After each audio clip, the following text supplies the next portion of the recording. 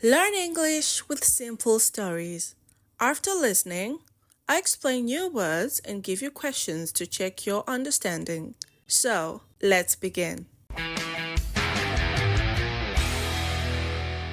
Listen carefully. The memory box. Once upon a time, there was a boy named Zach. He lived with his grandpa since he was very young. Every night, Zach loved sitting by the fireplace because his grandpa always told him many beautiful stories. He told Zach about his young adventures. He spoke about festivals and bright music. Zach listened with shining eyes and a full heart. The stories filled Zach's mind with bright dreams. He went out to meet people and asked for stories. But Zach could not remember well. His mind was not fast enough. One night, he told Grandpa his worry. "Why do the memories slip away so quickly, Grandpa?"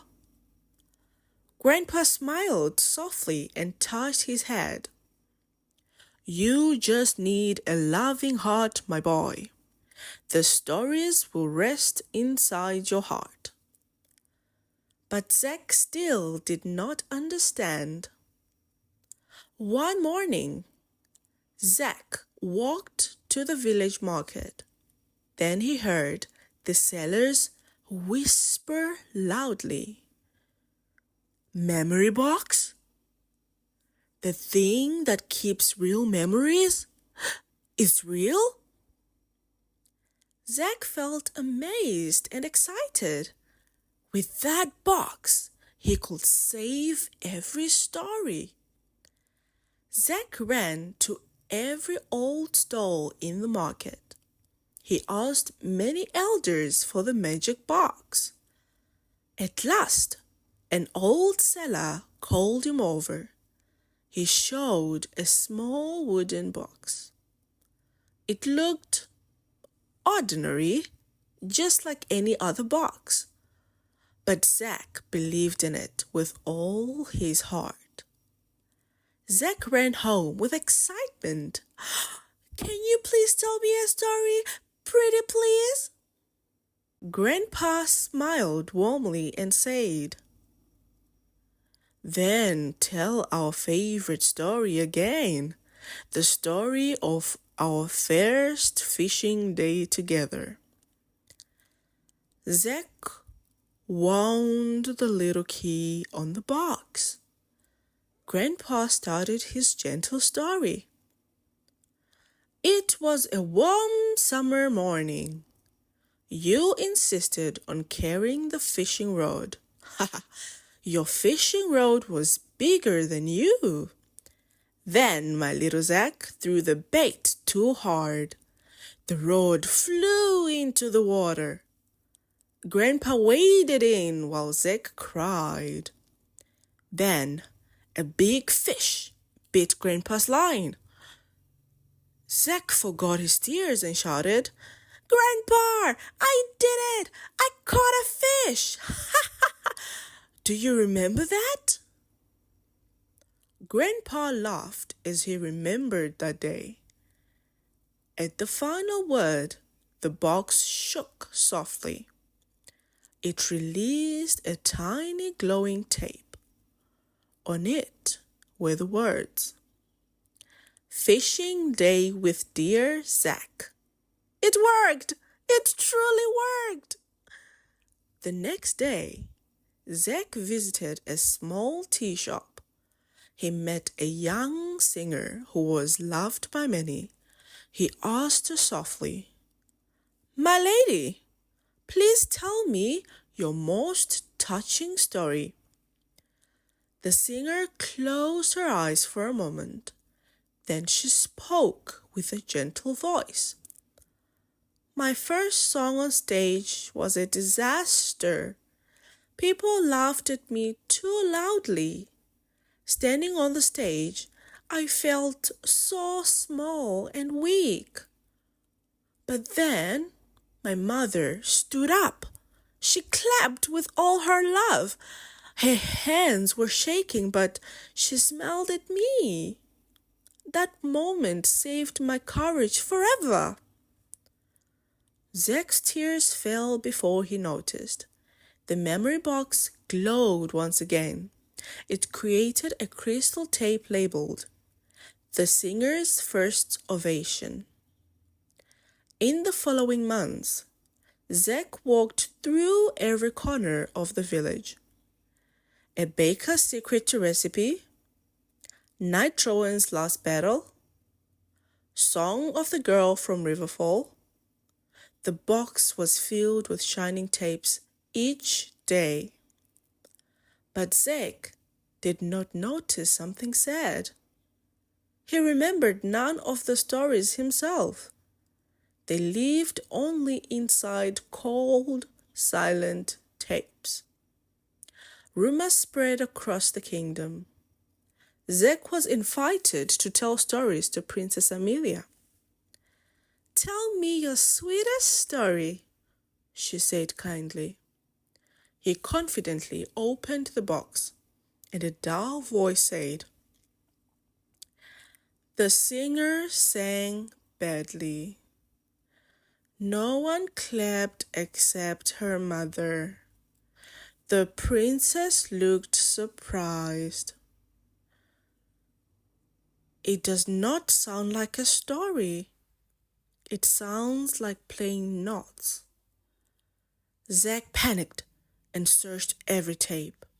That's when he realized the harsh truth. None of the stories felt alive, and none really lived in his memory. Zach had no other choice. He took a deep breath. "Princess, I'll tell you a story of my own." He spoke of soft sunlight on the lake. He remembered Grandpa's warm hand holding his. He recalled the happiness when he caught his first fish. Princess Amelia listened without blinking. A gentle smile appeared on her face. "This story is wonderful," she whispered. "It is truly full of heart." After the trip, he ran home as fast as he could. He placed the memory box in a deep drawer. Then he saw his grandpa waiting by the warm fireplace. Zach hugged him tightly and whispered, "Grandpa, tell me another story, please." "Of course, my dear boy," Grandpa replied. This time, Zach did not open the box. He opened his heart instead. For now he knew memories grow through feelings, not machines. Love keeps every tale safe inside the heart. Let me explain some new words from the story. Boy, boy. Fireplace, fireplace. Story, story. Adventure, adventure. Festival, festival. Dream, dream. Memory, memory. Loving, loving. Market, market. Whisper, whisper. Save, save. Stall, stall. Ordinary, ordinary. Excitement, excitement. Summer, summer. fishing, fishing. Tape, tape. Singer, singer. Battle, battle. Kingdom, kingdom. Lastly, let's answer the following questions. Question 1. Why does Zach love sitting by the fireplace?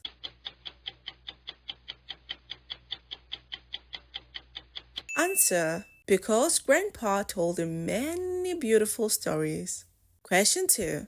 What does Zach hear at the market?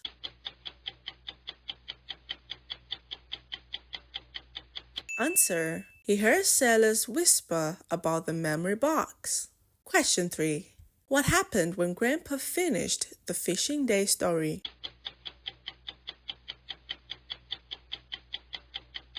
Answer: the box released a tiny glowing tape. Question 4. Why did the princess dislike the story from the box?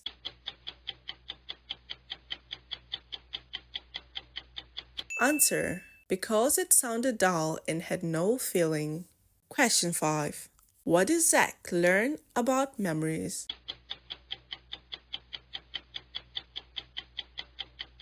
Answer: he learned memories grow through feelings, not machines, and love protects every story. Echoes of the Silver Bell. Once upon a time, there lived a rich businessman named Abram. After his wife passed away, Alice, his daughter, was all he had. Every day, he worked from dawn till late night. He needed to get his daughter into the best school. He needed to teach her horse riding, music, and archery. He needed to hire servants to care for her every need. But little did he know, each day he became more distant. One rainy night, Abram returned home late from business. He saw an old woman drop her basket in the mud. He helped her and invited her inside for warm soup. Sitting in his grand living room, she smiled gently and said, "Your house is lovely but cold. Perhaps you should come home more often, dear sir." Abram was confused, so he only nodded. He gave her more soup and went back to his study. One day, little Alice fell terribly ill. Abram was far away on business when he heard the news. He rushed home through rain and wind. When he arrived, Alice lay in bed with a burning fever. The little girl slept endlessly and could no longer speak. "Oh, my dear child," he cried, holding her cold hand. He brought doctors, medicines, and prayers, but nothing could wake her. Each night, his tears fell beside her silent bed. One stormy night, the old woman appeared at Abram's door. She was the woman he helped before. "I heard the young lady is ill," she said softly. "You have a kind heart, so I wish to help." She held out a small silver bell. "The child is lost in her memories," she whispered. "Ring this 3 times to bring her back. But beware, the trials will be hard. Do you dare? Abram bowed deeply. I will save her no matter the cost. Abram rang the bell for the first time.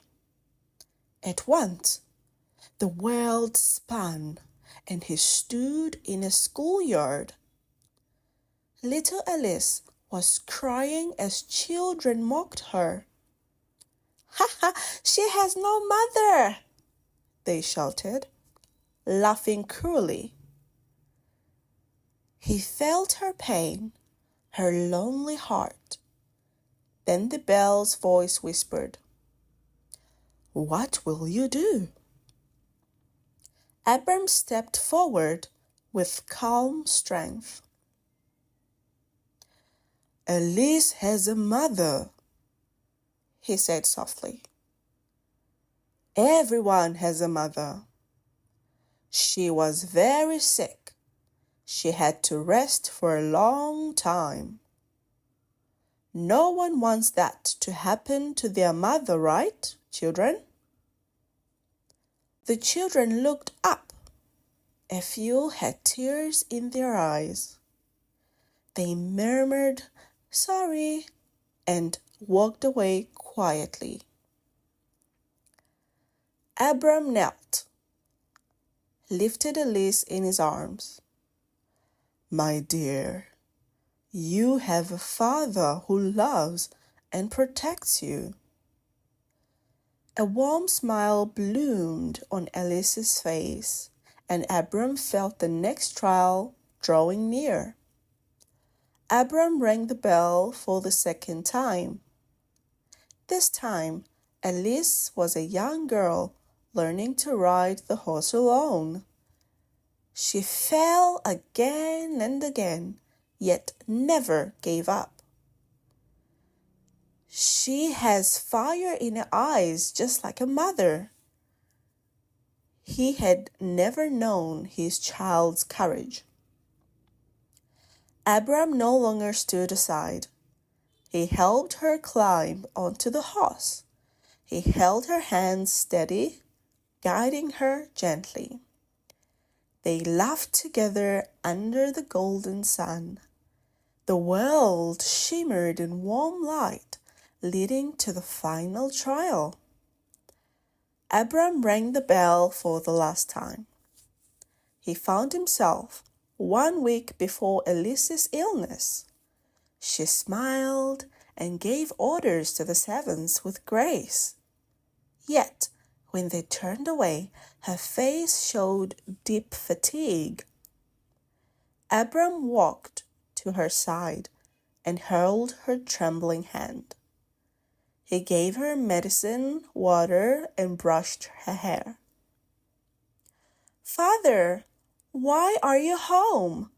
You're always so busy."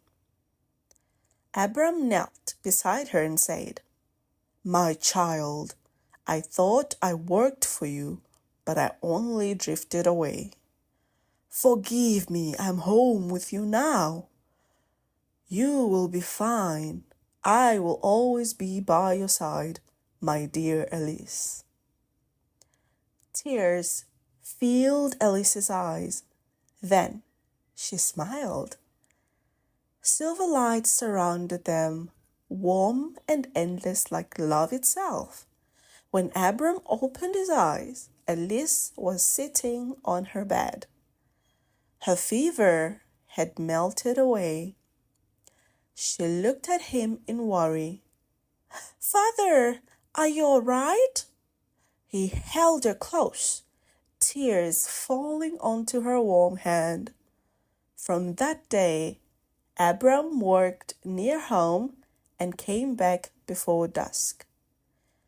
Each evening, he shared meals, laughter, and gentle stories with Alice. The silver bell stayed silent, its mission complete. For family, love is not measured by success or wealth, but by being there, heart to heart, day by day.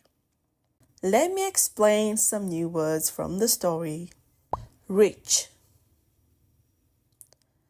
rich. Businessman, businessman. Servant,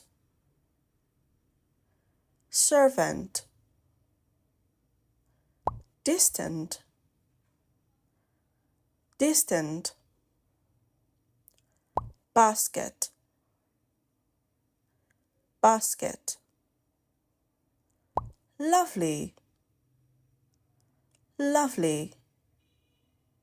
Confused, confused. Fever, fever. Whisper, whisper. Trial, trial.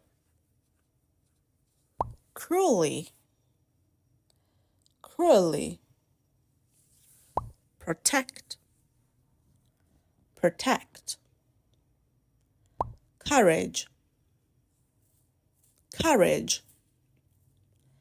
Steady, steady. Shimmer, shimmer. Fatigue, fatigue. Forgive, forgive. Surround, surround. Mission, mission. Wealth, wealth. Lastly, let's answer the following questions. Question 1. Why did Abram work from dawn till late at night?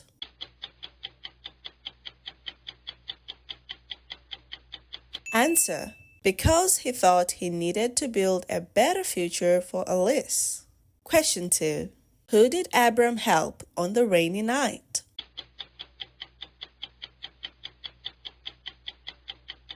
Answer. He helped an old woman who dropped her basket in the mud. Question 3. What did the old woman give Abram to save his daughter?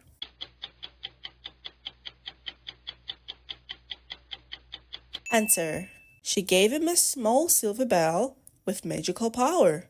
Question 4. What happened when Abram rang the bell the first time?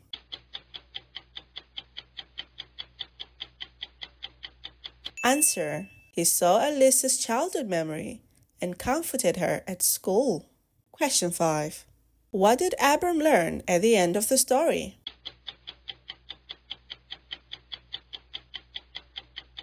Answer. That family love means being together, not working far away. The Talking Book. In a land far away lived a scholar named Sage. People called him the wisest man alive, but above all, he was famous for being not only wise, but hardworking. Every day he studied in the Grand Royal Library. He had read almost every book there. Still, Sage wanted more knowledge. "Oh, to know everything," he whispered. One day, Sage explored the last dusty corner of the library. He found a strange book covered in golden dust. When he tried to open it, the book shouted, "Ouch!" Startled, Sage dropped the book on the floor. The book laughed softly. "Finally, I was found. Ask me anything, and I shall answer." Sage frowned, unsure if it was magic or trickery. Still, curiosity won. He took the book home carefully. The next day, Sage was called to a nearby farm. "Our crops are turning silver and dry," the farmer shouted. "The leaves look like metal and we don't know why." Sage had never seen the strange silver blight before. As he whispered in thought, the talking book began to glow. To heal silver leaves, find petals of blue roses. Blend them with water from the pale river of this village. Sage was confused, but it was worth a try. He mixed the herbs and sprinkled them over the field. By sunrise, the crops stood green and healthier again. The farmers cheered, bowing to him in joy. Sage smiled in disbelief. This cure would have taken me weeks to discover. A few weeks later, Sage joined the king's hunting party. They chased a deer too far into the dark forest. Night fell. The air grew cold. The men trembled. Sage sighed softly. How can we get out of here? The talking book shimmered with a golden light. It opened itself and revealed a glowing map. Sage led the way, step by step, through the woods. At dawn, they saw the gates of the kingdom again. People cheered in joy, hugging one another tightly. Sage smiled and whispered, Even a whole library couldn't find this path.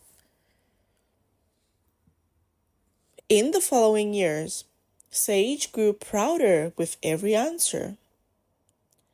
Every problem in the royal palace he solved in minutes. The people and even the king praised and loved him deeply. Now, he asked the book for everything. Life felt easy, but his love for learning slowly faded. Until one day, the king sent Sage to a distant kingdom. There, the young princess grew pale and weak each passing day. Her healers wept, unable to find the cause. Confidently, Sage opened the talking book and asked, Tell me the cure. But the book stayed silent, then whispered, I only know your land, not this one. Sage froze, his heart sinking in fear. Years of relying on the book had stolen his own wisdom.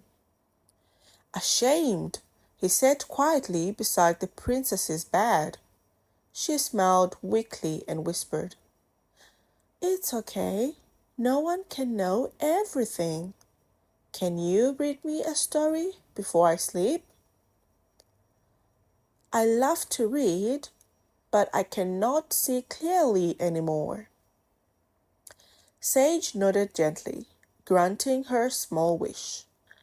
As he read the simple tale aloud, something warm awoke inside him. That night, Sage walked alone through the quiet halls. He pushed open the great library doors and lit a lamp. Rows of dusty books shimmered like stars before him. He opened one, then another, reading with burning passion. His eyes filled with tears. He was learning again. After long nights of study, Sage discovered a rare herb. This thing could heal the princess. The next morning, Sage brought the princess a small bottle of medicine. She drank it slowly, and color returned to her cheeks. Soon, she could sit up and smile again.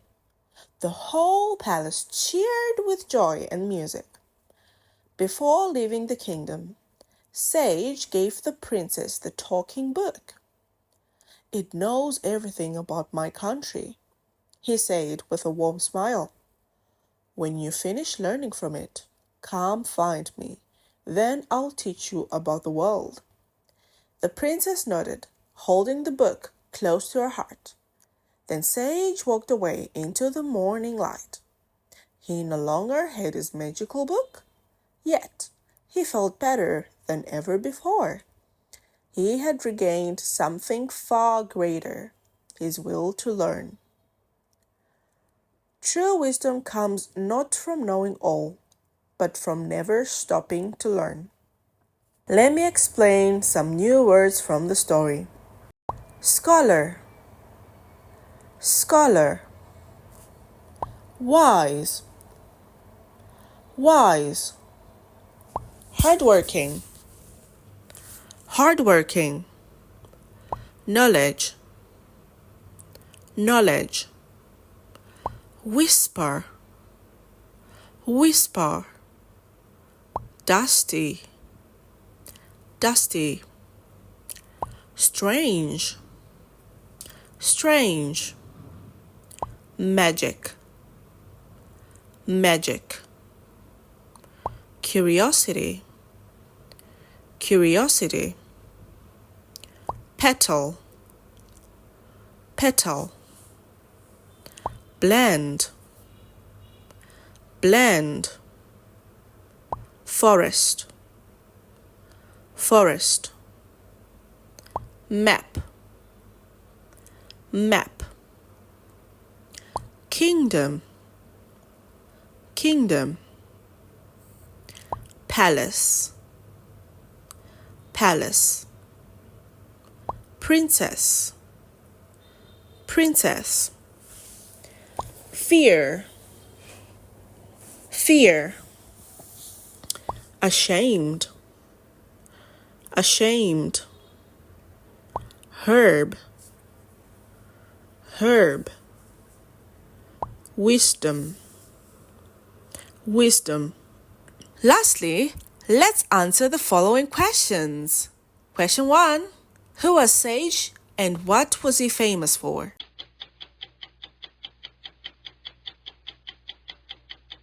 Answer. He was a wise scholar, famous for being hardworking and intelligent. Question 2. What did Sage find in the dusty corner of the library?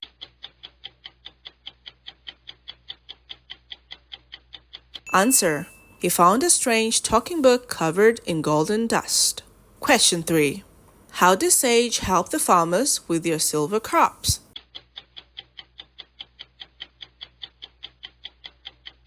Answer. He followed the book's recipe using blue rose petals and river water. Question 4. Why couldn't the talking book help in the foreign kingdom?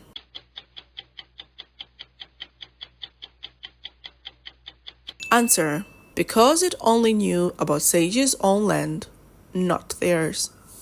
Question 5. What lesson did Sage learn at the end?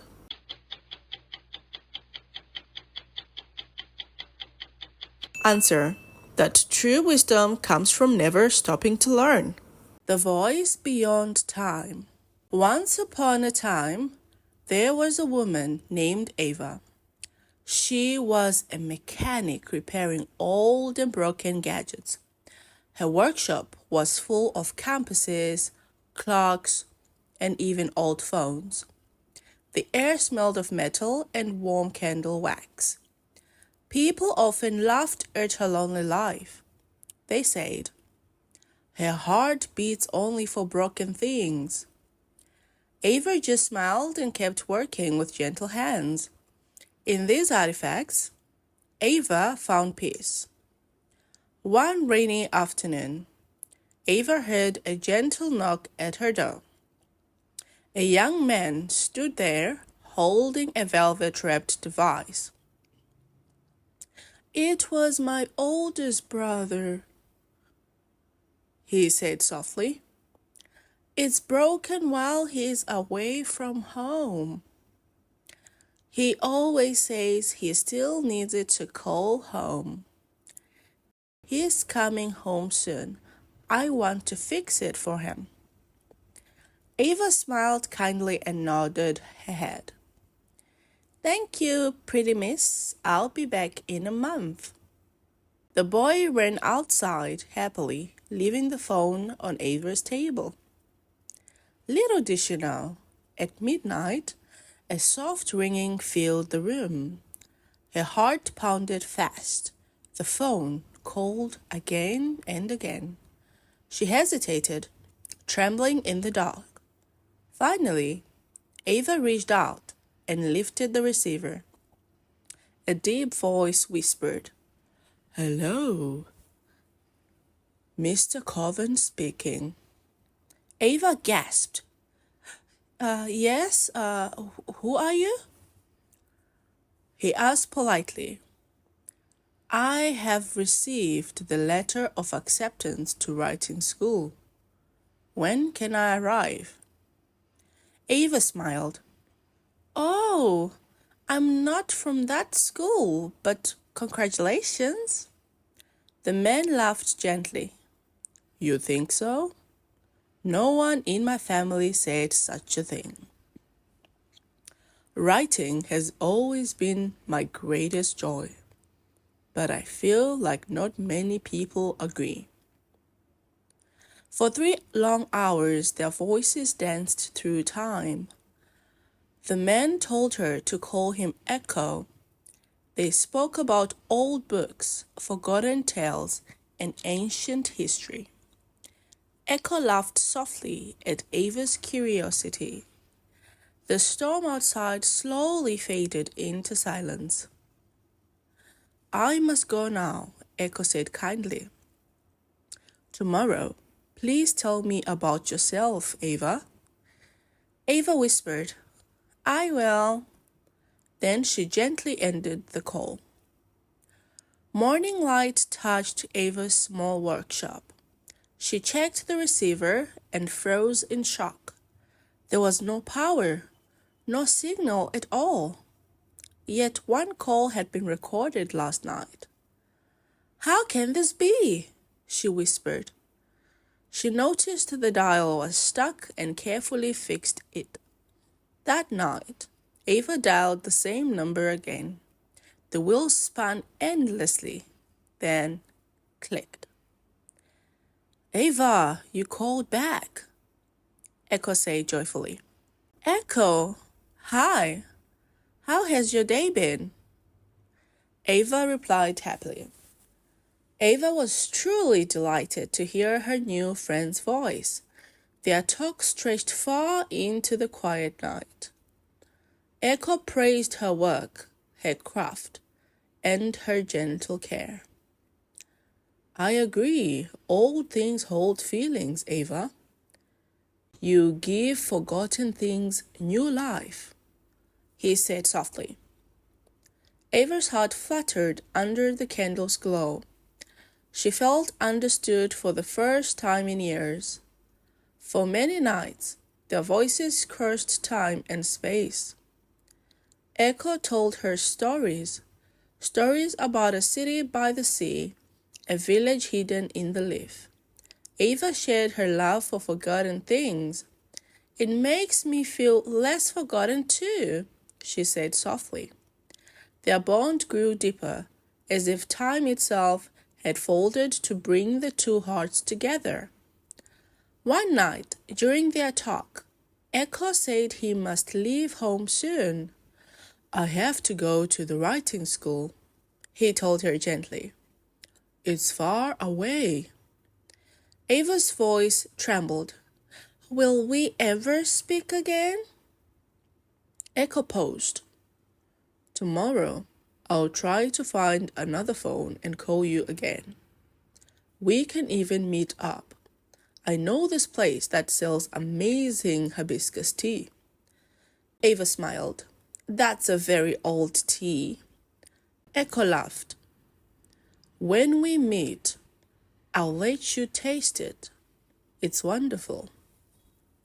The line went silent. Then days passed quietly in Ava's workshop.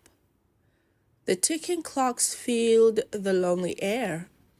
No more calls from Echo. Maybe he couldn't find a phone, she thought sadly. Maybe he was just a dream, an actual Echo, lost in time. Still, Ava smiled faintly and kept working. The sound of her tools mixed with gentle memories of a man he has never met. After a month, the young boy returned for the phone. Before Ava looked up, she heard a gentle voice. "Excuse me, Miss Ava, isn't it?" Her heart skipped a bit. That voice, so familiar, like a whisper from memory. The boy smiled. "This is my brother Amon, just home from study abroad. He is the owner of that old phone." Ava handed him the phone. "Yes, here it is, Amon, isn't it?" The man smiled warmly. "Amon Coven, my friends call me."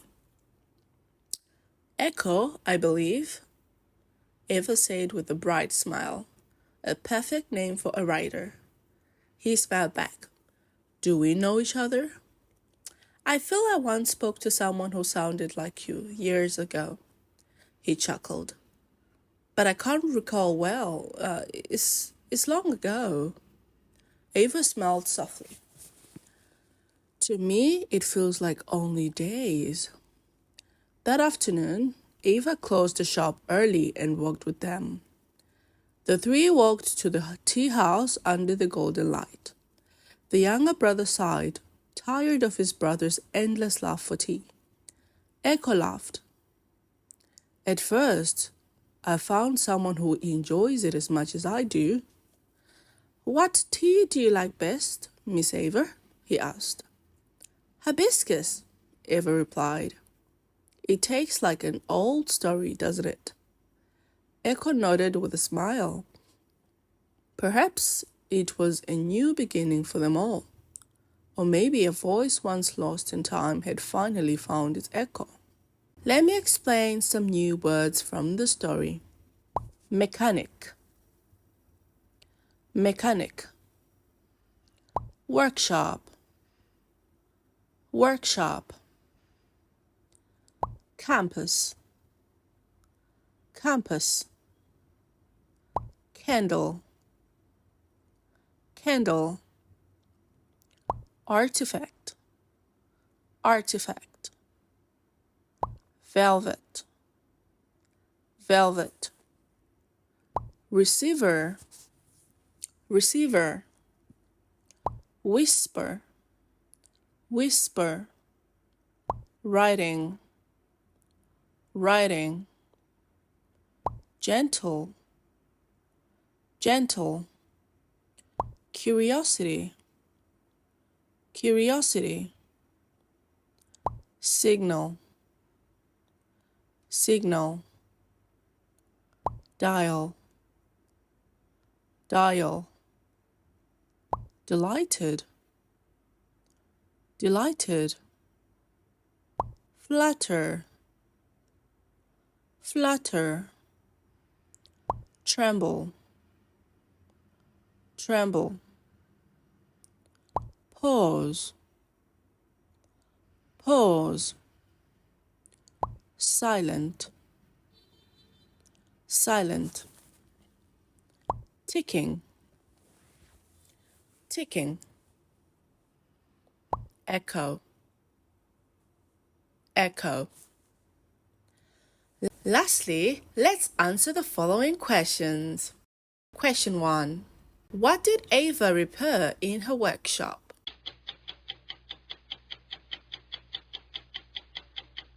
Answer. She repaired all gadgets like clocks, compasses, and phones. Question 2.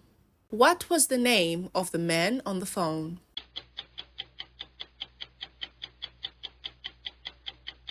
Answer. His name was Echo. Question 3. What were Echo's hobbies?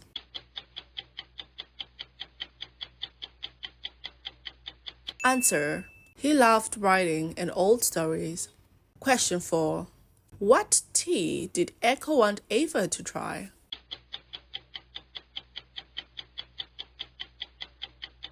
Answer.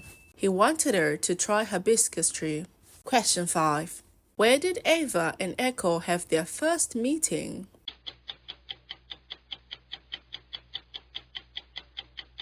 Answer. They met at a tea shop and drank hibiscus tea. Mother's love beyond the years. Once upon a time, there was a girl, Fantine. She lived alone in a small wooden house. The roof was broken and leaked when it rained. Her garden was small and quiet. Long ago, this house was full of colors. She and her mother were the town's most famous painters. They lived in colors and laughter. But as her mother passed away, joy was gone. Fantine stopped painting and lived on in silence and grief. One day, Fantine carried a small basket of vegetables to the market. Suddenly, she saw a hungry merchant.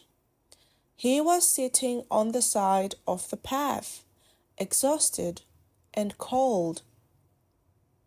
She hurriedly gave him her only baked potato. Taking the warm food, he smiled at Fantine. He took out a bronze clock with a rose design. "This clock can turn time backward," he said gently. "But only for a dear prize. Please use it carefully."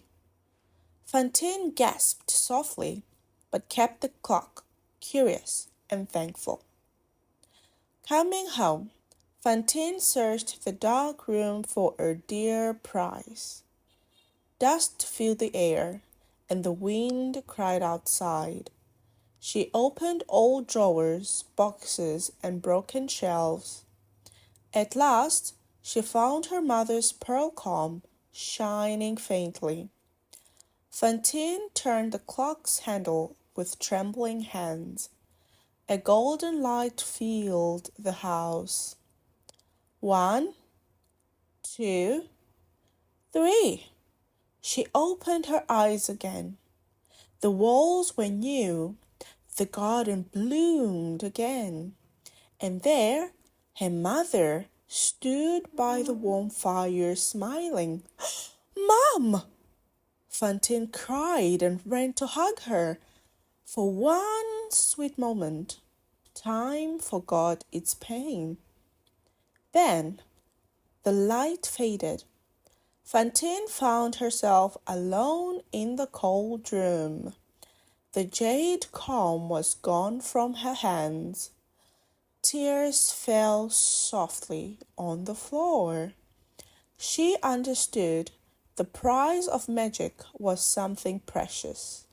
Yet she smiled, whispering, "It was worth it to see you again." The next day, Fantine looked around her poor house again. Her hands shook as she searched for something precious. Only one thing remained, a blue dress her mother had sewn. Tears filled her eyes as she whispered, "Please let me see her again," and turned the clock. A bright golden light filled the room at once. The house was alive again, full of warmth and color. She was back 2 years before, painting flowers with her mother. They laughed, sang softly, and brushed colors under the sun. Her mother asked about her life, her health, and her dream.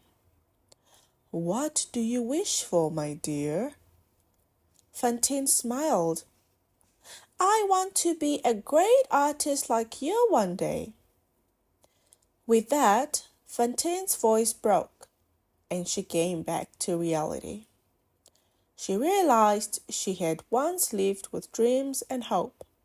Now her house stood emptier, her heart heavier.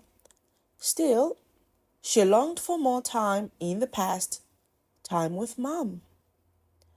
Fantine searched every corner of her small house. Only one thing remained, a wooden chest with a book inside.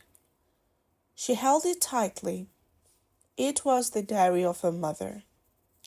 She opened the book with shaking hands. Inside the book were colorful paintings of her and her mother. They were laughing under the garden sun, holding brushes and dreams. Each page carried the scent of old paint and love. Between the pages, blue words glowed like the sky after rain. My dear Fantine, I hope you become who you have always wanted to. Never be afraid. Mama is always by your side. Tears fell onto the paper, leaving tiny dark spots. Fantine pressed the book to her chest, trembling. I see now, Mama, she whispered through her sobs. All this time, I was living against your wish. I kept chasing the past when you wanted me to move on. Her voice trembled, but her eyes were filled with light. All this time, you never left me. That afternoon, she walked to the town with quiet steps. She sold the clock and bought paints, brushes, and canvas. Under the warm sunset, she began a new life. Her heart beat with light, alive, and full of love. Years later, at a royal banquet filled with golden light, people gathered around a grand painting the king admired most. It showed a mother holding her child under sunset sky. They were both smiling and living the happiest life. At the corner, the signature glowed, Fantine LUYÈN. The girl had finally lived as her mother dreamed. Let me explain some new words from the story. Wooden, wooden. Garden, garden. Painter, painter. Grief, grief. Merchant, merchant. Exhausted, exhausted. Potato, potato. Bronze, bronze. Clock, clock. Backward, backward. Precious, precious. Handle, handle. Golden, golden. Bloom, bloom. Hug, hug. Whisper, whisper. Dress, dress. Artist, artist. Reality, reality. Diary, diary. Lastly, let's answer the following questions. Question 1. Where did Fantine live after her mother passed away?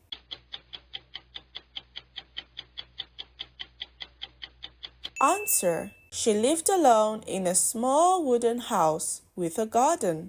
Question 2. What did the merchant give Fantine in return for food?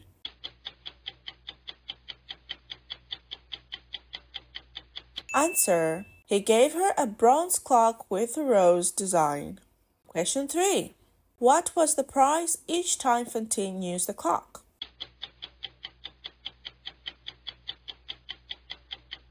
Answer. She had to give up something precious she owned.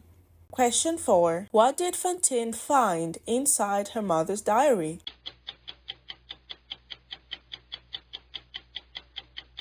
Answer. Colorful paintings and words of love and encouragement. Question 5.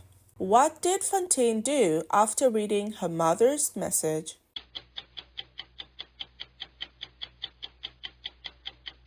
Answer. She saw the clock and began painting again with heart. The Queen and the Wolf. Once upon a time, there was Queen Lupia Boris. The Boris dynasty's kingdom was big and strong. People said it was thanks to the Boris laws. The Boris laws were made 1,000 years ago. No one ever changed them. People said, "These laws have always kept us safe. These laws have always kept us in order. These laws are the reason our kingdom stays strong." That's why, when Lupia became queen, she followed every rule. She ruled with calm and strength, orders and laws. People feared her eyes and her voice. But deep inside, Lupia had so many questions. Do people love me or fear me? Is the kingdom staying strong or just staying strict? She looked at the sky and sighed softly. Is ruling only about old laws? She wondered. One cold winter morning, snow covered the palace roofs. Guards ran through the gates, shouting loudly. They carried a silver wolf in heavy chains. "The beast stole grain from the royal barns," they cried. People gathered, angry and afraid. "End it! Wolves bring hunger and wounds," they shouted. Queen Lupia came to see the prisoner. The wolf lay still, its eyes calm and bright. "Why did you steal?" Lupia asked gently. The wolf whispered, "If you let me go, your land stays safe." Lupia frowned. What does that mean? She thought. However, she ordered a fair trial in the following day. She wanted to show that every citizen of hers deserved justice. That night, Queen Lupia could not sleep. She turned left, then right on her silk bed. The fire was warm, yet her hands felt cold. What did the wolf mean? She whispered. The words echoed in her mind again and again. Suddenly, a cold wind blew through the window. Her eyes grew heavy, and she fell asleep. Lupia slowly opened her eyes. Cold air touched her fur. Fur? She gasped in shock. The ground felt rough beneath her paws. She looked down and saw silver claws gleaming. I'm a wolf!" she cried in fear. Her heart raced like thunder. She looked around the vast, dark, and mighty forest. Suddenly, she heard soft cries from deep in the forest. Following the cries, Lupia ran through a cold, silent forest. Silver moonlight touched the frozen leaves. The air felt empty and still. She looked around and whispered, "So quiet." Her heart ached. My life is just like this forest, she thought. Everything is cold and lonely. Deeper into the forest, she heard weak, trembling cries. Lupia ran toward the sound, her breath sharp in the cold air. Tiny wolf pups lay shaking their ribs thin as branches. No, no, you're cold, she cried. She tried to hug them. She tried to keep them warm. She screamed. She was out of breath. Then she realized it was all a dream. Lupia woke up, shaking, her heart racing fast. Dawnlight touched her pale face. She called her God. "Free the wolf now," she said. "Your Majesty, are you sure? The people will be mad." "Now," she ordered firmly. The guards immediately ran outside and the wolf was released. That day, Queen Lupia walked through the city streets. People glared and shouted in anger. "These wolves will destroy us," they cried. "She has lost her mind," someone yelled.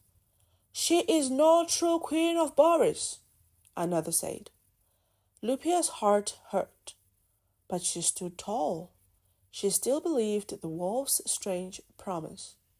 Days later, dark clouds covered the sky. The northern army stormed the gates. Soldiers fought with all their strength, yet fell one by one. When hope was gone, wild howls rose from the forest. Hundreds of silver wolves burst from the forest. Their eyes burned like stars in the dark. They leapt through fire and smoke, striking the enemy hard. Lupia gasped, watching in awe. There was the silver wolf she had freed, and behind it the grown pups from her dream. Peace returned to the kingdom at last. People danced and sang in joy. During the great feast, villagers brought bread and fruit. They placed them by the forest edge for the wolves. Queen Lupia declared a new holiday to honor them, and more new festive days of joy to come. After all, she had realized even old laws may change. The important thing is to live with compassion, and you'll receive even more. Let me explain some new words from the story. Queen, queen. Dynasty, dynasty. Low, low. Rule, rule. Fear, fear. Question, question. Palace, palace. Guard, guard. Wolf, wolf. Chain, chain. Prisoner, prisoner. Whisper, whisper. Justice, justice. Dream, dream. Forest, forest. Cry, cry. Pup, pup. Realize, realize. Promise, promise. Soldier, soldier.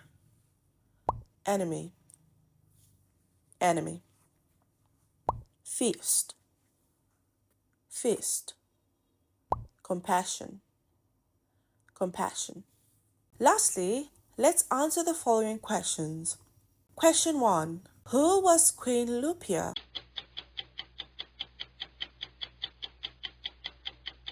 Answer. She was the ruler of the Boris dynasty's kingdom. Question 2. Why did people fear Queen Lupia?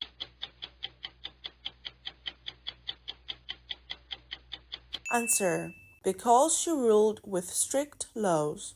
Question 3. What animal did the gods capture?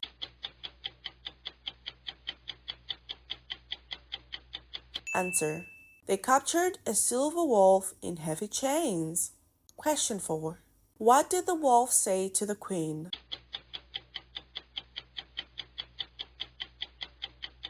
Answer. If you let me go, your land stays safe. Question 5. What did Lupia dream about?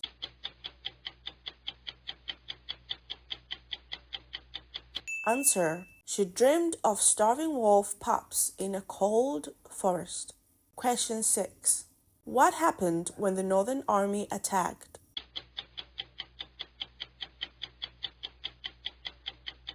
Answer. Hundreds of silver wolves came and saved the kingdom. Question 7. What lesson did LUYển learn in the end?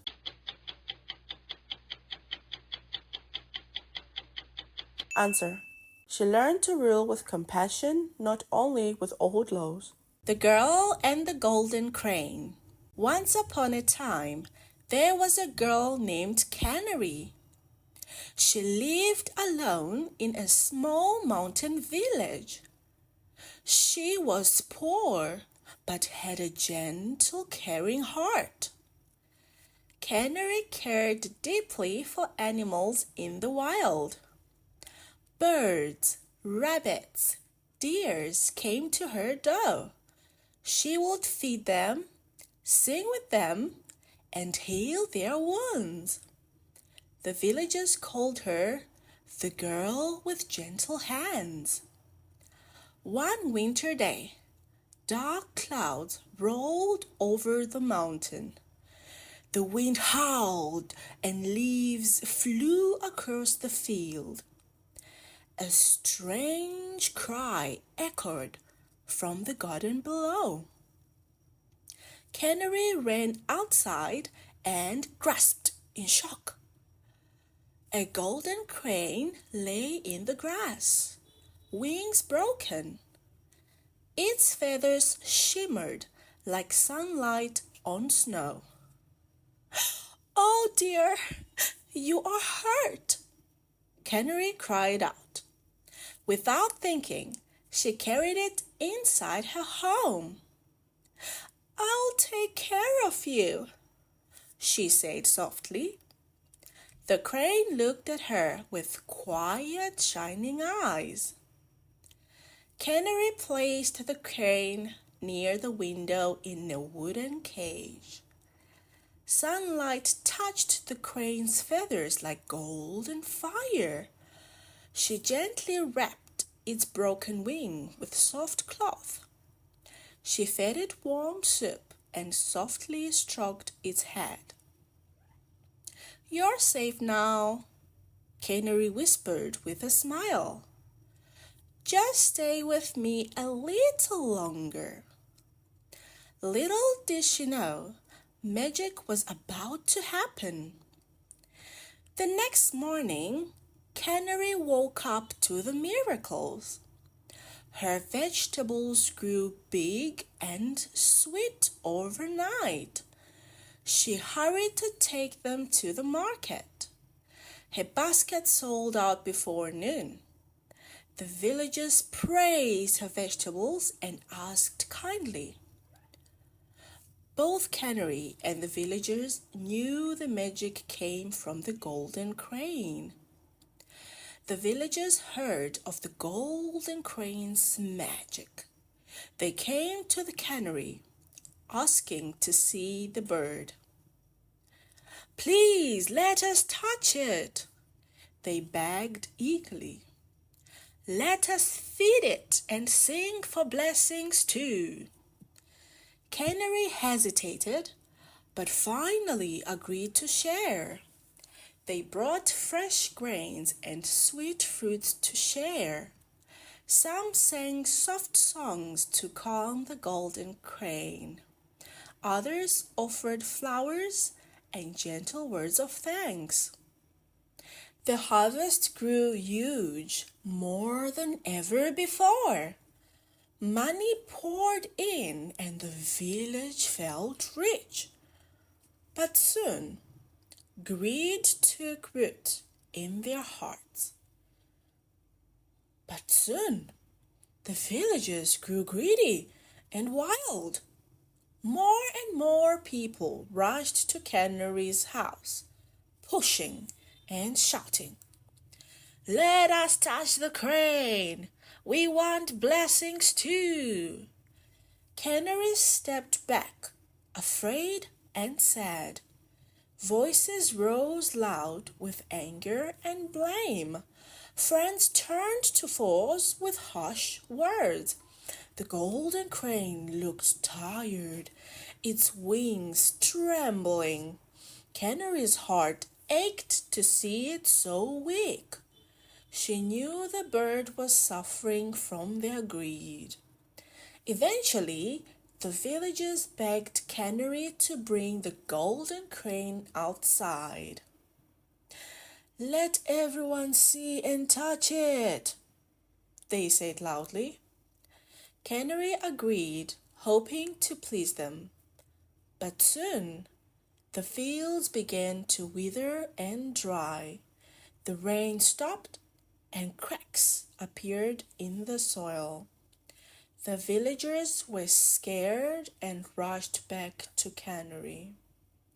"Give us more blessings," they begged desperately.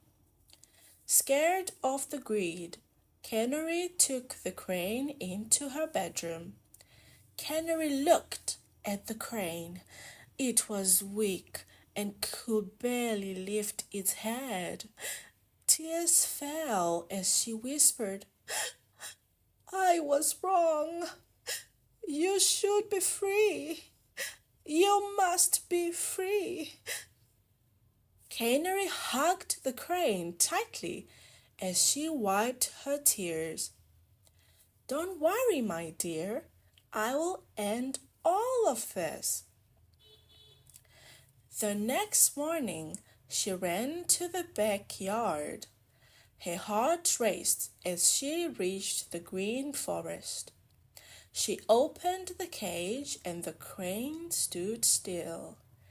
Then it spread its wings and soared up high. The wind carried its shining golden feathers. Canary watched, tears in her eyes and hope in her heart. Many days passed, and the villagers forgot the golden crane. Their hearts grew busy with daily work and worry. They worked hard, watering plants and caring for the land. Then, one day, a golden rain suddenly fell from the sky. It shimmered like tears from the heavens above. The earth drank joyfully every shining drop. Then, all of a sudden, life burst forth in colors no one had seen before. Grass, flowers, and fruits grew thick and fast. The villagers celebrated without a care. Laughter and song filled the air once again. But Canary quietly looked up at the tall tree near her home. The golden crane flew around, saying a final goodbye. Its wings spread wide, glowing in the sunset light. Canary understood the truth. Freedom is not a gift to keep, but a right to honor. It cannot be chained or held too tight. When we let go, sometimes we receive even more. Let me explain some new words from the story. Gentle, gentle. Caring, caring. Wound, wound. Howl, howl. Grasp, grasp. Shimmer, shimmer. Feather, feather. Whisper, whisper. Miracle, miracle. Vegetable, vegetable. Praise, praise. Blessing, blessing. Grain, grain. Harvest, harvest. Greed, greed. Rush, rush. Blame, blame, tremble, tremble, wither, wither, crack, crack, desperately, desperately, bedroom, bedroom, sore, sore, shining, shining, freedom, freedom. Lastly, let's answer the following questions. Question 1. Where did Canary live?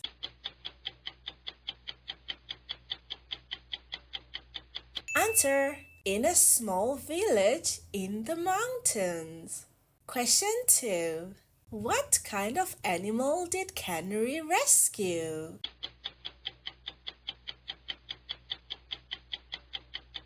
Answer. A golden crane with a broken wing. Question 3. What happened to Canary's vegetables overnight?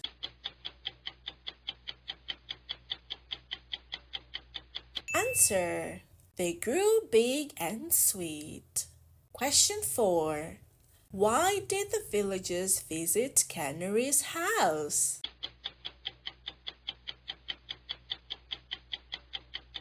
Answer. To see the magic crane and ask for blessings. Question 5. What made the crane weak?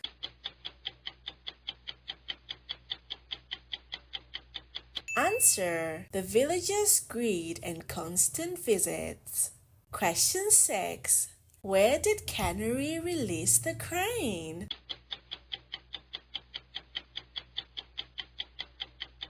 Answer. In the forest behind her house. Question 7. What lesson did Canary learn at the end?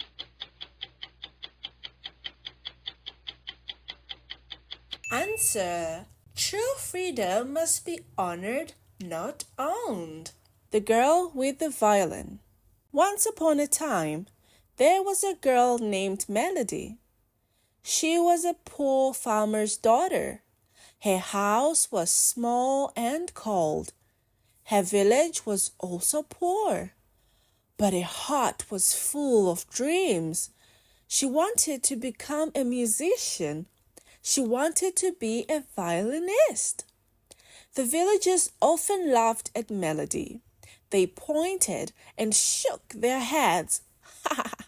Poor dream girl, they said. Poor people like us dream of food, not music. They thought her dream was useless. They thought songs could not fill the stomach. But Melody did not agree with them. She never wanted to be rich from music. She only wanted to share joy. She only wanted to heal hearts with songs. The only obstacle was that she could not afford a violin. Still, hope lived in her young heart. Melody worked hard until the day she could have her own violin. One day, the villagers found something strange. It was an old violin in a wild garden. The wood was beautiful and almost perfect, but the strings were broken. Seemed like it was dropped there by someone. The villagers did not care about it. A violin cannot fill our stomachs, they said. But Melody's eyes began to shine. Her hands trembled as she touched it. May I keep this violin? She asked softly. No one wanted it, so they agreed. Melody happily held it close to her chest. In the next weeks, Melody did everything she could to fix the violin. She saved every small coin she earned. She walked far to find an old craftsman. Please, can you help me fix this? She asked. He repaired the body and changed the strings. At last, the violin looked alive again. Later, she met a wandering music teacher. She had kind eyes and a gentle voice. She taught Melody the basics with patience. Do not rush. Feel the song, the teacher said. Even at night, Melody still practiced under a small lamp. Her notes were rough, but grew clearer day by day. Her heart grew brighter with every song. One day, Melody visited a sick little girl. The child was weak and silent for many months. Melody sat down and played her violin gently. The music floated like soft sunshine in the room. Suddenly, the girl smiled for the first time in months. Day by day, even her health grew stronger. Her eyes shone with new light and hope as she ate her soup. Everyone whispered, "Music brings healing to the soul." There was an old man, always angry with his family. His grandson invited him to Melody's small village concert. The man sat, arms crossed, and looked unhappy. But then, Melody played a sweet old lullaby. His eyes grew wide, then tears rolled down his face.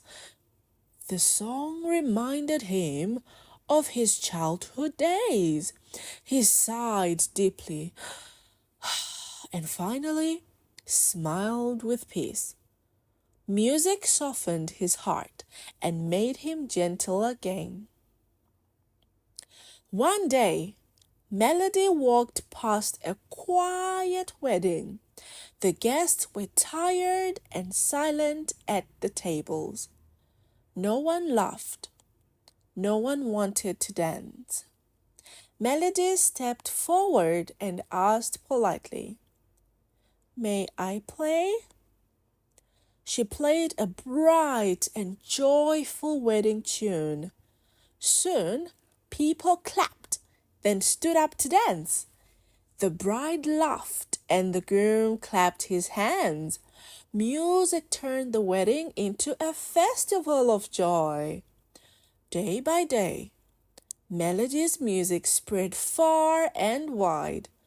The villagers began to listen with open hearts. They once mocked her, now they showed her love. Children ran to hear her songs every evening. Old people smiled when she touched the strings. Her music healed hearts and gave people hope. Yet, where there is light, there is shadow. A man named Rivaldo grew jealous of her. He hated the love she received from everyone. One day, Rivaldo went to one of Melody's performances. As she talked to the kids, he stole Melody's violin in secret. Melody searched everywhere but could not find it. She felt her chest break with sorrow. She could no longer play her music. Without music, her dream felt lost forever. The villagers saw her pain and felt sorry. They searched the village but found nothing. Rivaldo was gone and no one knew where. Perhaps he had broken the violin and fled. Perhaps he had left the village forever. Melody stood alone, her hands empty and cold. One day, Melody heard a knock at her door. Before her stood a young nobleman. He called himself Count Lyre. He said he once lost a violin near this village. Melody's eyes filled with tears. "I'm sorry, I could not keep it," she said. Lyre was shocked, but he listened. She told him about fixing the violin. She told him about her practice and her songs. She told him how music warmed the village, but then it was taken from her. Lyre smiled at her and led her outside. He showed her all the smiling faces. He showed her how people were closer, kinder, and full of hope. Lyre smiled softly at Melody. "The violin was wood and strings," he said. "You gave it life. You gave it soul." The next day, Lyre sent Melody a new violin. She held the violin close, her hands trembling. Her heart danced like a song of love and hope. From then on, Lyre often came to the village. Each time she played, Lyre stood with the villagers. He felt her notes were full of light and hope. He heard sorrow turning into gentle forgiveness. He saw joy shining like spring in every song. One spring day, the whole village gathered under a peach tree. Melody played her violin, and the air bloomed with music. When the song ended, Lyre stepped forward. He placed his hands on the violin. "Melody," he said, "I did not find my violin. I found you. Will you share music with me forever?" Melody blushed, bowed her head, then smiled. Melody's dream of music brought joy to her village. Her songs healed hearts and filled lives with hope. In giving happiness to others, she found her own. And she found a man who loved music and loved her. Their tale lived happily ever after. Let me explain some new words from the story. Dream, dream. Musician, musician. Violinist, violinist. Laugh, laugh. Useless, useless. Heal, heal. Violin, violin. Forgiveness, forgiveness. Tremble, tremble. Craftsman, craftsman. Repair, repair. String, string. Teacher, teacher. Patience, patience. Practice, practice. Concert, concert. Lullaby, lullaby. Hope, hope. Jealous, jealous. Steal, steal. Sorrow, sorrow. Nobleman, nobleman. Soul, soul. blush, blush. Lastly, let's answer the following questions. Question 1. Who was Melody?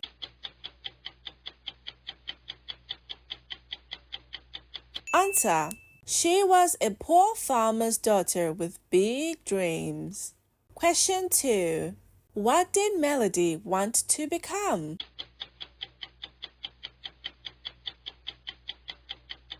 Answer. She wanted to be a musician and a violinist. Question 3. Who helped Melody fix the violin?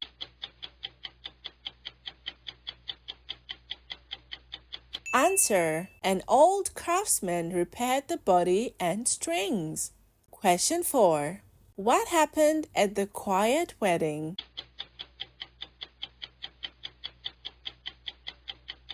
Answer. Melody played music and people began to dance. Question 5. Who stole Melody's violin?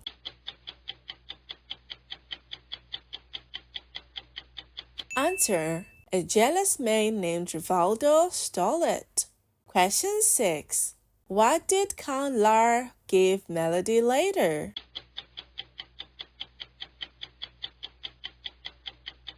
Answer. He sent her a new violin. Question 7. What did Count Lar ask Melody at the end?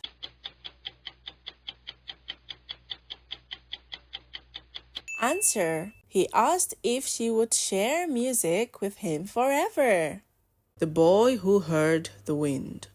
Once upon a time, there was a boy named Amos. Amos was kind, gentle, and full of hope. He lived in a poor little village, which he loved very much. There was a secret no one knew about Amos. He had a secret gift since he was a child. He could hear the whispers of the wind. The wind spoke in short, hidden words. When Amos listened with care, he found the true meaning. He often used this gift to help the villagers. One day, a little girl cried in the village. Her silver bracelet was gone, and she felt so sad. The villagers began to shout and blame each other. "Oh no! Someone has stolen it!" they said. Amos closed his eyes and listened to the wind. The wind whispered softly, "Shiny shadow above, ringing sound in branches." Shiny, huh? Amos thought with wonder. "It does sound like a bracelet," he whispered. His heart beat faster, full of curiosity. Amos looked up to the big old tree. He saw a crow's nest high in the branches. Inside the nest, the silver bracelet was shining.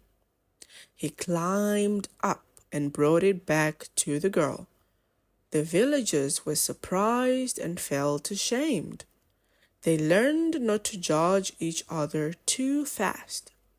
They trusted Amos more than before. Not long after, a terrible event came to the village. The river that gave them life began to dry. The fish floated white, and the rice fields turned brown. "The river god is angry," the villagers whispered. Everyone felt hopeless and afraid. Amos walked alone to the riverbank. He closed his eyes and listened for the wind. The wind whispered faintly, "Slipping flow behind a giant stone." Behind a stone? Amos wondered aloud. He then told the people, "Let us search upstream." Together, They climbed to the mountain stream. They found a huge rock blocking the water's path.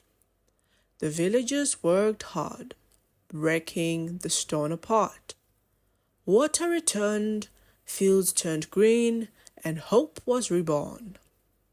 The villagers learned a wise lesson that day. With unity and careful thought, no challenge is too great. Their love and trust for Amos grew even stronger. One cold night, the fire in every home suddenly vanished. Darkness covered the land and the air turned icy. People shook, whispering, "It is a curse!" Mothers held their children close, tears in their eyes. People could not cook, could not keep warm, and fell in deep fear. Amos listened hard, but the wind stayed silent. His heart sank, heavy with worry and pain. For the first time, he spoke into the night air. "Please save my people," Amos prayed to the wind. Suddenly, the wind rose with a mighty howl. This time, its voice was strong and clear. "It is the ancient shadow, born every 100 years. It can only be defeated by the strength of a human's heart. Long ago, heroes fought it and became kings. You, Amos, may also choose such a path. I will give you a sword, a shield, and guide your way." Amos thought for a while. "But it keeps coming back, doesn't it?" Amos thought about how one person's strength may not be enough. With courage, Amos ran to every house and shouted, "My villagers, listen to me. Light your torches, sing, share stories." The people were scared, but they trusted Amos more than anything. Quickly they gathered, raising flames together. They sang loudly, their voices warm with courage. Together, their hearts became one shining force. The ancient shadow screamed and vanished forever. United love could defeat even the oldest darkness. That night, the whole village held a great feast. Fires burned bright and music filled the cool air. People shared rice, bread, soup, and sweet pies together. Children laughed while elders passed bowls of warm food. Amos ate pie with joy, then asked the wind, "Why did you speak so clearly tonight?" The wind answered gently, "I have searched for heroes through all human history. Some wore armor, some carried swords, and some wore capes. But you, Amos, showed me a great kind of hero. A hero is not one who stands alone in glory. A true hero unites many hearts into one light." Let me explain some new words from the story. Boy, boy. Kind, kind. Hope, hope. Village, village. Secret, secret. Gift, gift. Whisper, whisper. Wind, wind. meaning, meaning. Villager, villager. Bracelet, bracelet. Branch, branch. Curiosity, curiosity. Crow, crow. Ashamed, ashamed. River, river. Stone, stone. Upstream, upstream.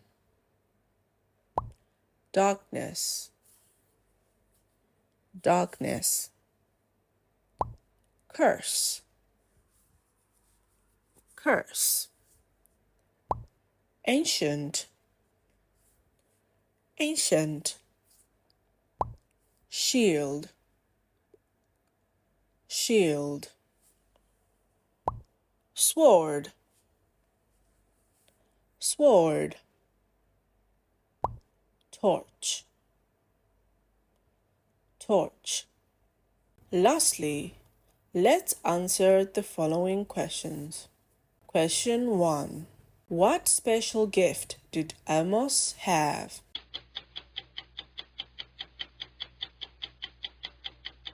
Answer. He could hear the whispers of the wind.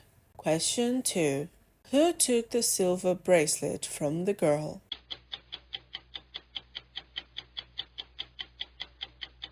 Answer. A crow carried it to its nest. Question 3. What blocked the river's flow?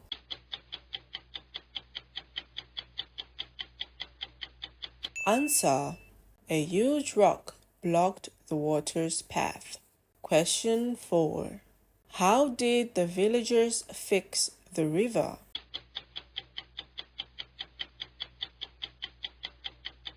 Answer. They worked together and broke the stone apart. Question 5. What dark force attacked the village?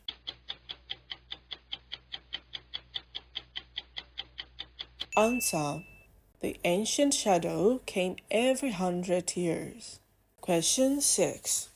How did Amos defeat the ancient shadow?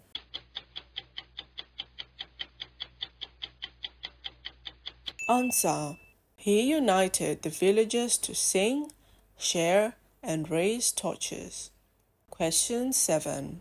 What did the wind say about a true hero?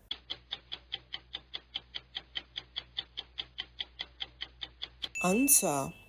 A true hero unites many hearts into one light. The Dream Huntress. Once upon a time, there was a girl named Yumi. She called herself the Dream Huntress. Though she never held a bow or arrow, Yumi loved dreams more than real life. To her, dreams show our true wishes. Each morning, she wrote her dreams in a book. She asked people about their dreams. She listened with joy and patience. Her room was full of dream journals.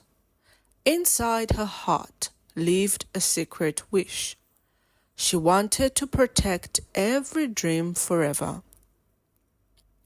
One day, Yumi had a strange dream. It was about a pyramid of dream. It was an ancient artifact, hidden deep in the woods. It could collect and keep every dream forever.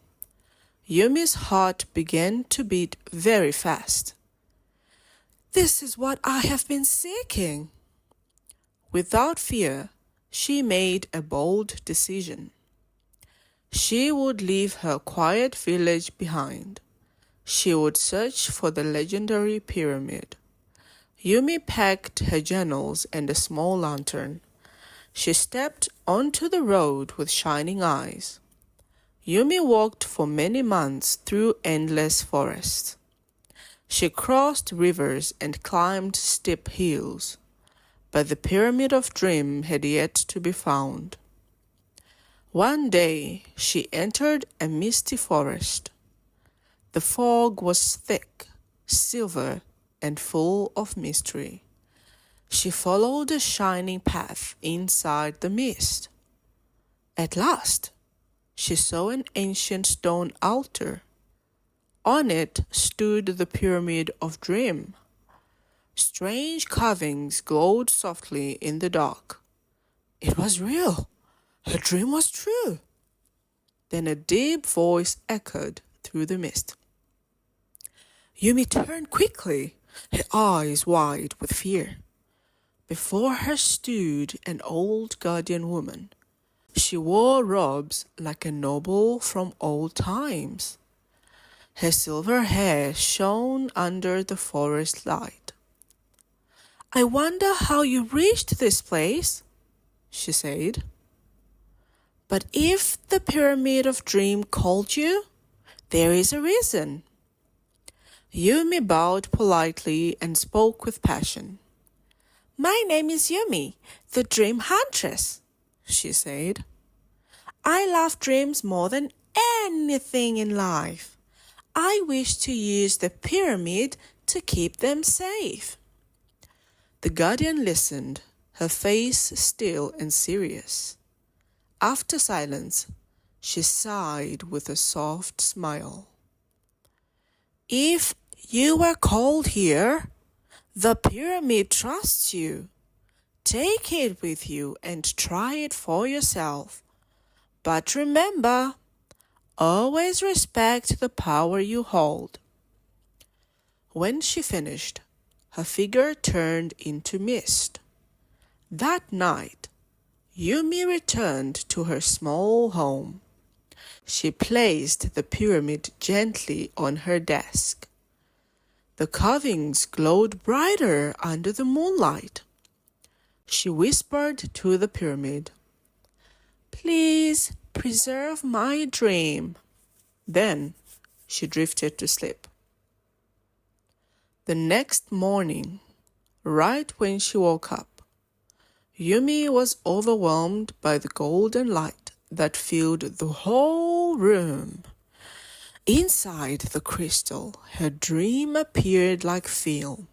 She saw colors, sounds, and faces shine clearly. She touched the glowing surface with trembling hands. Every detail was sharp like living memory. Yumi cried with joy and whispered, "It works!" At last, she could keep her dream world forever.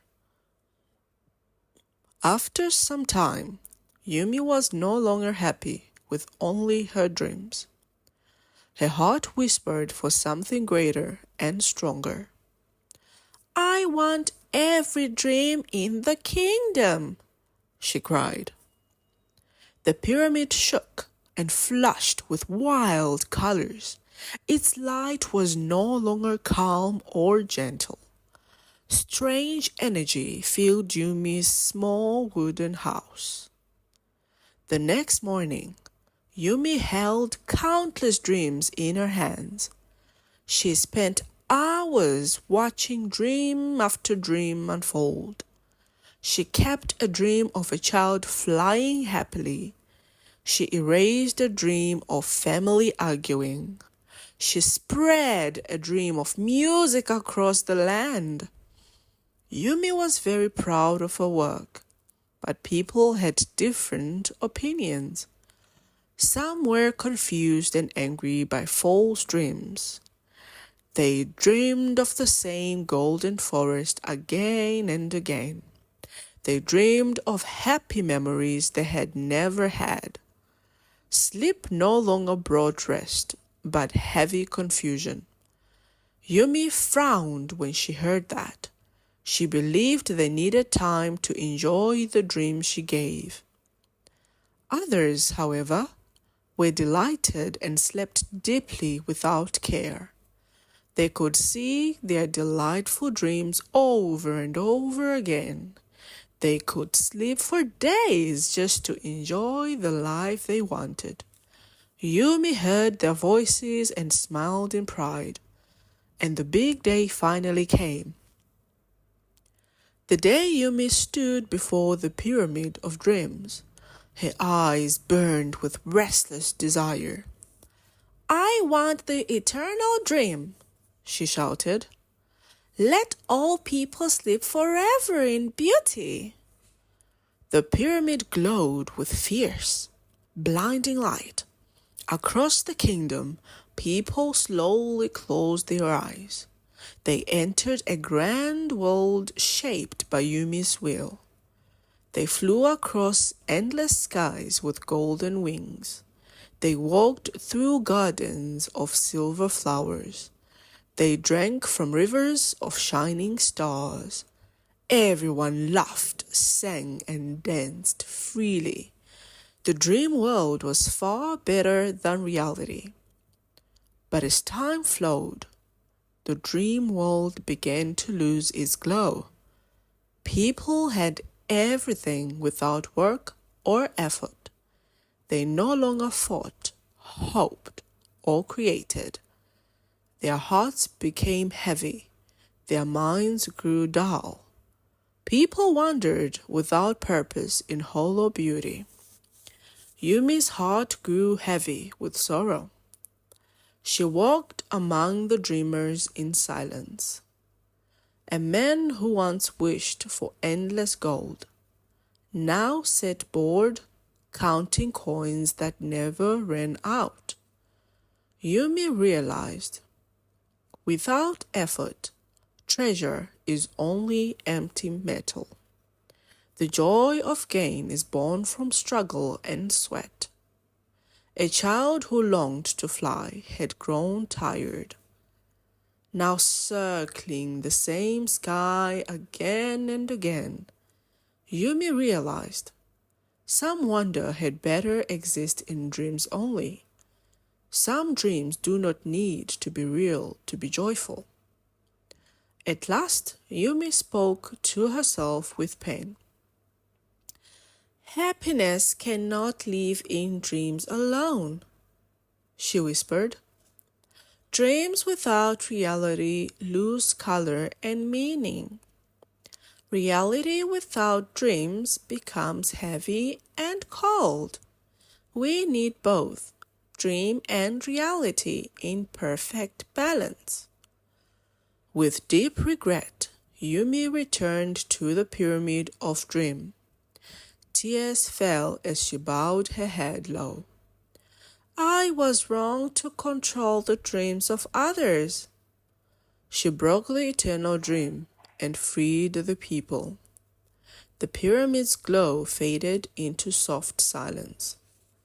From that day, Yumi lived a humble life.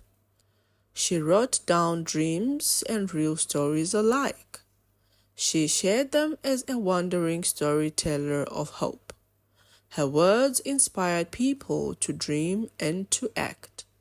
She led everyone to carry dreams that were bright and beautiful, and then used that energy to build a happy reality. Let me explain some new words from the story.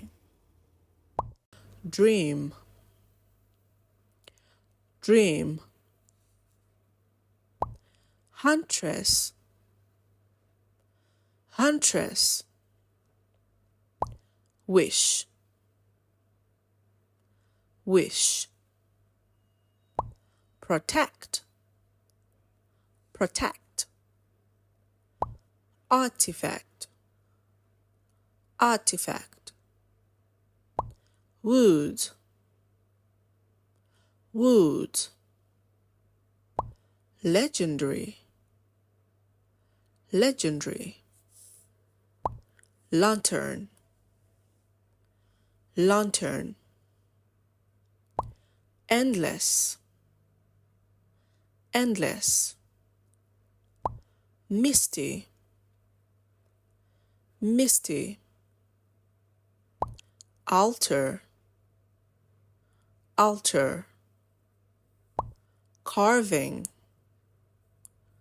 carving, guardian, guardian, noble, noble, passion, passion, preserve, preserve, crystal, crystal, tremble, tremble, kingdom, kingdom, argue, argue, delight, delight, eternal, eternal, blinding, blinding, treasure, treasure.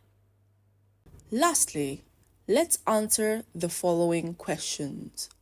Question 1. Who was Yumi?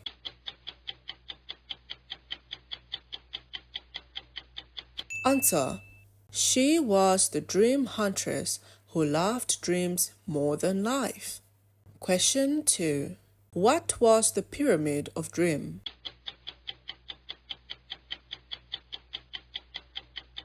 Answer. An ancient artifact that could keep every dream forever. Question 3. Why did Yumi leave her village?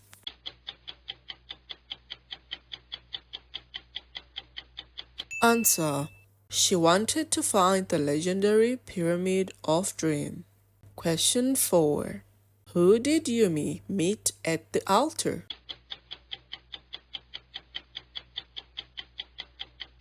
Answer. She met an old guardian woman dressed like a noble.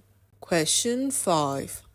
What happened when Yumi used the Pyramid of Dream on everyone?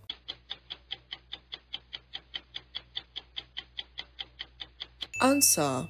People had strange, repeated, or false dreams every night. Question 6.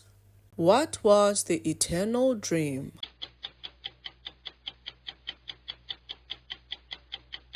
Answer. A perfect dream where people slept forever in beauty. Question 7. What lesson did Yumi finally learn?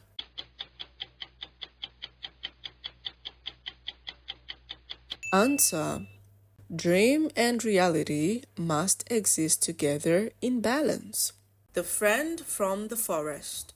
In a small village, near the deep forest, lived Jacob. He was a young farmer who lived alone. Jacob was kind and gentle to everyone he met. He loved the songs of birds and the sound of trees. That is why his house stood at the forest's edge. He felt peace living close to nature every day. One day, he walked through the dark trees alone.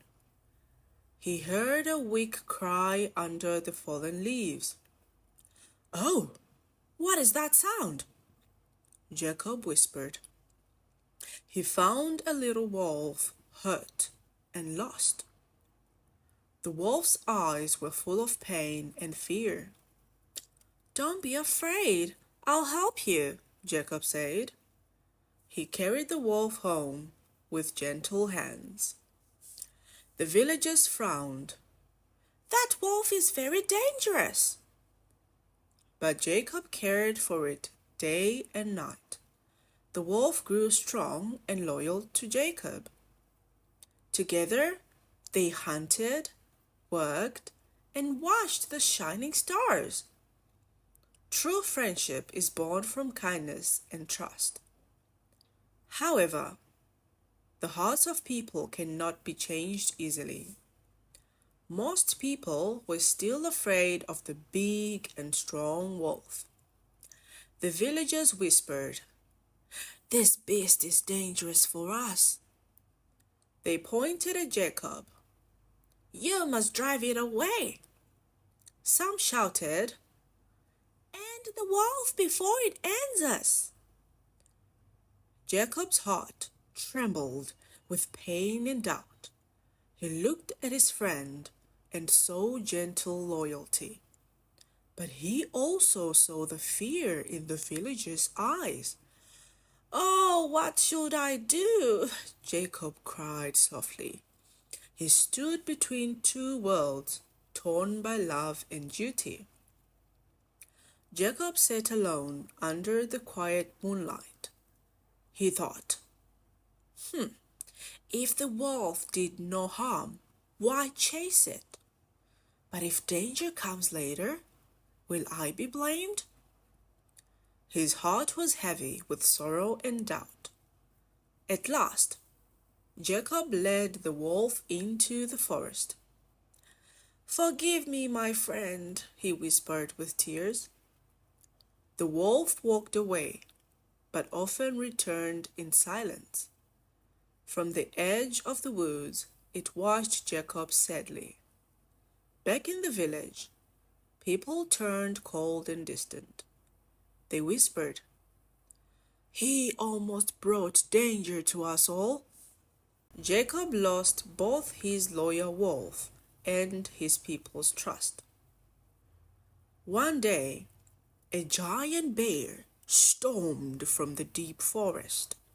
It smashed the village gardens, tearing down fruit trees. The villagers screamed and ran in every direction. They threw stones, but the bear did not stop. Arrows broke against its thick fur and angry roar. The beast grew wilder and rushed towards the houses.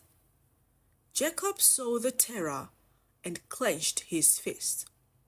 He grabbed a wooden staff and shouted, "Over here!" The bear turned its blazing eyes on him. Jacob struck hard, holding the monster back for moments. But the bear snapped his staff into pieces. At that moment of despair, people heard a big roar. Jacob's wolf leapt from the forest, roaring with fierce courage. With blazing eyes, it struck the giant bear down. Claws clashed, teeth bit, and the ground shook loudly. The wolf took wounds but never stepped back. Jacob cried out, "Hold on, my brave friend!" Tears filled his eyes as he watched the fight. The villagers froze, amazed by such loyalty and strength. At last, the wolf stood tall, chest heaving hard. The bear gave a final roar and fell to the ground. The village was safe, saved by the faithful wolf. The villagers cheered and clapped their hands in joy. But they did not see the wolf fall to the ground. It lay weak and trembling, breath fading with pain. Its gentle eyes looked at Jacob one last time. That gaze spoke of love and unbroken loyalty. Jacob ran forward and dropped onto his knees. He cried, "No, please stay with me, my friend." He held the wolf, tears streaming down his face. Jacob's sobs filled the night a song of sorrow. The villagers grew silent, hearts heavy with respect. They stood. Loyalty lives in actions, not in empty words. The next day, the villagers gathered beside Jacob. Together they built a grave under the old oak tree. They carved a stone statue to honor the brave wolf. Softly, they said, "We are sorry, and we will change." They promised to respect the memory of the loyal friend. No longer would they judge what they did not understand. Jacob stood silently, his hand on the cold stone. He whispered, "You will live forever in my heart." Life in the village would slowly return to peace again, yet Jacob carried the memory of sacrifice and true friendship. Let me explain some new words from the story. Friend, friend. Farmer, farmer. Gentle, gentle. Nature, nature. Forest, forest. Cry, cry. Wolf, wolf. Fear, fear. Dangerous, dangerous. Loyal, loyal. Friendship, friendship. Trust, trust. Whisper, whisper. Duty, duty. Sorrow, sorrow. Tears, tears. Bear, bear. Roar, roar. Staff, staff. Close, close. Strength, strength. Faithful, faithful. Respect, respect. Sacrifice, sacrifice. Lastly, let's answer the following questions. Question 1. Where did Jacob live?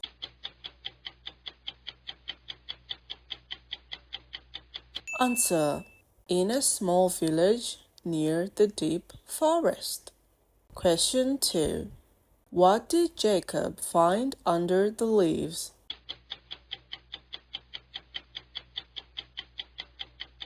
Answer.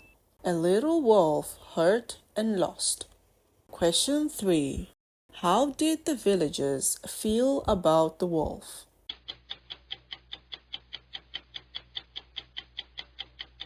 Answer. They feared it and called it dangerous. Question 4. Why did Jacob take the wolf into the forest?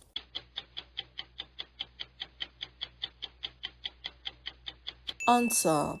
Because the villagers wanted him to drive it away. Question 5.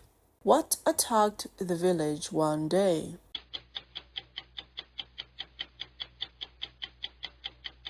Answer. A giant bear from the deep forest. Question 6. Who saved the village from the bear?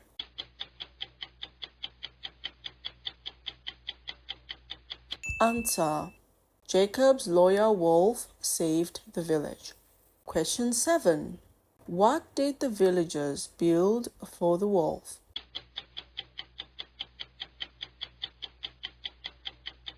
Answer. A grave and a stone statue under the oak tree. The queen who stole the colors. Once upon a time, in a kingdom far away, there was a cruel queen named Ashlyn. She demanded everyone bow before her throne. "No voice but mine shall rule," she declared. Because of her cruelty, people left the land. The gardens grew dry and the trees withered. The kingdom became dark and lifeless. One day, even the sky turned gray. The river lost its shine and color. The queen's heart ached for beauty and light. So, she ordered her knights, "Go across the world, bring me the brightest colors. My palace must shine brighter than the sun. Fail me, and you shall face my wrath." Months passed, and the knights searched far and wide. They took colors from flowers and fruits. They begged the best dyers to weave bright cloth, but no color stayed inside the dying palace. The kingdom was too weak, too lifeless. Ashlyn's anger grew like a burning fire. "Chain these useless knights," she cried. Her voice shook the cold walls of the hall.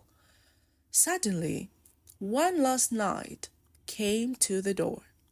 He had run to the foot of a rainbow. There, he learned of a secret crystal. It was the rainbow stone. It could capture and hold every color. Ashlyn's eyes lit with greedy joy.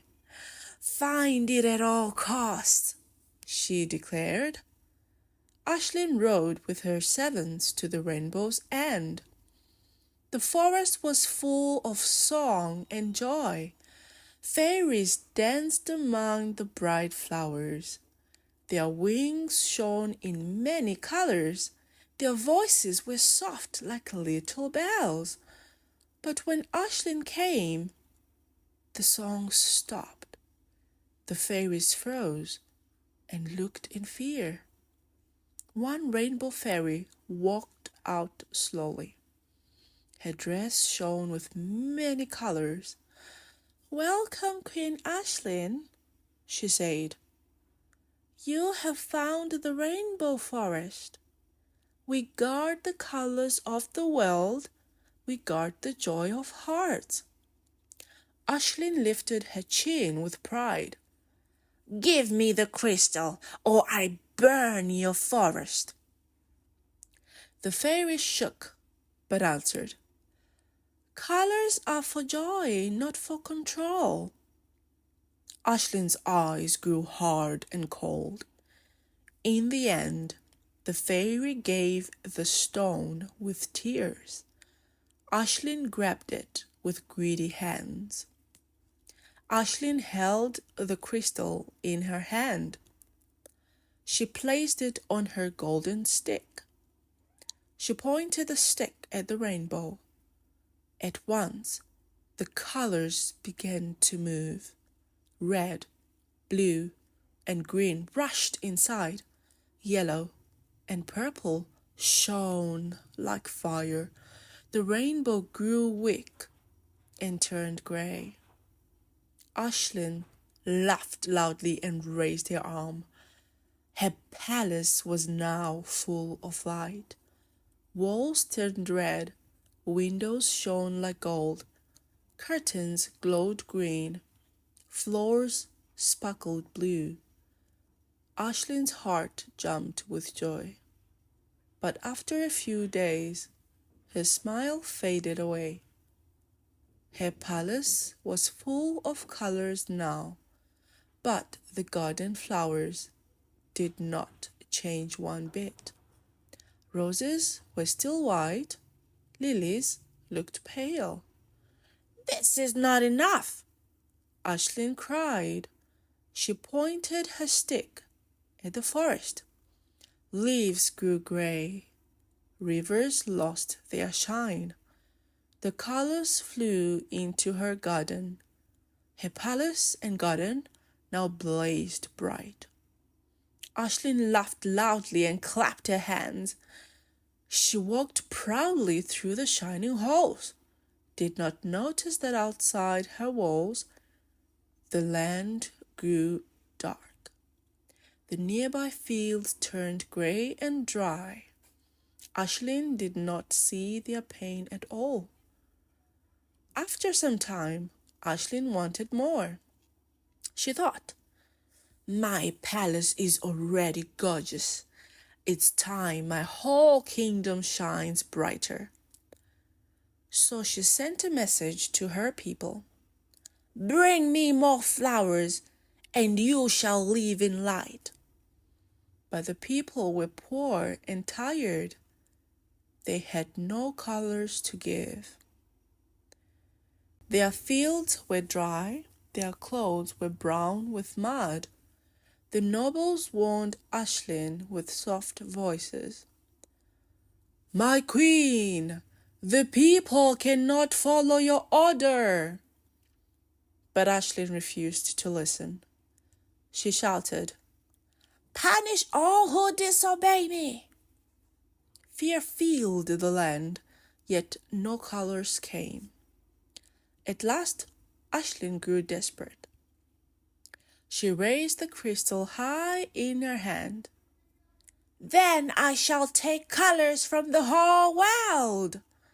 The crystal stone with wild, hungry fire, her palace turned into a jewel of light. The whole kingdom glowed in endless colors. At first it looked bright and powerful, but soon the light grew too strong. People covered their eyes in fear. Then, in one single moment, all was gone. Aislinn looked down at the rainbow stone. All the colors fled into it, seeking safety. They feared her greedy hands and cruel heart. The stone shone brighter, holding too much inside. Aislinn gasped as cracks spread across its surface. With a loud sound, the stone broke apart. The colors vanished into cold emptiness. Her palace cracked, and the gardens turned to dust. The whole world was now gray and silent. Aislinn stood in silence, her heart trembling. She fell to her knees in despair. Aislinn returned to the Rainbow Fairy with tears. She bowed her head low in shame. "I have taken colors from the world," she whispered. "I have left only gray and sorrow." The fairy looked at her with soft eyes. "True beauty lives when it is shared," she said. "Life shines when it is cared for, not stolen." She led Aislinn back to the rainbow forest. "The colors are not entirely gone. The rainbow forest is home to colors, but they can only return through kindness and work. You must give them back to the world." Aislinn stood still and thought deeply. Her crown felt heavy on her head. Should she keep her title as queen or change?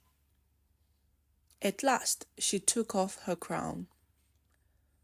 "I will give it up," she cried. "I will make things right." From that day, she wore no rich gown. Aisling put on the humble clothes of a traveler. She planted colored plants throughout the kingdom. She gave care to people and nature. People still speak of a woman who brought colors as she walked. They remember a woman who preached that colors are like happiness, bright and free, and happiness must be shared, never forced or stolen. Let me explain some new words from the story. Cruel, cruel. Throne, throne. Wrath, wrath. Night, night. Rainbow, rainbow. Crystal, crystal. Greedy, greedy. Servant, servant. Forest, forest. Fairy, fairy. Guardian, guardian. Pride, pride. Control, control. Golden, golden. Sparkle, sparkle. Curtain, curtain. Garden, garden. Pale, pale. Punish, punish. Jewel, jewel. Crack, crack. Despair, despair. Crown, crown. Traveler, traveler. Lastly, let's answer the following questions. Question 1. Why did the people leave the kingdom?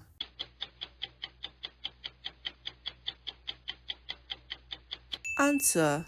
Because the queen was cruel and harsh. Question 2. What did the queen order her knights to find?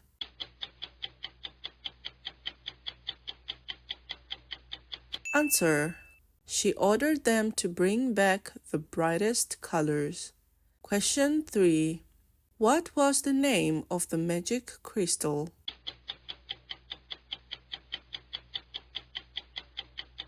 Answer.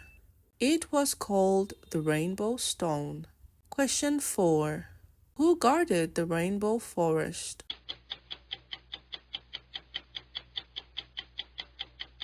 Answer. The fairies guarded it. Question 5. What happened when Aisling used the crystal?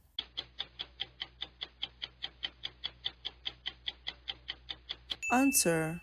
The palace filled with bright colors. Question 6. Why did the rainbow stone break apart?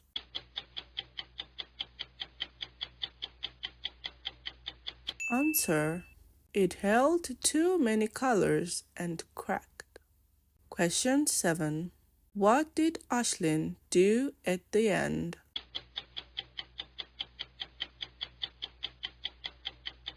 answer, she gave up her crown and became a traveler who brought colors to lands. The Dragon by the River. Once upon a time, there was a boy named Ryu. He was a young shepherd. He was poor, but had a pure heart. Ryu lived in a small village. The people depended on a single river. It gave them water for rice fields. It gave them water for washing and cleaning. Until one day, a huge dragon appeared. It guarded the source of the river. People were all afraid and terrified. The dragon hit the river with its tail. Water splashed everywhere. Another time, the dragon flew high above the sky. It breathed fire across the clouds. Then, the dragon used its claws. It threw wooden boats into the air. The boats broke into pieces. No one dared to go near the river anymore. Then came a rocky earthquake. Giant rocks rolled down the mountain. They blocked the river completely. The water stopped flowing to the village. Drought began to strike the land. The villagers lost all hope. They cannot move the rocks at the source. No one can save us, they said. But Ryu stood up. I cannot let my people suffer. He decided to go to the dragon. Ryu walked for many days. His feet were tired and sore, but his heart told him to go on. Finally, he reached the riverbank. The dragon was there, tall and dark. Its eyes glowed like burning fire. Its wings spread wide like clouds. Ryu froze in fear. His hands shook. His legs felt weak. The dragon growled and lifted its tail. The ground trembled under his feet. Ryu screamed and hid behind a tree. His heart beat faster than a drum. I cannot fight this monster, he whispered. Night fell and the forest grew quiet. Ryu sat under an old tree. He opened his small bag of rice. It was cold and hard, but it was all he had. Suddenly, he saw the dragon again. It stood nearby, watching him closely. Ryu's hands trembled, but he held out a piece of rice. Here, take it, he said softly. The dragon leaned down slowly. It sniffed the rice like a curious child. Then it ate gently, bite by bite. Its eyes shone with joy. Ryu gasped. This dragon, it is not that evil. The dragon wagged its tail happily. It looked almost playful, almost like a child.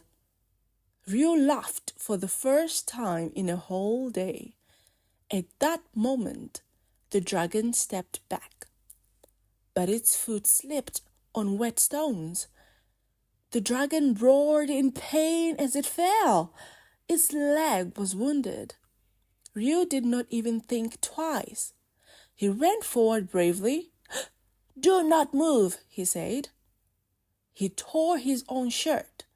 He wrapped the wound with gentle hands. The dragon blinked in surprise. For the first time, it felt cared for. Both sat in silence under the stars. The dragon lowered its head. Its eyes were wet with tears. It spoke with a soft, broken voice. "I am the last dragon of Dragon Hive," it said. "My village was destroyed in a storm. Lightning burned the sky and destroyed them all. I wandered alone for many years. When I found this place, I saw joy. I wanted to stay near humans." Ryu listened with wide eyes. The dragon continued to confess. "I did not want to scare anyone. As a child, I loved splashing waves. But people thought I was angry. I only wished they would join me. I did not want to burn the land. My fire was like fireworks. I wanted to light the sky. I wanted to see beauty. But they screamed and ran away. Their fear made me hide in anger. I did not want to break the boats. I only wanted to play with them. My claws were too strong, too clumsy. The boats broke. People shouted, and it hurt me." As the dragon cried, Ryu felt his own eyes grow wet. He stepped closer without fear. He touched the dragon's rough, cold scales. "Your heart is kind," he whispered. "You only wanted friends, not enemies. I am so sorry we misunderstood you." His voice shook, but his words were warm. The dragon looked at him in silence. Its eyes softened like the morning sun. For the first time, it gave a gentle smile. The smile was small, yet full of hope. The next morning, Ryu rode on the dragon. They returned to the dry village. The people hid in fear at first sight. "Do not be afraid," Ryu called out. "This dragon is our new friend now." The dragon lowered its great head. Together, Ryu and the dragon pushed the giant stones. The ground shook as they worked. Water rushed back into the river. The fields drank deeply again. The children laughed and clapped their hands. Old men wiped tears from their eyes. The whole village cheered with joy. The dragon's eyes shone with peace. It finally felt welcomed and loved. From that day, it stayed in the village. It became both a friend and a protector. The people also changed in heart. They learned to see the truth inside. They learned kindness and compassion. And so the story whispers its wisdom. Appearances never decide the true loving spirit. Live with an open heart and a wide vision, and you will discover many more beautiful things. Let me explain some new words from the story. Shepherd, shepherd. Village, village. River, river. Dragon, dragon. Tail, tail. Claw, claw. Boat, boat. Earthquake, earthquake. Mountain, mountain. Drought, drought. Suffer, suffer. Riverbank, riverbank. wing, wing, growl, growl, tremble, tremble, forest, forest, whisper, whisper, sniff, sniff, playful, playful, wound, wound, tear, tear, wrap, wrap, scale, scale, compassion, compassion. Lastly, let's answer the following questions. Question 1. Who was Ryu?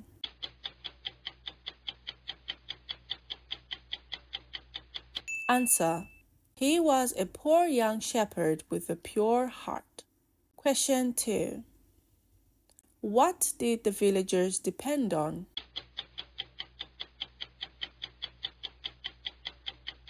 Answer. They depended on the river. Question 3. What blocked the river?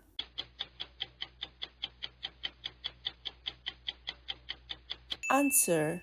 Giant rocks rolled down the mountain. Question 4. What did Ryu give the dragon?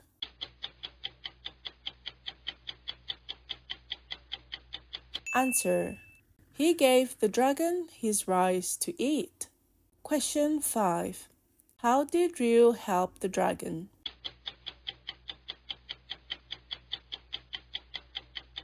Answer. He wrapped the dragon's wounded leg. Question 6. What truth did the dragon confess?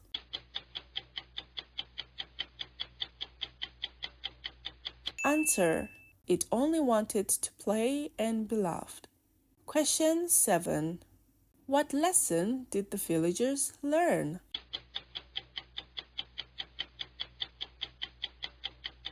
Answer. Appearances never decide the true loving spirit. The secret of wisdom. A long time ago, in a faraway kingdom, 2 young men lived. Their names were Light and Wise. Both were very smart and famous across the land. Light was sharp, quick, and proud. He believed wisdom was a weapon. He thought it gave him power over others. Wise was clever too, but gentle and kind. He believed wisdom was like a lantern. It should shine and guide everyone. One day, the king made an announcement. He wanted to find a husband for his only daughter. The princess was clever, kind, and beautiful. She wanted a man of true wisdom. So, the king called for the royal riddle contest. "Come, all wise men of the land," the messengers cried. "The one who solves the riddles and impresses the princess will get the chance to marry her." The news spread quickly across the capital. From the capital, it traveled to towns and villages. Months passed as the contest began. Crowds gathered in squares to hear the riddles. Many men came forward with wisdom. Many failed and returned home in silence. At last, after countless trials, only 2 remained. Their names were Light and Wise. The people cheered when they saw them both at the final stage. The king smiled at both. Then let the final riddles begin, he declared. Long ago, a wizard searched across the world. He wished to find a very rare creature. It could fly like a bird in the sky, but it gave birth and fed with milk like beasts. Tell me, what is this creature? The crowd gasped with wonder. Some looked confused, others whispered guesses. Light's eyes shone with pride. Wise also looked calm and ready. Both men answered at once. It is the bat, they shouted together. It has wings for flight, yet it births babies, not eggs. The crowd cheered loudly. The king nodded, pleased with their knowledge. The king lifted his hand once again. Now, for the second riddle, he declared. A gardener works in his fields all alone. Yet he feels many eyes watching him. What plant sees all? Light stepped forward quickly. Potatoes, he said without pause. Wise answered almost at the same moment. Potatoes are full of eyes. The crowd laughed and clapped. The king smiled at both men. Now the square grew silent. Everyone knew the third riddle was the most important. The king spoke with a deep voice. An old blacksmith has a dull blade. He does not know how to sharpen it. If you were there, what would you do? Light laughed with confidence. Ha ha! Sharpening a blade is simple, he said. I will take a stone and grind the edge. There's a trick with the pressure. The old man may not have the strength to do it. But worry not. I'm here to save the day. Wise then stepped forward quietly. I will sharpen the blade with him, he said. I will show him how to hold the stone. I'll guide his hand to find the right angle. When we finish, he will know how to sharpen. Then he'll never need to fear a dull blade again. The crowd murmured in awe. The princess's eyes filled with light. The king rose from his throne. He nodded with pride. The contest is over, he declared. The winner is Wise. He shall marry the princess. The square exploded with cheers. Flowers were thrown into the air, but Light stood frozen, his face dark. He whispered to himself, this cannot be right. His pride burned in his chest. He followed Wise out of the palace. I must see why he is the champion, he thought. The next morning, Wise walked along his path home. An old woman stood there, her roof broken. The rain had left holes in the straw. She looked worried and tired. Please, young man, do you know how to fix a roof? She asked. Wise smiled warmly. Of course, grandmother, I'll help you, he said. He climbed up and tied the roof with rope, but his knot slipped and loosened. The old woman called out, "Let me show you. This knot is stronger. It holds against the wind." Wise laughed gently and fixed the roof with the new knot. Light's eyes widened. "He helps the old lady, but he also learns from her," Light whispered. At noon, Wise entered the forest. There he met a blind traveler. The man was lost and trembling. "Please, guide me out," the man begged. Wise took his hand kindly. "Follow me and listen carefully," he said. As they walked, Wise spoke softly. "Do you hear the stream? Its sound will guide your steps.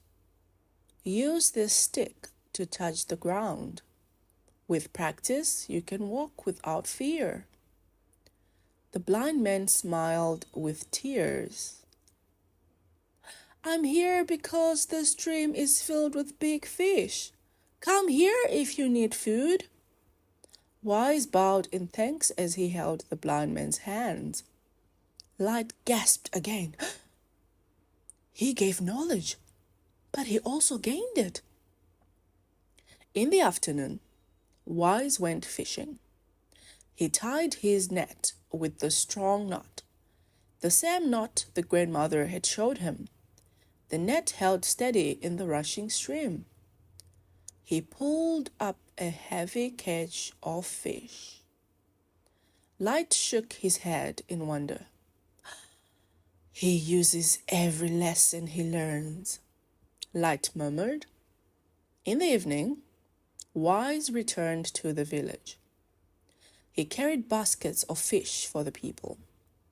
It was a feast, a gift of farewell. Every person thanked Wise with love. "We all owe him something," they whispered. "He has helped us, and we helped him." At last, Light stepped forward. "Why did you answer the king that way?" he asked. Wise looked at him with calm eyes. "Because wisdom is not for power," he said.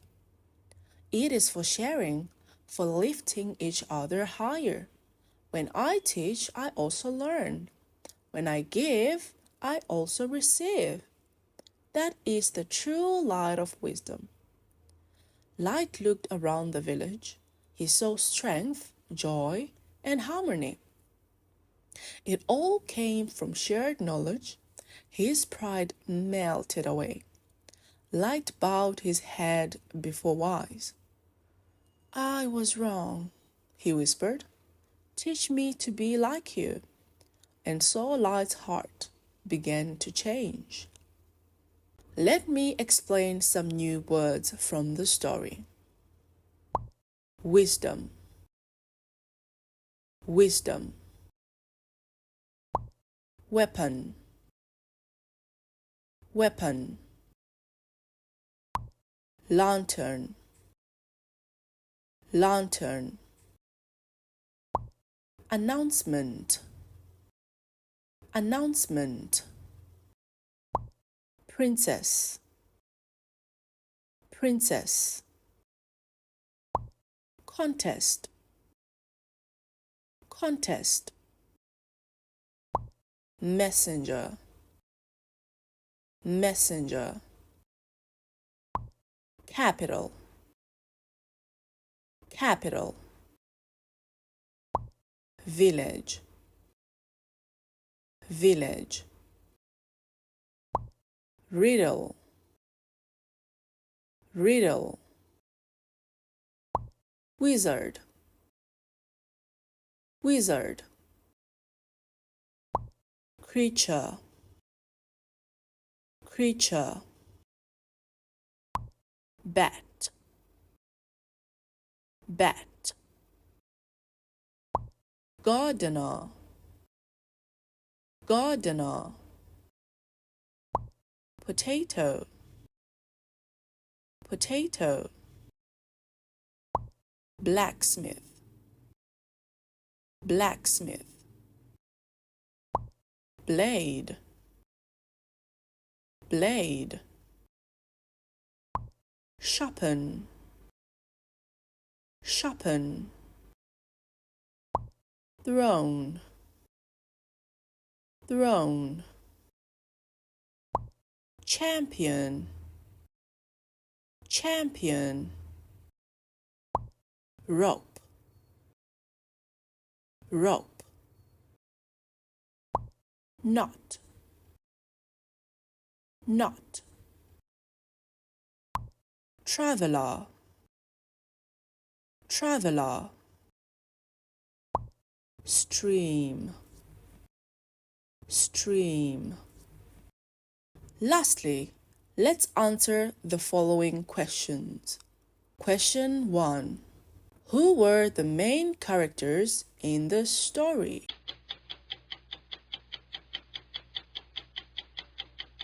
Answer. They were light and wise. Question 2. Why did the king hold the contest?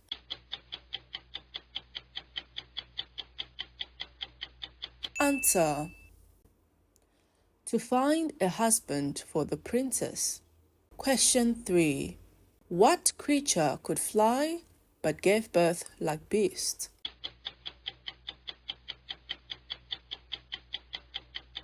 Answer. It was the bat. Question 4. What plant has many eyes watching the gardener?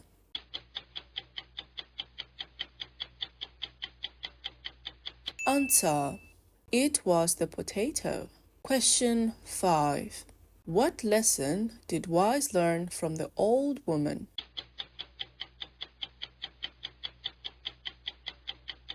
Answer. He learned a stronger knot for tying rope. Question 6. What two things did Wise use to guide the blind man?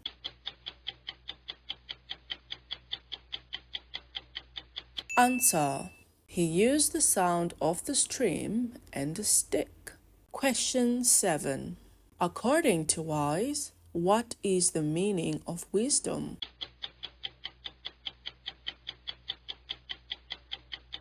Answer. Wisdom is for sharing and lifting each other high. The Golden Needle. Once upon a time, in a small village, lived a girl named Haley. She was a poor tailor, but her heart was rich with virtue. Haley respected every stitch, no matter rich cloth or old rag.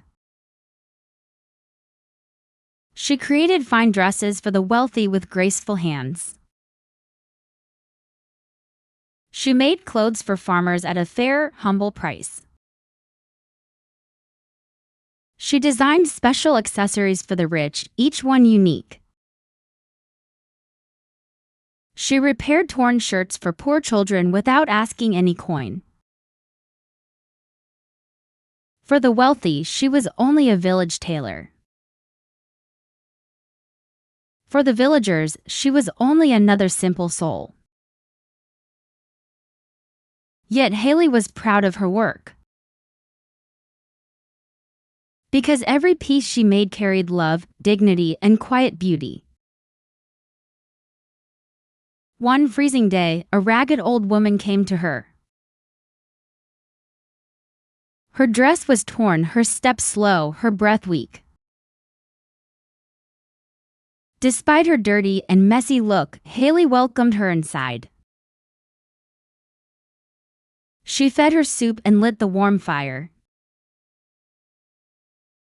She repaired the dress and gave her a woolen scarf. The woman's eyes glistened. I once loved sewing. But I had sons, no daughter to pass my skill. She pressed a shining golden needle into Haley's hands. Use it well, child. Let kindness guide your craft.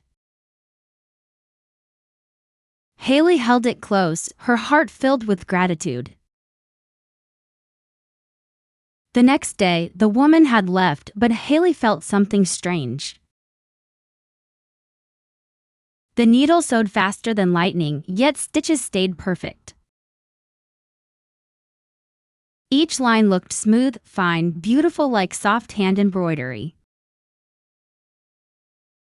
Haley whispered, "This is no ordinary needle, this needle is magical." The very next day, a loud knock shook Haley's door. A wealthy merchant entered, wearing rings of silver and heavy boots. He threw a torn silk coat onto Haley's small wooden table.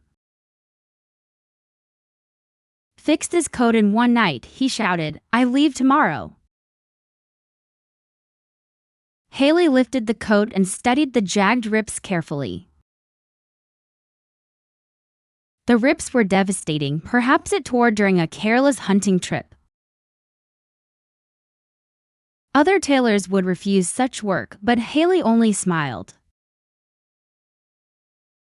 She took her golden needle-dipped thread of silver and gray. Slowly she sewed, shaping the tears into patterns of flowing clouds. The silver thread sparkled, reflecting the firelight like moonlit rivers. Her hands moved gently, guided by patience, guided by kindness. By dawn, the coat was transformed into something magical. Clouds swirled across the silk, soft and noble like painted skies. It looked less like a coat, more like royal clothing. The merchant returned and gasped, "This is not repair, this is art." His proud face softened. "I was so rude and arrogant, yet you still treat this piece as true art." Haley bowed gently and said, "Sewing is not only a job, it is my duty to help every customer feel beautiful." One afternoon, a harsh knock shook Haley's small wooden door. A lady entered, proud and sharp, holding a torn fabric. "This is useless cloth," she scoffed, dropping it onto the table. "My husband says it is rare, but I call it trash." "It was his mother's, he clings to it like a fool." She crossed her arms and laughed coldly at Haley's silence. "If you are skilled, make this cloth into a dress. Then he will see it belongs in the fire, not here." Haley lifted the cloth. It was faded, thin, and weak. Her heart stirred with compassion. It is love from a mother. In her garden, flowers swayed in pink and violet light. Haley crushed petals to dye the fabric, brightening its dull colors. She stitched silk petals and pressed leaves into natural flowing patterns. When the woman returned, her eyes widened, her voice unsteady. She touched the fabric again, tears rising in her eyes. "It looks like my mother-in-law's old flower garden in spring." "Thank you, Haley, for showing me its true worth." Haley bowed gently and whispered, "Clothes are not only for wearing, they are for remembering love." Good news spreads quickly, and so do whispers of envy. Soon the village spoke of Haley and her talent. Among them was Emily, a young woman with restless eyes. She smiled sweetly, carrying cloth, and asked Haley for help. Haley welcomed her kindly, never suspecting hidden jealousy in her heart. While Haley turned for thread, Emily's hand reached with greed. She slipped the golden needle into her pocket, eyes flashing victory. Later she cried to the village, "Haley cheats with magic. She deceives you all, chasing only silver and gold coins." The people listened, their trust shaking like leaves in a storm. Haley heard the rumors, her chest heavy with sorrow. It was not the needle's loss that hurt most. It was losing the memory of the old woman's gift. It was being misunderstood as a liar with no heart for tailoring. Haley sat alone, her hands folded, her heart wounded. "After all my care, they still see me as nothing," she whispered. The next morning, bright wheels rolled into the quiet village.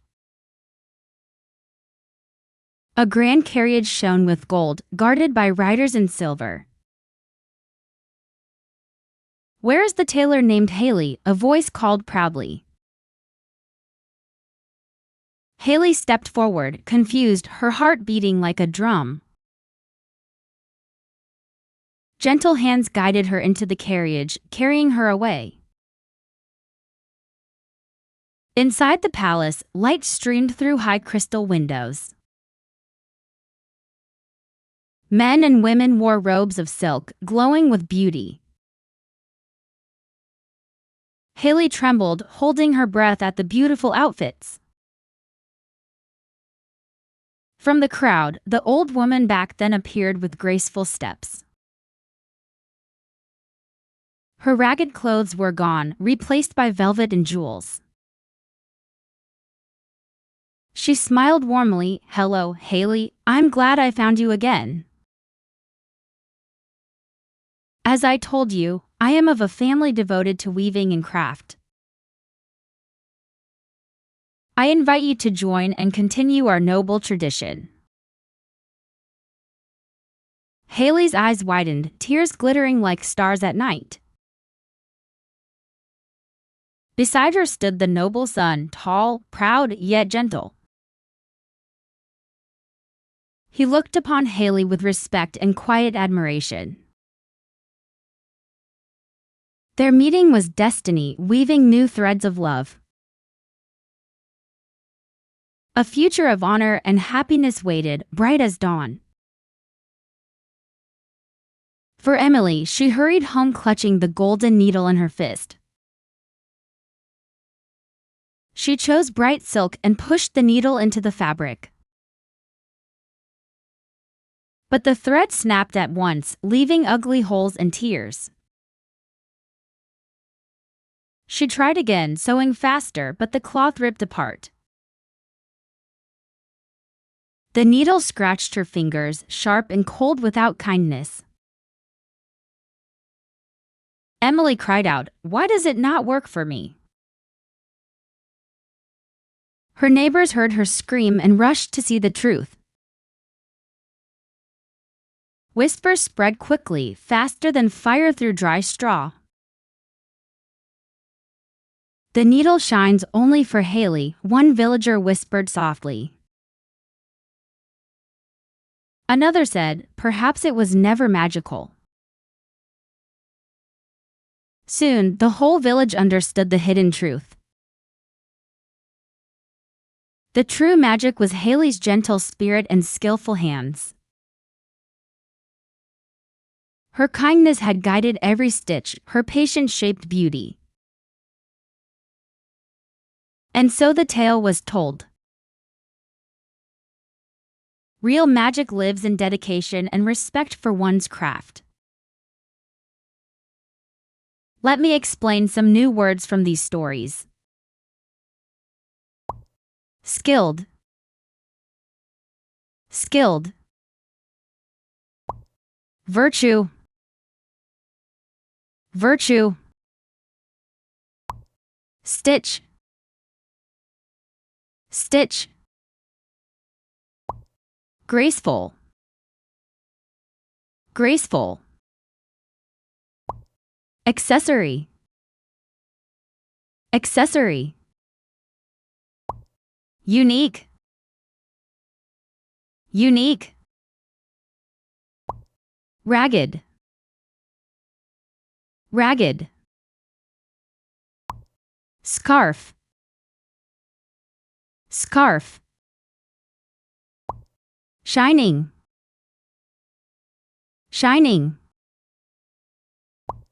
Needle, needle. Gratitude, gratitude. Embroidery, embroidery. Merchant, merchant. Sparkle, sparkle. Patience, patience. Noble, noble. Fabric, fabric. Compassion, compassion. Garden, garden. Envy, envy. Greed, greed. Carriage, carriage. Velvet, velvet. Destiny,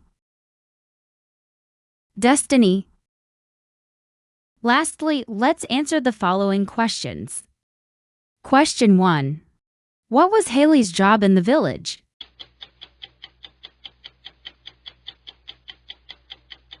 Answer. She was a poor tailor who sewed with kindness. Question 2. What gift did the old woman give Haley?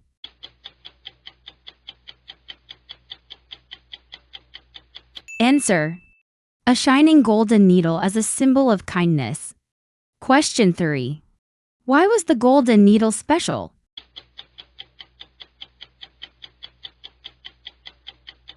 Answer. It sewed faster than lightning with perfect stitches. Question 4. What did Haley sew on the merchant's coat?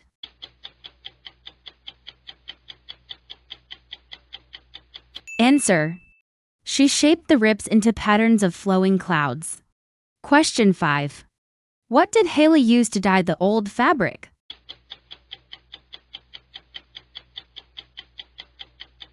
Answer.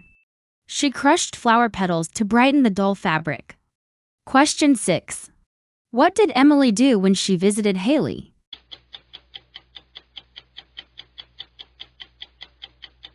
Answer. She stole the golden needle and spread false rumors. Question 7. What was the real magic in the story?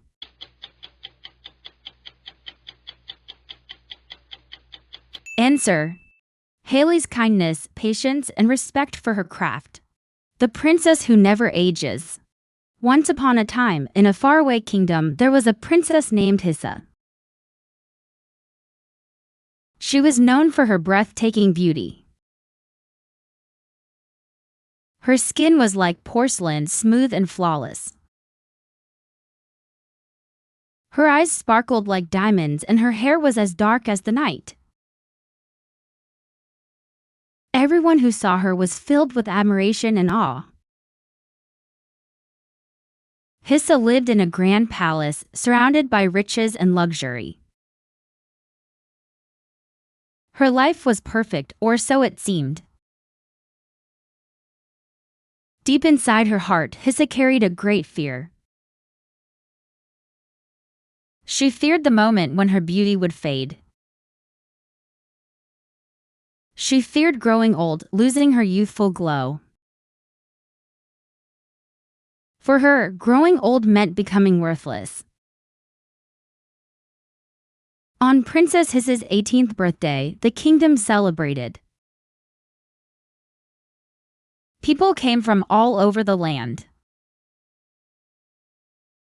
Noblemen, commoners, and magicians joined. The palace was filled with music and joy. But Hissa felt uneasy inside. She smiled, but her heart was heavy. She feared growing old and losing her beauty. As the celebration continued, a wizard stepped forward. He was old with a long silver beard. "Princess," he said, "you may ask for anything." Hissa's eyes lit up. "I want to stay young forever," she said. "I want to keep my beauty and youth forever." The room grew silent. The fairies and wizards were surprised. "This wish is impossible," one wizard said. "You cannot stop time for a person," another whispered. Hissa's eyes filled with tears. Hissa cried out loudly, making the whole party stop. Everyone was feeling bad for her. Amidst the awkward silence, the wizard spoke again in a calm voice. "Princess, your wish is great, but too powerful. Time cannot be stopped for a person. But there is another way." "What way?" Hissa asked eagerly. The wizard paused, then answered. "I can create a place for you where time will stand still. A tower where no time will pass." Hissa's eyes widened. "You will remain 18 forever as you wish," the wizard continued. "But you must promise not to leave the tower. If you leave, time will catch up with you, and you will age as all others do." "Yes," she cried, her voice filled with determination. "I will stay in the tower." The wizard nodded, a solemn look on his face. With a wave of his staff, the magic began. The tower was magnificent. It stood tall and grand, surrounded by trees that never changed. The walls sparkled with the light of the sun, casting a soft glow on her face. "I will be young forever," Hissa whispered to herself as she stepped into the tower. At first, Hissa was very pleased with her choice. Every day, servants brought beautiful clothes to her. People outside the tower still came to admire her. They would stand outside, remembering her beauty. Everything seemed the same, and Hissa felt like she was living in a dream. Her beauty stayed perfect, and she felt content. As the years passed, Hissa began to feel lonely. The people outside kept living their lives. They woke up early, worked hard, and built families. They celebrated birthdays, holidays, and shared moments of joy. Their faces grew older, but their hearts were full of love and memories. Little by little, they forgot about the beautiful princess. Hissa's heart ached as she watched from the tower. She felt the loneliness take over her. But she couldn't bring herself to leave. she was still afraid of aging. The thought of growing old still terrified her. She believed that staying young was the only way. Many more years passed, and the people grew old. They were no longer young, their faces lined with time. Their hair had turned silver and their steps were slower. But they had found peace in their aging. They cherished quiet mornings with the sunrise. They enjoyed sharing memories with old friends over tea. They found joy in watching their grandchildren play. They marveled at the beauty of nature, appreciating every detail. They laughed at the simple moments, knowing how precious time was. Hissa felt lost, unable to understand. How could they be so happy? She had stayed young, but they had lived full lives.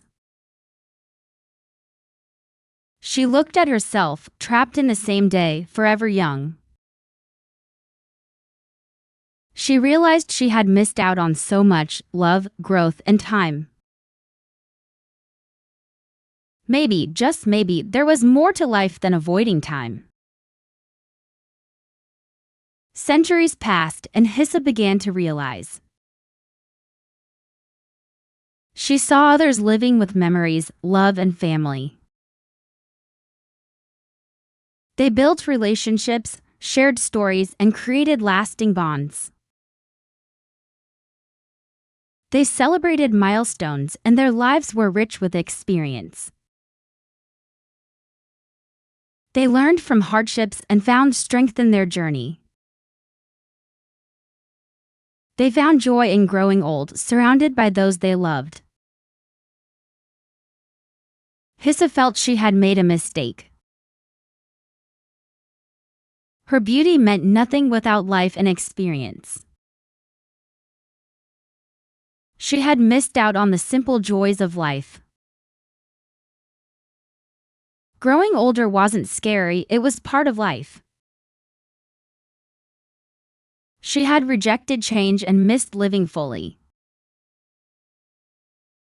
One day, with courage in her heart, Hissa stepped out of the tower.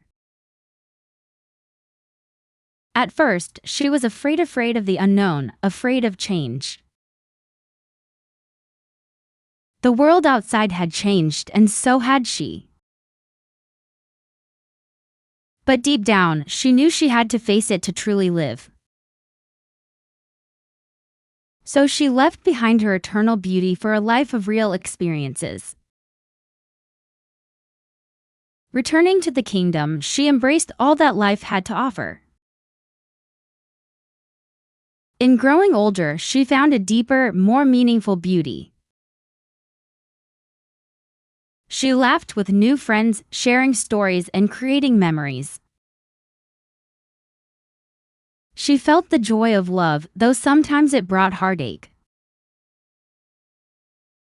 She struggled with challenges, but each one taught her something valuable. She learned to forgive, to let go, and to appreciate every moment. Age isn't something to fear. Life's changes bring joy and growth. Live fully and cherish every moment. Let me explain some new words from these stories. Admiration. Admiration. Awe. Awe. Flawless. Flawless. Glow. Glow. Determination. Determination. Eternal. Eternal. Content. Content. Loneliness. Loneliness. Terrify. Terrify. Milestone. Milestone. Trapped. Trapped. Precious. Precious. Rejection. Rejection. Change. Change. Experience. Experience. Peace. Peace. Embrace. Embrace. Heartache. Heartache. Strength. Strength. Challenge. Challenge. Forgive. Forgive. Full. Full. Appreciate. Appreciate. Journey. Journey. Lastly, let's answer the following questions. Question 1. Why did Hissa fear growing old?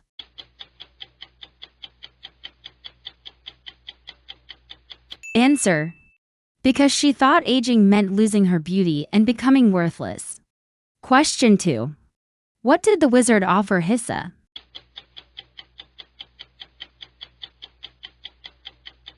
Answer. The wizard offered to create a place where time would stand still and she would remain 18 forever. Question 3. Did Hissa feel happy at first in the tower?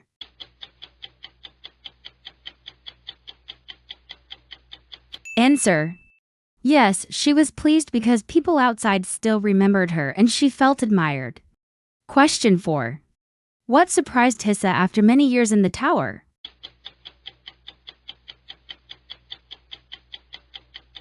Answer. She was surprised to see that people found happiness in growing old. Question 5. What did Hissa do when she finally understood her mistake?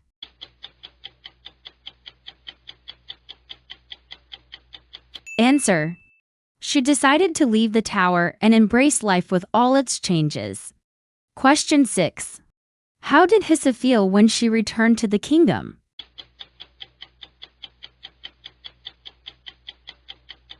Answer. She embraced the new experiences life had to offer and found joy in growing older. Question 7. What lesson did Hissa learn in the end?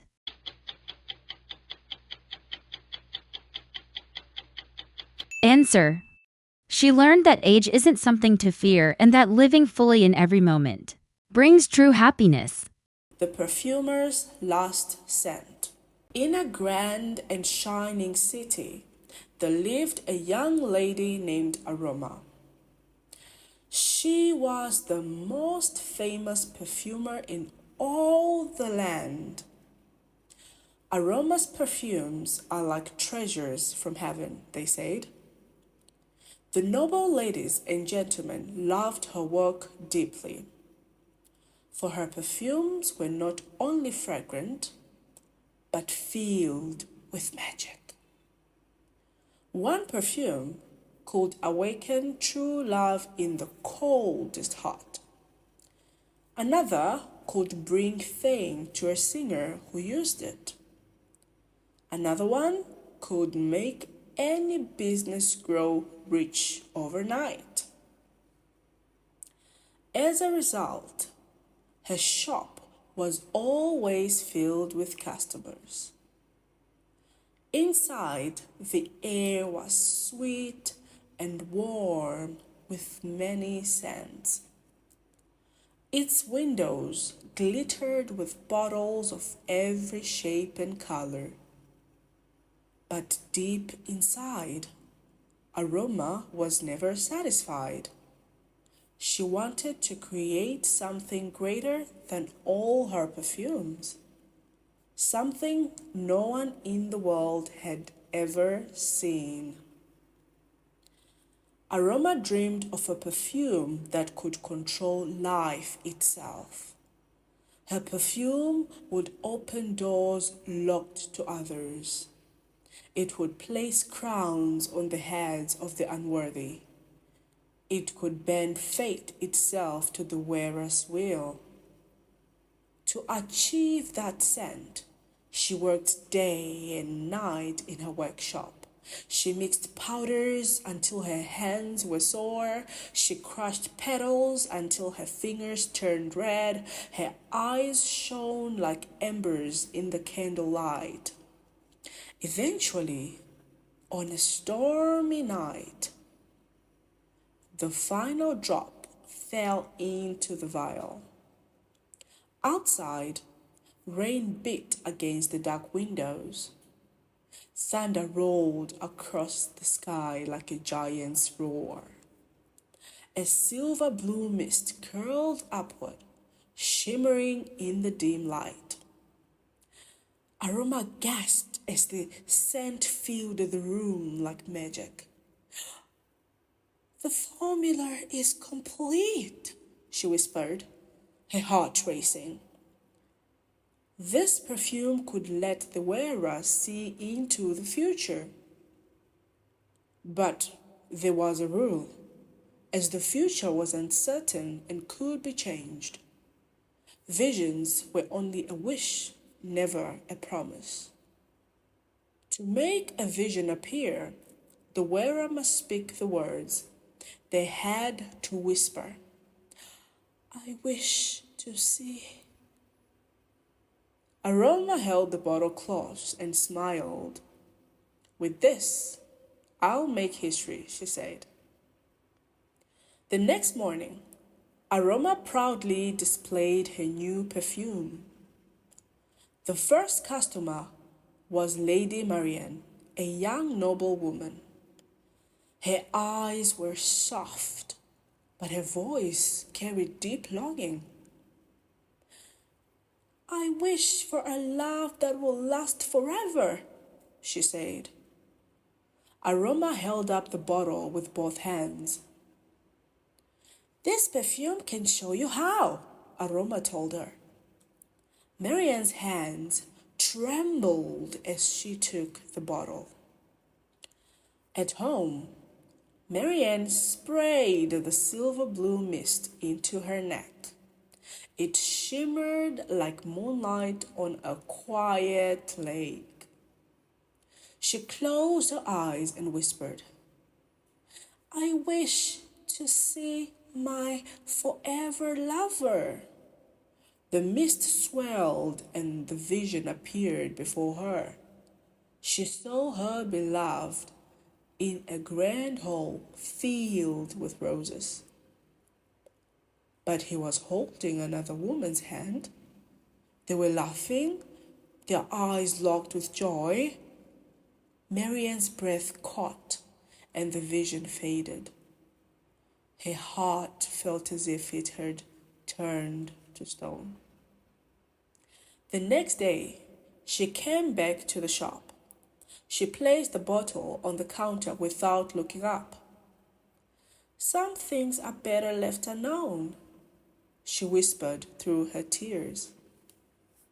Without a word, she left the bottle on the counter and walked away. Aroma stood frozen, her eyes wide with surprise. The second customer was Lord Vincent, a wealthy merchant. His coat was lined with gold thread, and his rings sparkled. "I wish to see my tomorrow," he said with a confident smile. Aroma handed him the crystal bottle. Later that day, he sprayed the silver blue mist over his chest. It swelled like smoke from a winter chimney. He whispered, I wish to see my business growing. The vision formed in the air before him. He saw himself counting mountains of gold coins. A grand business deal had made him richer than ever. Greed flared in his eyes like a hungry fire. He decided to risk all his ships for greater gain. The next day, a terrible storm rose from the Black Sea. Waves smashed the ships and tore their sails apart. The precious cargo sank into the depths forever. Lord Vincent's fortune vanished like mist in the wind. He returned to the shop, pale and shaking. Beside him, another merchant was talking to Aroma about his new deal. That man had sailed just one day after Vincent and returned safely. Knowing the future made me blind to the present risks, Vincent said. He left the bottle on the counter and walked away without looking back. Curiosity burned in Aroma's heart like a restless flame. She picked up the crystal bottle with trembling hands. The silver blue liquid shimmered in the dim light. She whispered, I wish to see my tomorrow. Slowly, a vision opened before her eyes. She saw herself in her grand workshop filled with light. On the table stood a perfume glowing like the dawn. Aroma's heart swelled with triumph at the sight. I will make scents greater than this one, she smiled with pride. But the vision shifted like clouds in the wind. The workshop grew darker, colder. Her future self worked alone, day and night. Friends no longer visited. Laughter had faded from her lips. Her eyes were hollow, and her hands shook from endless experiments. Her obsession had stolen her joy and her life. Aroma gasped and stepped back as the vision vanished. If I keep chasing perfection, I'll forget to live, she whispered. She now understood. The hunger for perfect success can steal life's true meaning. The bottle felt heavy in her hands, as if it carried her own fate. Scared and shocked, Aroma returned to her work table. Papers covered the table, each filled with daring ideas. Perfume to turn back time. Perfume to change a person's mind. She shivered as the vision's warning echoed in her mind. Without hesitation, she gathered the papers in her arms.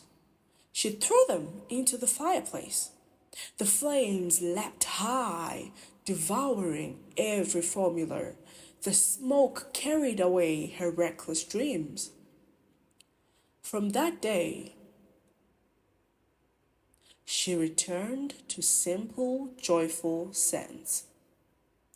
Lavender for peace, rose for love, lemon for a fresh morning.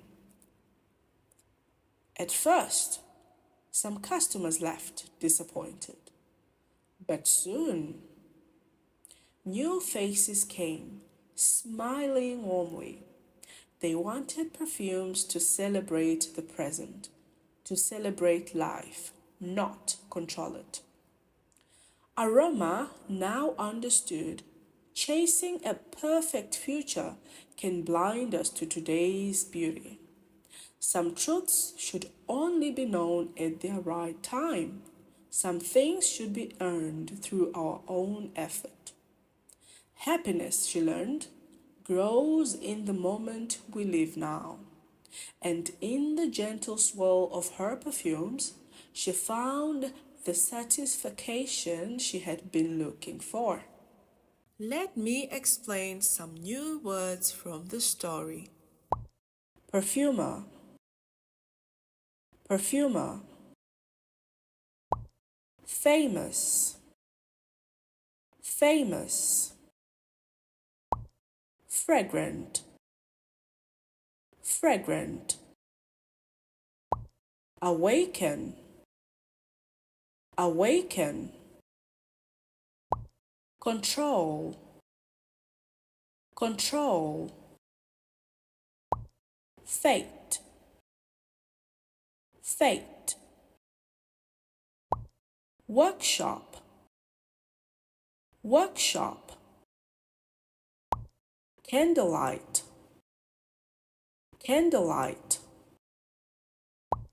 Thunder, thunder. Mist, mist. Shimmer, shimmer. Vision, vision. Beloved, beloved. Unknown, unknown. Merchant, merchant. Greed, greed. Storm, storm. Curiosity, curiosity. Triumph, triumph. Obsession, obsession. Perfection, perfection. Fireplace, fireplace. Lavender, lavender. Celebrate, celebrate. Lastly, let's answer the following questions. Question 1. Where did Aroma live?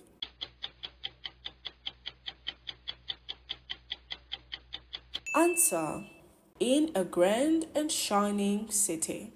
Question 2. What made Aroma's perfume special?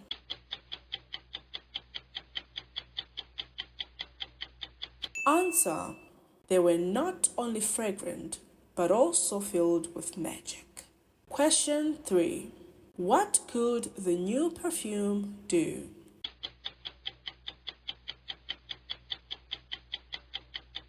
Answer. It could let the wearer see into the future. Question 4. What did Lady Marianne see in her vision?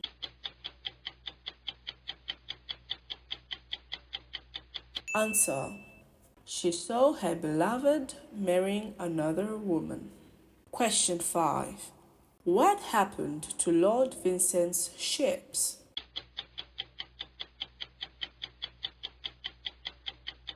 Answer. A storm destroyed them and his cargo sank. Question 6. What warning did Aroma see in her own vision?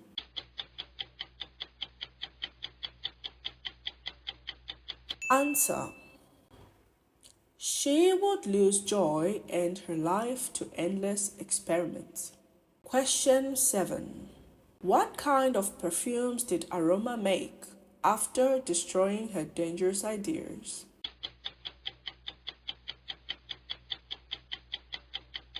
Answer. Simple, joyful scents like lavender, rose, and lemon. The Princess and the Crown of Charm. Long ago, two princesses lived in a peaceful kingdom. Seraphina, the older sister, was graceful and loved by all. Everyone in the palace smiled for her. Even the birds sang sweeter songs when she passed. Leora the younger stayed in the shadows. Her true love was painting. Her art was full of life and color. Trees in her art looked like they moved. Eyes in her portraits seemed to shine and blink. However, all around the palace, people only adore Serafina. They saw Leora as someone lesser. They often say to her, "Why can't you be like your older sister?" Honestly, Leora didn't want beauty or attention. Yet, after years of hurtful words, she began to feel small and unlovable. One day, Leora went to the old library for some old art books. The room was dark and full of dust. Old books and broken boxes lined the walls. Then, something shiny caught her eye. In a dark corner sat a small black box. Leora walked closer and opened the lid. Inside was a silver crown, thin and bright. A note read, "The crown of charm, beloved by all who see you." The words struck Leora's heart deeply. Curious and lonely, Leora put the crown on her head. Light surrounded her. Her hair sparkled. She walked to the mirror and looked inside. The girl in the glass looked like a fairy. She was more beautiful than ever before. She smiled for the first time in years. "Now, let's see. Will they love this Leora?" she whispered. The next morning, Leora walked into the royal hall. Everyone turned and stared at her. The nobles bowed and smiled as she walked by. Even her father looked amazed. "My beautiful daughter," he said. "How did I never notice your light before?" That day, the whole castle buzzed with excitement. Musicians played for her. Cooks made her favorite food. Guards opened every door for her with care. But Leora felt strange. As a painter, Leora noticed things others didn't. She saw eyes that didn't truly see her. People looked at her beauty, not her soul. When she stood up to leave for her painting session, everyone pulled her back to look at her more. They wanted the sparkle, not the spirit. Surrounded by people, Leora felt like a statue, not a person. She felt praised, but not valued. After the noisy day, Leora felt too tired and did not want to get out of her bedroom. Waking up late in the afternoon, something suddenly hit her. "Where is Serafina?" Leora asked herself. "I have not seen her since yesterday." Leora ran through the halls looking for her sister. Then she heard voices from the garden stairs and stopped to listen. The king and Seraphina were standing alone. The king was speaking and his voice was firm. "Seraphina," he said, "you must be more like Leora now. You must shine like your sister." After the king had left, Leora rushed to her sister. But Seraphina had already walked away without a word. At that moment, Leora felt her heart twist. Yesterday, Leora saw her sister's life more clearly. Today, she felt her sister's heart for the first time. Seraphina too must have been hurt when Leora was criticized. Seraphina too must have been so lonely. Standing alone in the garden, Leora realized she wanted to walk beside her sister and not further from her. On the third day, Leora could not even sleep. After all the stress and strain, she needed to breathe. She left the castle in the early morning for a walk. For the first time in days, she noticed the colors around her. The morning light made the stone roads look golden. The trees had different shades of green. Her painter's eyes slowly returned. She felt a little peace. In the town square, she saw a small crowd. They were standing around the boy and watched him with joy. The boy sat on the ground, painting quietly. Leora stopped and stared. His clothes were plain, but his smile was full of light. He glowed from inside. Leora knew this feeling. This was the aura of being truly oneself, the tide of a painter painting their artworks, the glow of someone doing what they love. Her heart began to ache. She missed her pains. She missed herself. If being loved means I cannot be myself, then I do not want this crown anymore. When Leora returned to the palace, she took a deep breath. Slowly, she removed the crown from her head. The golden light vanished. Her dress lost its glow. All of a sudden, everyone walks past her.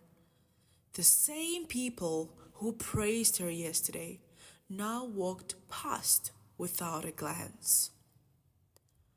Leora stood alone in the grand ballroom. But strangely, she didn't feel empty. She felt free. She smiled softly and turned to walk away. Then, someone grabbed her hand. It was Seraphina. Seraphina had pushed through the crowd to reach her. "Leora," she said, breathing fast. "You look different." Leora gave a shy smile. "Maybe you just didn't notice me anymore." Seraphina shook her head. "I always notice. Today, you're not wearing the crown, right?" Leora was shocked, and she stood still to listen to Sephora's story. For a long time, Everyone had seen Seraphina as the beautiful princess, but behind the laughter and the gowns, Seraphina had always been observant.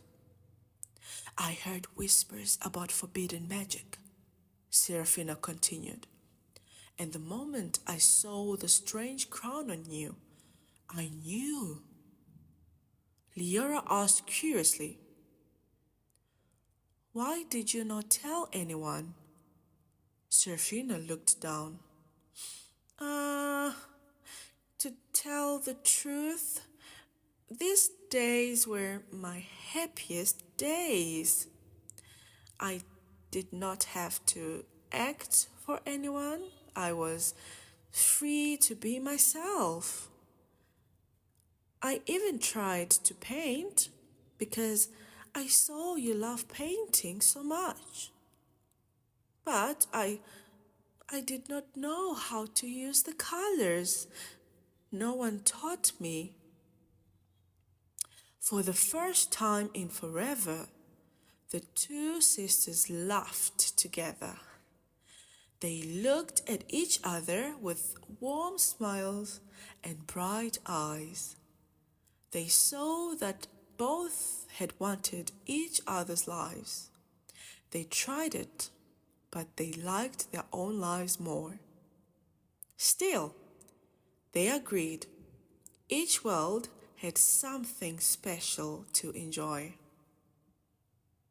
In the days after that, everyone in the palace noticed a change. The two princesses were always together, hand in hand. In the morning, Seraphina took Leora to tea parties. In the afternoon, Leora painted with Seraphina in the garden. They saw Seraphina's new happiness and the new colors in Leora's art. You do not always need love from the world. The first love must come from inside you. Love yourself first. And of course, when you find someone who truly cares for you, you both will shine even brighter together. True happiness is loving yourself and being loved for who you really are. Let me explain some new words from the story. Princess, princess. Graceful, graceful.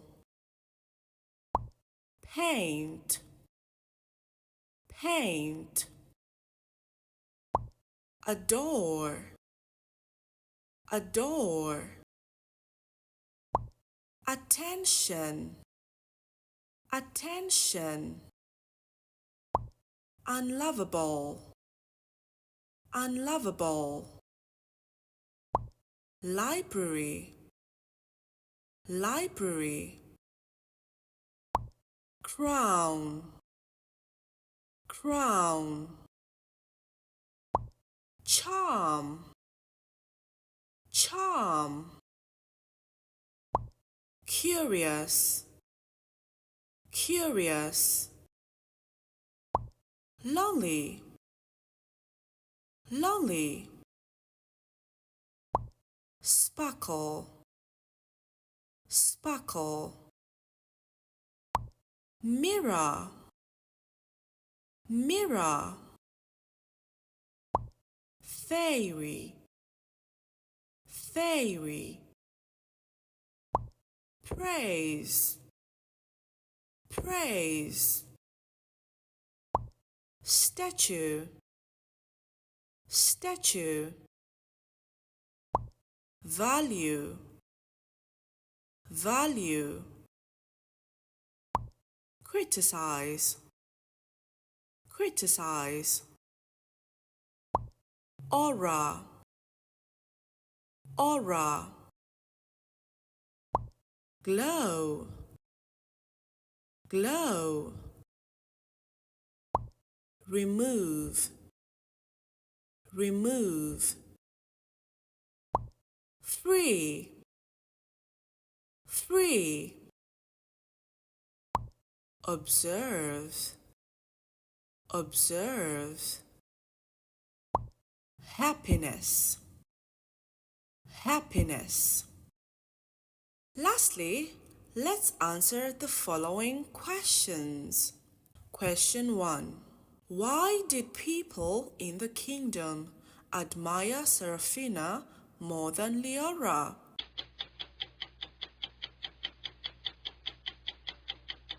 Answer. Because Seraphina was beautiful and graceful, while Leora loved to stay in the shadows. Question 2. What was Leora's true passion?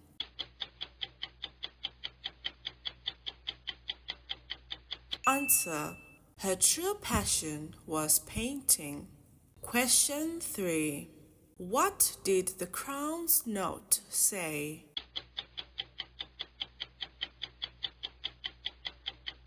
Answer. It said that everyone would love her if she wore it. Question 4. How did Leora feel when everyone paid attention to her because of the crown?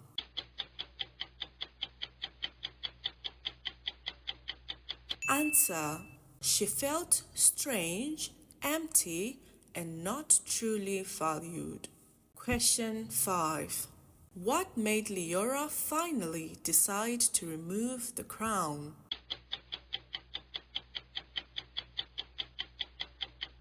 Answer. She realized she missed her true self and did not want to be loved only for her appearance. Question 6. What secret did Seraphina reveal to Leora after she took off the crown?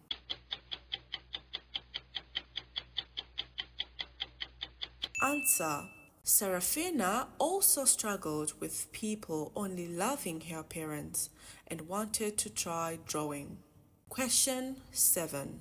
What is the main lesson the two sisters learned at the end?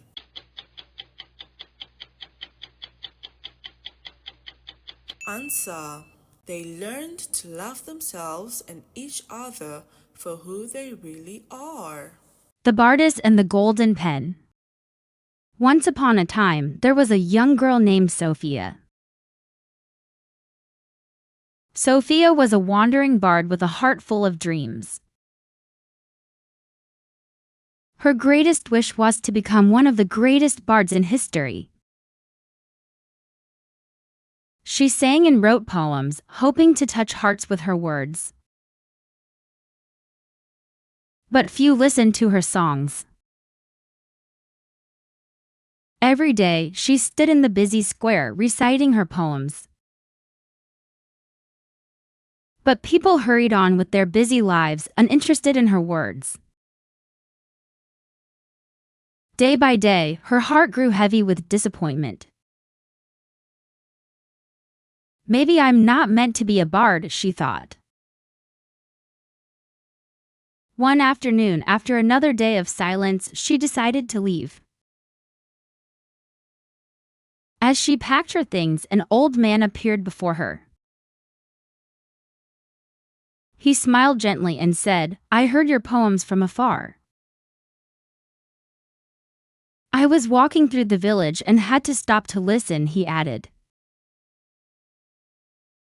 "Thank you," Sophia said. "I hope you enjoyed my performance." "I did," he smiled, looking up at the sky. "The sky is beautiful today. Can you write a poem about it?" Sophia was surprised. She had never received such a request. But her poet's heart felt a spark of inspiration. She took a deep breath and began. "The sky today is like a silk of blue. Clouds drifting gently, soft and true. The sun sets slowly behind the hills. The wind carries a fragrance that heals. The old man clapped and smiled. You have talents, child, not many possess. Sophia blushed, feeling warmth inside her. She had never heard such praise. Sophia, right? He asked. Yes, Sophia Amora, she replied with a smile. Would you mind chatting a bit with this old man? Sophia nodded and they sat on a nearby bench. The old man looked at Sophia with a thoughtful expression. He smiled gently and said, "Today is a special day, my child. It brings back memories of stories from my past." He paused for a moment, his eyes distant, then continued. Would you like to hear one of those? I wonder, as a bard, how would you end these stories? Before Sophia could answer, he began telling his story. Once, there was a young boy just like you. He also dreamed of becoming a famous bard. He wrote many poems, 100, then 1,000. Until one day, one specific poem of his became popular. But I wouldn't call it a good poem. It is just a silly poem about his argument with his brothers. Well, I believe every poem has its beauty. What I mean is that the poem did not represent his soul. However, everyone loved it and they begged him to write more funny poems. He listened to them, writing more funny poems to please the crowd. But over time, he started feeling like he had lost himself. He remembered the poems he once loved. The poems about nature, trees, and clouds. The poems about love, life, and beauty. But he had abandoned them for the glittering fame of success.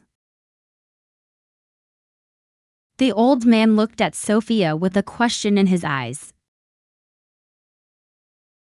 If you were that boy, what would you do? Sophia thought carefully for a moment. She took a deep breath and replied with honesty. If I were that boy, I would stop. I would refuse those requests, even if people were mad at me. Even if they brought me fame. Staying true to myself is more important than pleasing the crowd. The old man smiled softly, nodding in approval.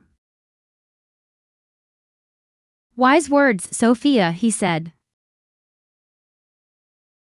The old man continued his story. The young boy grew up and kept on writing. However, he soon realized that his poems did not give him enough money. He did not have enough food or warm clothes. One day, he was approached by a wealthy family. They asked him to come live with them and only write poetry for their family. They would take care of everything from housing to money. But in return, he would only write poems that the family requested. What should he do in this situation? Sophia thought for a moment, then replied. It's a very difficult decision. Everyone needs a comfortable life. But I believe an artist cannot give up freedom. Creativity cannot be forced, creativity should be free. Creative freedom is the most precious thing, even if it doesn't bring an easy life right away. The old man smiled and continued his story. The boy grew up, became famous, and achieved success. But after many years of writing, he ran out of inspiration. He began to write less, create less. He felt lonely, tired, he felt like writing was a burden. Should he give up on the path of creation? Sophia was silent for a moment, then replied with certainty.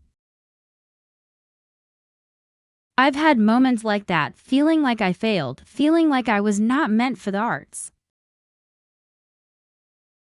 I mean, just today, I was feeling so discouraged. I think I would need to rest for a while. But one thing is certain. No matter how hard it gets, I won't give up. I am a bard and I will always be an artist. I will continue creating because that is what keeps me alive. Everyone needs a break sometimes, but the passion will never fade. The old man nodded in approval. You are truly special. You may be the one I have been looking for. The one. Sophia tilted her head in confusion. I am a bard of great renown in the capital. I have been searching for young talent to give them this. The man pulled out a pen from his pocket. The pen was shining in the sunlight. The golden pen has the power to write wonderful songs. Songs that will make the name of the one who holds it unforgettable. He turned to Sophia and said, I offer you this pen. I believe you have great potential. With it, I can help you become an even greater bard. Sophia was shocked and deeply moved by his compliments. Someone finally recognized her talents. But after a moment of thought, she decided to decline. Thank you so much. But I don't think I can take it. The old man urged her to accept, saying, Didn't you just admit? No one supports your songs. If you want to succeed, you need a little help. Sophia replied softly, You have lightened up my day. For that, I am deeply grateful. But I want to write with my own strength. I want to create poems that I can be proud of, even if they are not perfect. The old man nodded, his face expressing regret. He turned to leave, but as he did, Sophia noticed a smile on his face. It was as though he had seen something very special in her decision. In the days that followed, something miraculous began to happen. Audiences from all directions started gathering in the square to see Sophia. People were amazed by her stories and verses. Sophia overheard the crowd murmuring in admiration. Just like he said, she truly is creative. Gradually, Sophia heard more stories of the old man and the golden pen. Some other bards had received the golden pen from him. They took the pen, and according to their angry stories, that man was a fraud, that was just a regular pen. However, Sophia knew the truth. That was the last test from him. The old man did not want to give her talent. No one could give her talent. Art and creativity are not things that can be given or bought. They come from within each artist. What the old man did was give her a small push. He introduced her to an audience that could have taken years for her to find on her own. He couldn't be sure if they would stay. But he knew that with Sophia's unwavering persistence, she would soon surpass him and become a wonderful artist. Because Sophia has what is most important to an artist, her uniqueness and authenticity. In the end, it is not fame or approval that defines an artist, but staying true to one's own soul. Let me explain some new words from these stories. Bardess. Bardess. Wander. Wander. Heart. Heart. Dream.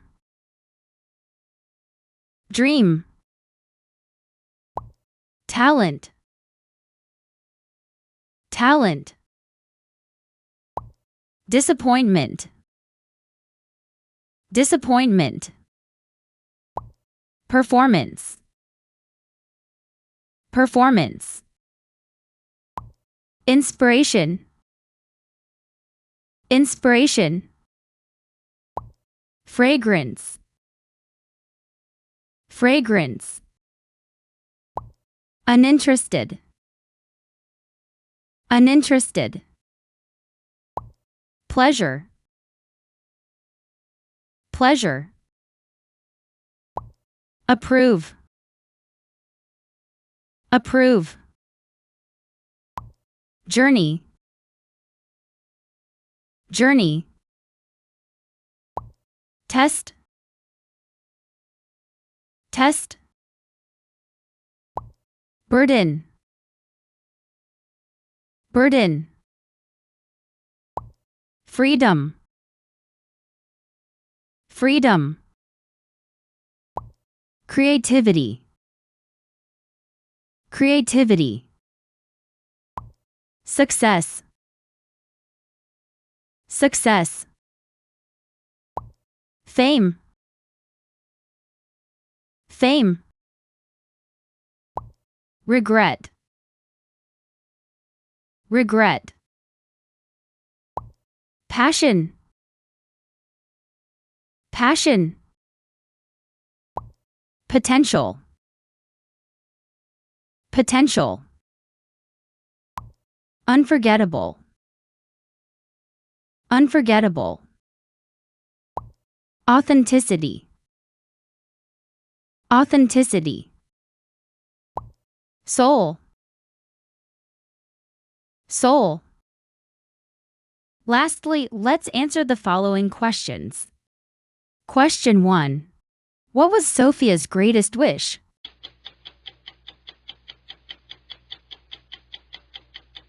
Answer. To become one of the greatest bards in history. Question 2. Why did Sophia feel discouraged at the beginning?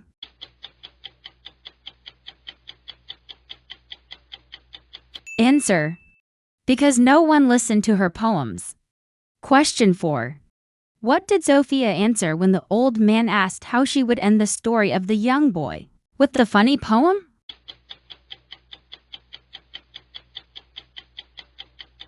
Answer. She replied that she would refuse to please others and stay true to herself. Question 5. What did Sophia say when asked if the man should give up on his path of creation?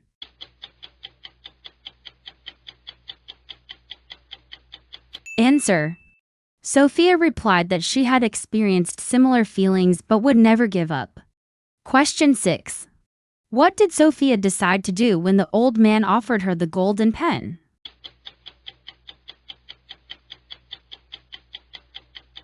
Answer. She decided to decline the offer. Question 7. What is the most important thing for an artist, according to the story?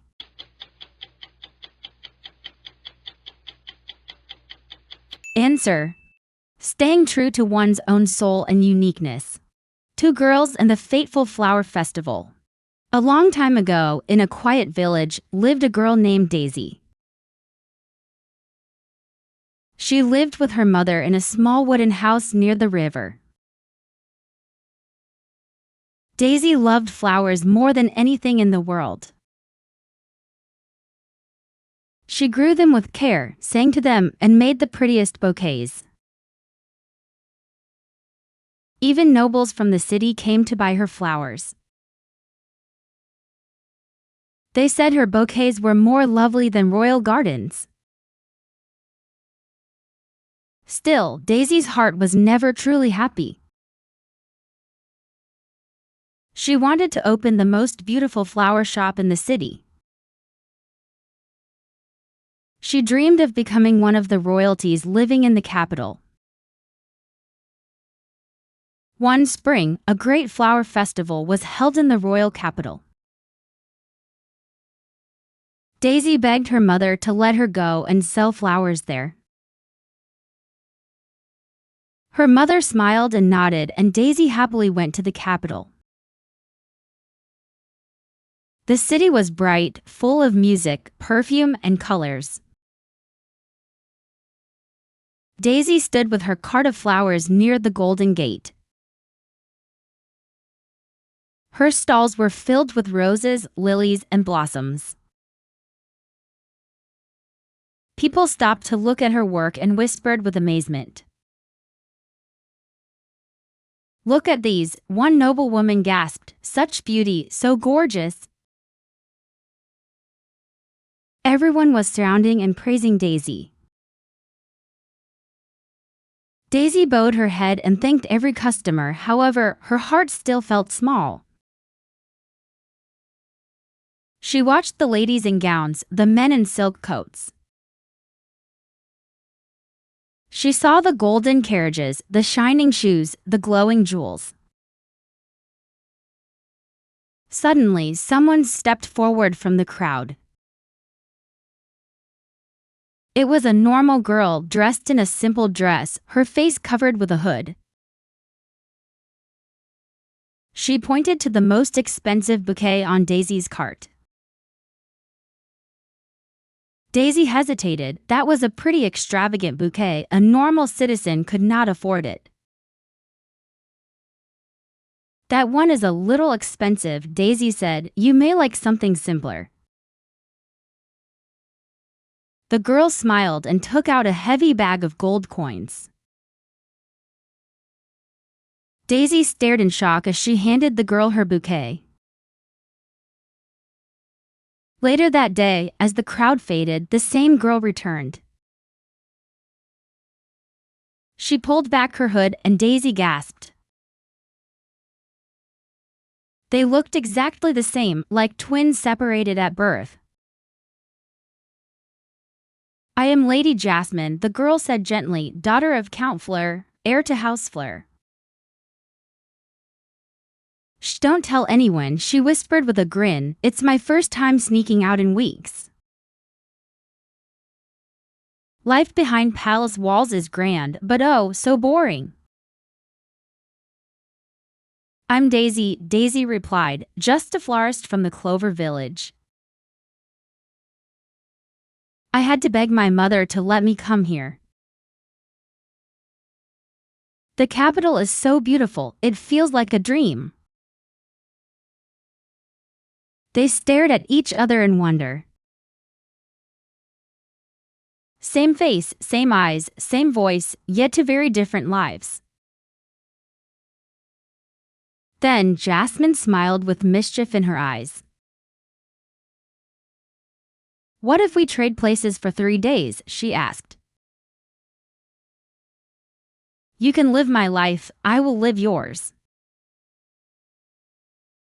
Daisy's heart jumped with excitement and fear. But what if someone finds out? She whispered. No one must know, Jasmine said. We'll meet again in 3 days. They shook hands, sealing their secret with smiles. Daisy arrived at the Fleur estate as the sun set. The palace was quiet, grand, and filled with the scent of roses and cinnamon. A maid opened the golden doors and curtsied. Welcome home, Lady Jasmine, she said softly. Soon 3 maids came to dress her. They washed her hands with rose water and tied a silk ribbon in her hair. A governess handed her a scroll. Your schedule for tonight, my lady, please follow it exactly. Dinner was in a room with tall windows and golden chairs. When she picked up bread with her hands, someone gasped in shock. Use the fork, Lady Jasmine, a servant whispered behind her chair. Then another servant whispered, please sit up straight, others are looking. Daisy's cheeks turned red as she looked down at her plate, suddenly losing her appetite. Everything was so beautiful, yet she felt like a flower in a glass box. The next evening, Daisy wore a silver gown for a grand palace ball. The ballroom sparkled with chandeliers and polished floors. People bowed and called her Lady Jasmine with smiles and praise. A nobleman took her hand. May I have this dance, my lady? He asked. She nodded shyly and followed his lead with grace. Her heart beat fast with excitement. At last, something fun was happening. She smiled and thought, maybe I do belong here after all. You must love roses and tulips from the royal greenhouse, he said. I prefer marigolds and daisies, she smiled. They grow strong in all weather. The man blinked, clearly surprised by her answer. Their dance ended with a quiet bow and no more words. Daisy walked to the refreshment table and took a glass of juice. A noble woman beside her asked, Jasmine, do you enjoy hunting trips like your father?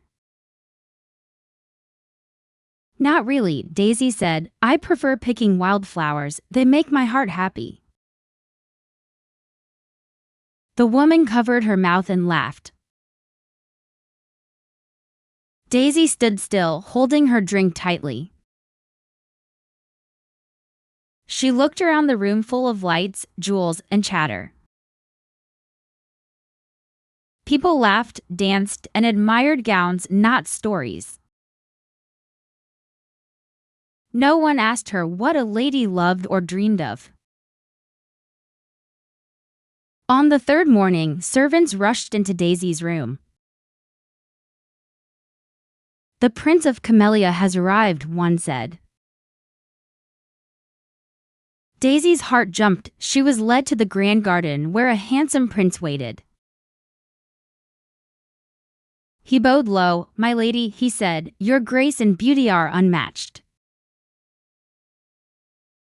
He reached for her hand and smiled gently, according to our old family agreement. Our wedding will be on the next full moon. There will be many feasts and events before that day. I hope you will enjoy them all with me.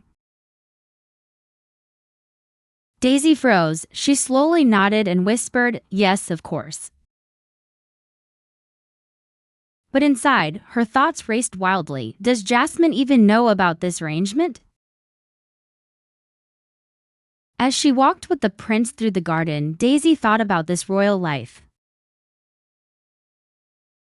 I wanted fancy clothes and grand halls, but why does it feel so heavy?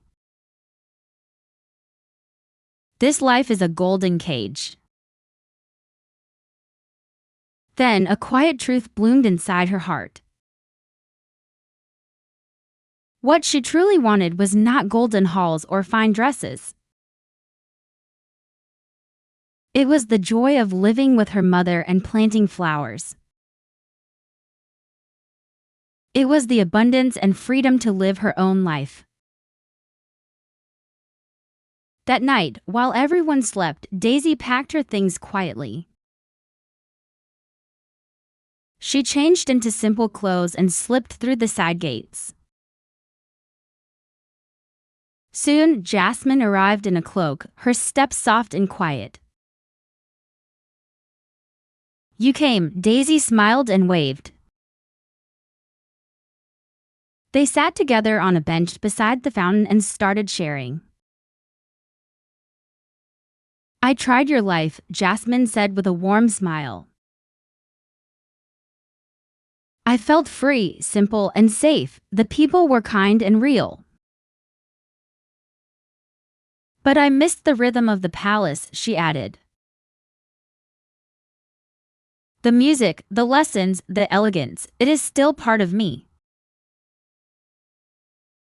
Daisy nodded slowly. "I also tried your world.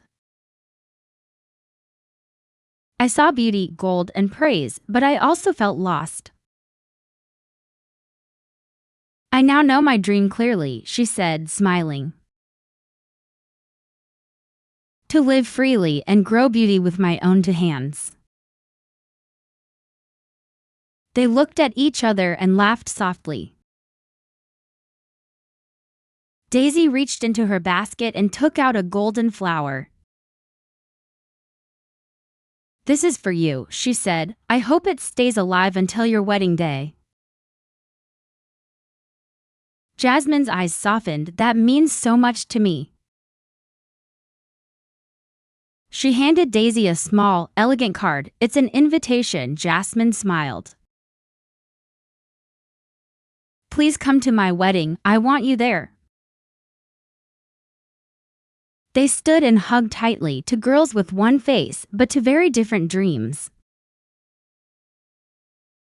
Weeks later, Daisy returned to her village and kept growing thousands of beautiful flowers.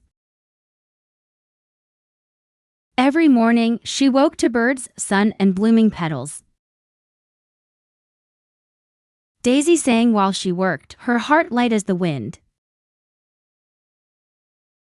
She had gained something priceless from her journey, a friend, a truth.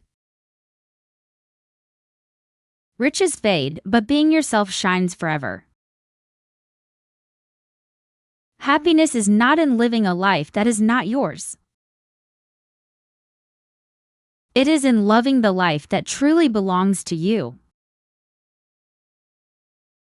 Let me explain some new words from these stories. Daisy. Daisy. Jasmine. Jasmine. Bouquet. Bouquet.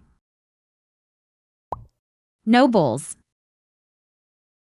Nobles. Royal. Royal. Capital. Capital. Festival. Festival. Cart. Cart. Amazement. Amazement. Gowns. Gowns. carriages, carriages. Jewels, jewels. Hesitate, hesitate. Whisper, whisper. Sneaking, sneaking. Chandelier, chandelier. Dance, dance. Blink, blink. Wildflowers, wildflowers. Whisper, whisper. Prince, prince. Feast, feast. Fountain, fountain. Lastly, let's answer the following questions. Question 1. Why did Daisy want to go to the capital?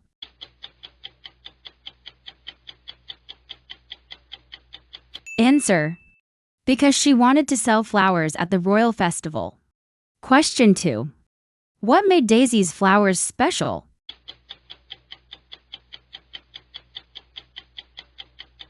Answer: they were very beautiful, more beautiful than royal gardens. Question 3. Who was the girl that bought Daisy's most expensive bouquet?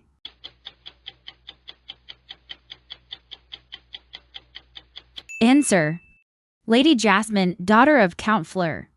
Question 4. What did Jasmine suggest to Daisy?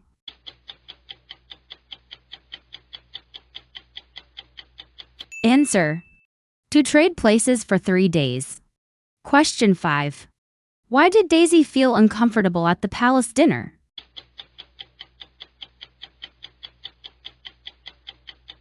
Answer: because she was not used to the royal manners. Question 6. What shocked Daisy in the garden with the prince?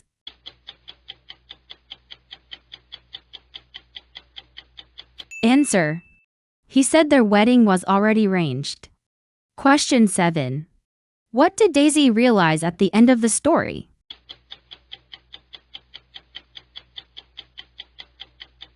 Answer: that she wanted a free and simple life with her mother and her dream. A village made of ours.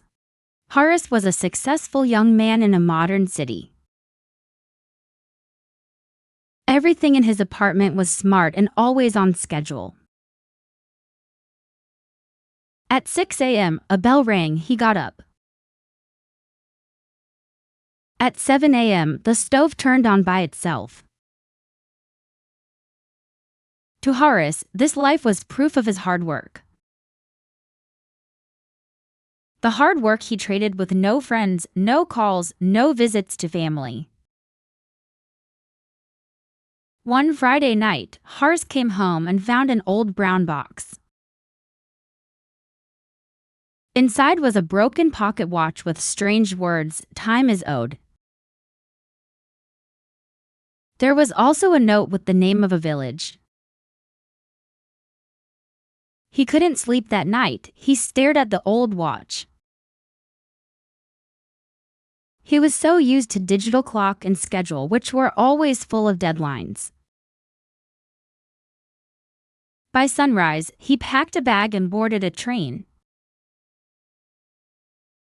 Horace arrived at the village at 8 a.m. It was a small place, but full of life. The air smelled like bread and soup. As Horace walked through the village, he realized everyone was eating. Horace smiled at a woman. She looked at him, lifted her spoon, and kept eating. He waved to 2 boys. They turned away and kept chewing. Feeling lost, he stepped into a small eatery. There, behind the counter, stood a young woman. "Good morning, you're not from here, are you?" "How do you know?" Horace replied. "I'm Mirai," she said. "Of course I know. You are not eating in the eating hour." "The eating hour?" Horace blinked. Mirai patiently explained, "Our village has specific work for 24 hours. Each hour has one purpose, like 1 hour for eating, 1 for working, 1 for resting, so on." Suddenly, the bell outside rang loud and clear. Before Horace could say anything, Mirai grabbed his hands. "It is easier to show you. Come with me." It was 9 o'clock. "Now it is the hour of records," Mirai said. Every house had someone with a pen. Some wrote in small books, some typed on old machines. "Everyone writes down what they did yesterday," said Mirai. Horace looked at Mirai, who was also writing. It had words like talked 300 sentences, sat 3 hours, smiled once. Horace was shocked. "You do this every day?" "Yes," said Mirai. "It keeps things in order." After a while, the bell rang again. It was 10 o'clock. The hour of thanks had begun. Mirai smiled at Horace. Horace then saw other villagers walking around. Some gave letters, some gave bows, some said kind words.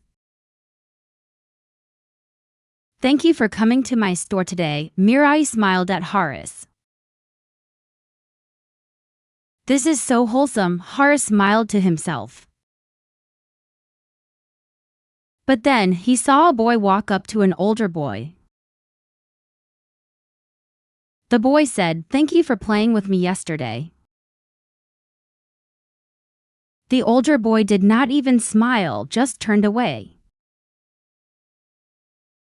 "That older boy often bullies him," Mirai whispered. "But the young one has no other friend," he had to say thank anyway. Horace felt uneasy. Is this kindness real? Mirai looked down. "Real or not, we have to say it." With that, the bell rang again. It was 11 o'clock. "The hour of silence," Mirai said as she pulled Horace into her house. They sat inside a quiet room, the lights dimmed. Mirai gently explained, "It was the perfect time to rest the body. No one knocked, no one called, no one disturbed. You should also get some rest." Horace closed his eyes. This is the most reasonable hour so far, he thought. But then a sound broke the stillness, a soft sob. Horace opened his eyes and stood up. "I think someone needs help." Mirai gently grabbed his hand. "No. Even sadness and sharing must wait for its hour." Horace sat back, heart heavy. He thought of his own life, his long days working to a schedule. Is this order, he wondered, or a cage? The bell rang again. It was 12 o'clock. "It is now the hour of exchange," Mirai said. "We can talk now." "Mirai," Horace asked, "where does the bell sound come from?" From the clock tower, the one in the center of the village. Horace paused for a moment, then asked, "Do you ever feel trapped here?" Mirai gave a small sigh. "Yes," she said softly. "But I must get used to it. Everyone here follows the same path." Horace leaned closer. "Want to go with me?" This is the hour for conversations, isn't it? I have some questions for whoever controls that clock. Together, Horace and Mirai ran to the clock tower. A tall tower made of stone and iron. No guards, no locks, no signs. "Why does no one come here?" Horace asked. "Because it always works," Mirai said. And when something always works, people don't question. They stepped inside. Dust filled the air.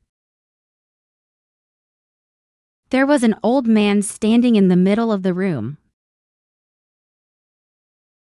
The man looked at the two friends and then at the old pocket watch in Horace's hand. He smiled quietly. "I've been waiting for you, Horace. My name is Eldon. Allow me to tell you a story. Your grandfather, Bennett Horace, came here long ago. This village was wild and broken. People lived with no order. So Bennett built this great clock tower and a schedule for the whole village. But he always reminded me a clock is a guide, not a cage." Eldon sighed. After he passed away, the village grew afraid. They thought, without strict rules, we would fall again. So they made new laws, more hours, more rules. Horace asked, "If you knew this, why didn't you stop it?" Eldon looked down at his hands. "Because I was afraid to. And I couldn't stop the clock." He stood up and pointed to the great machine. "This clock needs a key to stop, a real old key. And only Horace's family has it." Horace opened the back of the watch. Inside, hidden behind the metal plate, was a tiny key. The next morning, the village waited for the 8 a.m. hour of eating. But no bell came. People looked around, confused. Then, from deep inside the clock tower, a voice echoed. "Time should guide, not bind." An old man gasped, "That voice! That's the old village leader." Other villagers began to gather around the tower. "I'm very happy to see you all here," the voice said warmly. "But I must ask, why are you here? There is no hour for visiting the clock tower, is there?" A few people chuckled softly. But others were more serious. "We missed you. We needed your voice, we needed the bell." The voice replied gently, "But tell me, did a bell guide you here?" Silence fell. Many shifted on their feet. "You came because you cared," the voice continued, "because you remembered me." The village began to murmur, "Did we just choose this?" The voice became soft but clear, "My villagers, you have grown so strong now. Perhaps you no longer need guidance for everything. From now on, we stop the hours. Not to break the village, but to give it back to you. To your hands, to your hearts, to your time. In the days that followed, there was some confusion. Some forgot what to do, some just stood still. But slowly, people began to choose for themselves. A woman ate breakfast at 9, a young man wrote poems. People shared tears and laughter anytime, anywhere.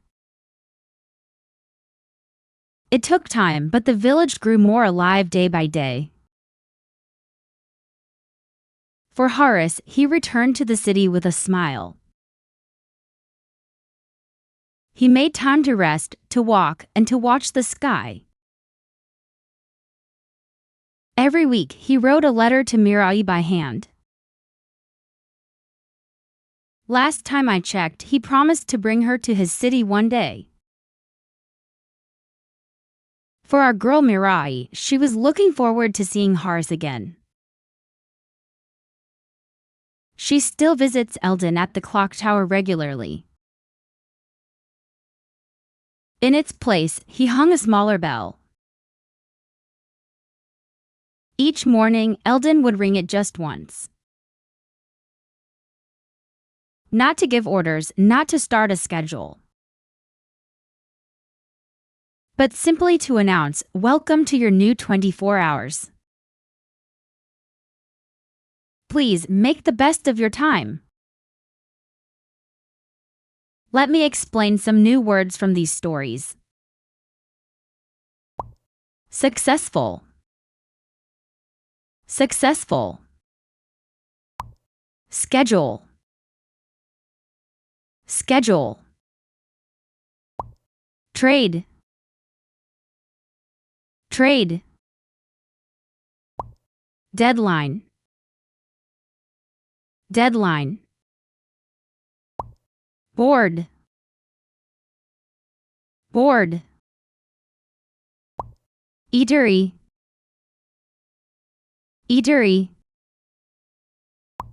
Purpose. Purpose.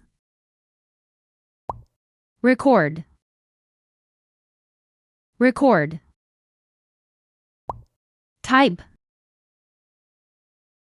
Type. Order. Order. Thank. Thank. Wholesome. Wholesome. Bully. Bully. Silence. Silence. Rest. Rest. Disturb. Disturb. Cage. Cage. Exchange. Exchange. Control. Control. Question. Question. Remind. Remind. Afraid. Afraid. Confused. Confused. Guide. Guide. Choose. Choose.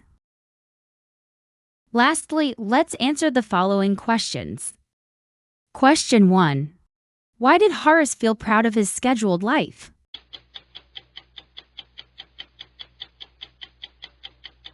Answer. Because he believed it was the result of his hard work. Question 2. What was inside the mysterious brown box Horace received?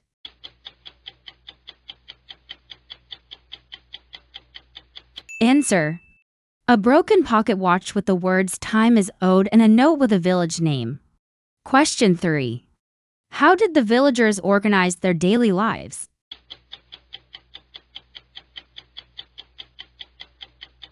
Answer. They followed a strict schedule where each hour had a specific purpose. Question 4. Why was Horace surprised during the hour of thanks?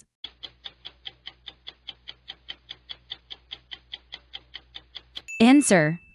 Because not all gratitude felt genuine. Some people said thanks out of obligation, not true feeling. Question 5. What was Mirai's response when Horace asked if she felt trapped?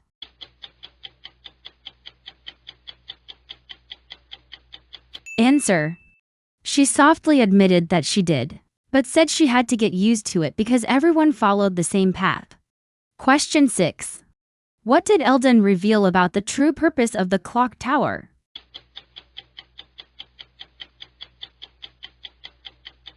Answer. That it was meant to guide the people, not to control them. Question 7. What happened to the village after the bell stopped ringing?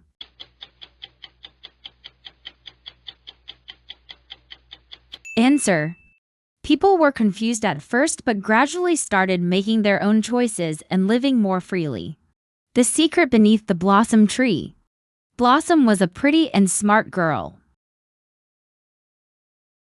She lived a happy life just like any other girls. But Blossom had a secret. She was an adopted child. Her current parents found her in a village far away. They loved her dearly and took care of her so well. That was why Blossom never wanted to ask about her past.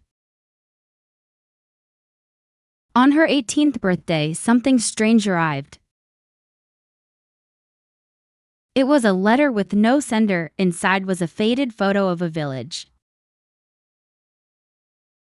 There were no names, only 5 words: "Come home, it's not over." When Blossom showed it to her parents, their faces turned pale. "This is Blue Stream Village," her mother whispered. "That's where we found you." Not long after, Blossom arrived at the village. The trees were dry, the fields were empty. The villagers away when she passed, some whispered softly, "Cherry." Blossom was confused. She asked, "What happened to the land?" One old man frowned. "Didn't you already know this?" A woman shook her head. "She's pretending again," she said. "If you want the same answers again, speak to the elder." Blossom's heart felt heavy, but she had no other choice. She walked to the elder's house. The elder opened the door before she knocked. "You look just like her," he smiled. He told her an accident happened 18 years ago. The village lost the family that cared for the sacred tree. Since then, the tree has died slowly and the land has followed. "You are the one," he said. "You can restore our village." According to the instructions, Blossom followed the path into the deep woods. She walked past a dry stream. Beside it was a pile of rotten garbage. Then she saw a broken wooden sign: "Do not dump waste into the water." Blossom's heart sank as she stepped deeper into the forest. After some hours of walking, she reached the destination. At the heart of the forest stood the forest spirit. It was massive, like a giant made of roots and bark. Suddenly, the forest spirit looked at Blossom with glowing eyes. "My child," it said in a deep voice, "you have come seeking truth. Then you must answer 3 riddles, said the spirit. If your heart is true, the path will open. It began the first riddle. Once laughter rang through field and stream. Now silence takes the morning beam. I believe, she said gently, that the villagers have forgotten how to care. As I walked through the village, everyone was cold and distant. They no longer trust or help each other. Without love, joy disappears. The spirit's roots moved slowly, like a nod. Then came the second riddle. The elder told you, it said slowly, that when the sacred tree began to die, the crops stopped growing and the land grew weak. The spirit leaned closer. Do you believe him, child? Blossom looked down. She thought of the garbage, the dry field, and the broken sign. She raised her head. I believe the sacred tree is important, she said. But I don't think it's the only reason. I saw trash by the river. I smelled rot in the water. The land is hurt because of the people. The forest groaned softly. Leaves shook above her. Why does the mirror split one face in two? Why are you called by a name untrue? Blossom's breath caught. Her voice trembled. She suddenly remembered how some villagers called her Cherry. How do you know about that? The tree stood silent. It did not answer her question. Then the ground beneath her feet began to glow. Go, child, said the forest spirit. Your path is not done. Blossom stepped into the passage. There, standing still as a statue, was a girl. Blossom gasped. The girl looked just like her, same eyes, same face, same quiet wonder. Hi, Blossom, my name is Cherry, the girl said as she ran to hold Blossom's hands. They sat on the stone floor. Cherry shared her story. Cherry had been working as a journalist, which led her to the village months ago. She soon discovered the truth about the village and her own identity. Years ago, the twins were born in Blue Stream. Their family had tried to warn the villagers about the pollution of the river and the forest. But the villagers did not listen, so they decided to leave. However, that night, a fire broke out in the forest. Their parents died in the flames. The twins were saved, but separated. Blossom could not help but hug Cherry tightly. I was the one who sent you the letter, Cherry said. The forest spirit can sense where you live. They want to honor the family that once loved nature so deeply. They want us to meet again. Then, why didn't you just come to me directly? Blossom tilted her head. Cherry looked down, then met her sister's eyes. Because this isn't just about me, or even just about us. You don't want joy only for yourself, do you? Blossom smiled. I think I know what you mean already. Cherry happily placed her hand over Blossom's. We will bring the village another chance to remember, to heal, and to grow again. The forest spirit looked at the two sisters. Your parents must be very proud. Its eyes were tired but warm. Now, here is the reason why I brought you back. I cannot heal this land alone, it said. I need your hands, I need your hearts. And most of all, I need their faith. The tree then gave the sisters a small glass bottle.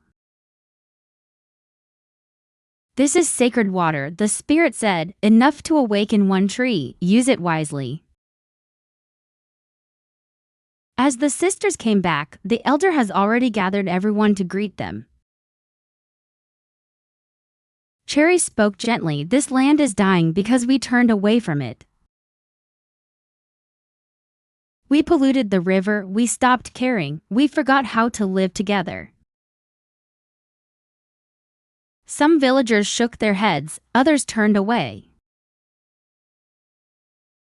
No more lies, someone muttered. The trees are dead, they can't be saved. Blossom stepped forward. Then let me show you, she said. She walked to the withered sacred tree. It stood like a skeleton in the soil. Blossom opened the bottle. She poured the sacred water over the roots. At first, nothing happened, then the ground shook softly. Tiny green leaves appeared, then buds, then flowers. Soft pink petals burst open on every branch. A cherry blossom tree now stood in place of the dead one. Gasps filled the air, children clapped, the elder fell to his knees. It's true, he whispered, she brought it back. The villagers believed, they followed the sisters. They cleaned the river, they planted new crops, they helped each other. After a week, the land began to heal. Under the cherry blossom tree, the sisters stood together. They smiled as the petals danced around them. That day, it wasn't just two sisters who found each other again. It was a whole village that found its lost heart. Let me explain some new words from these stories. Adopt. Adopt. Fade. Fade. Whisper. Whisper. Restore. Restore. Trust. Trust. Disappear. Disappear. Pollute. Pollute. Protect. Protect. Tremble. Tremble. Burn. Burn. Separate. Separate. Honor. Honor. Believe. Believe. Bloom. Bloom. Heal. Heal. Reunite. Reunite. Stream. Stream. Spirit. Spirit. Riddle. Riddle. Passage. Passage. Faith. Faith. Sacred. Sacred. Withered. Withered. Ancient. Ancient. Silent. Silent. Lastly, let's answer the following questions. Question 1. Why did Blossom never ask about her past?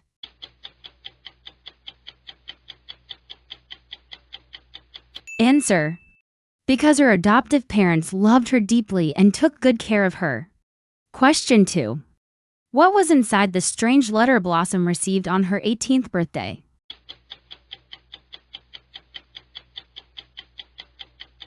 Answer. A faded photo of a village and a message that said, "Come home, it's not over." Question 3. How did the villagers react when Blossom returned to Blue Stream Village?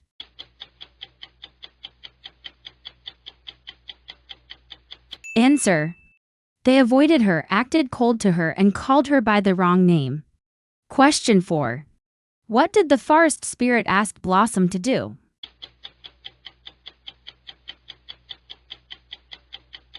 Answer. To answer 3 riddles in order to reveal the truth and open the path forward. Question 5. What was Blossom's answer to the second riddle about why the land was dying?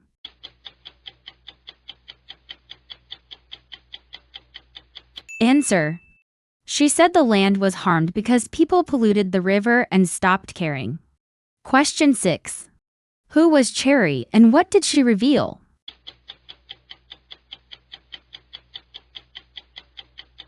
Answer. Cherry was Blossom's twin sister, and she told the story of how they were separated after their parents passed away in a forest fire. Question 7. What happened after Blossom poured the sacred water on the tree?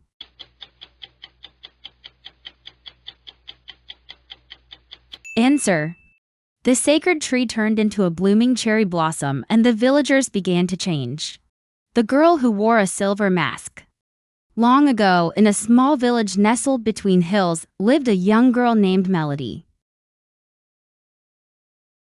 Her voice was like a sweet bird singing in the morning sun.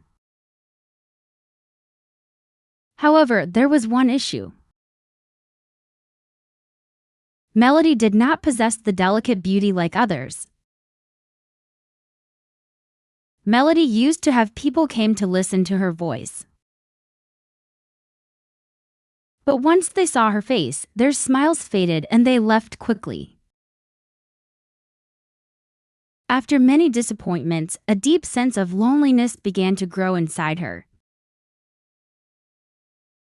Luckily, she still had her supporter, who was Amor, her childhood friend. He often came to hear her sing and would say, "Melody, your voice is a gift from the divine. You should be proud of yourself." Melody smiled weakly, grateful, but the emptiness still lingered in her heart. One day, Melody decided to sing in front of the entire village. She wanted to show them her talent. She wanted people to finally notice her. With her heart full of courage, she stood on the small stage. She sang a beautiful song that made the birds stop to listen. But as she sang, she noticed something strange.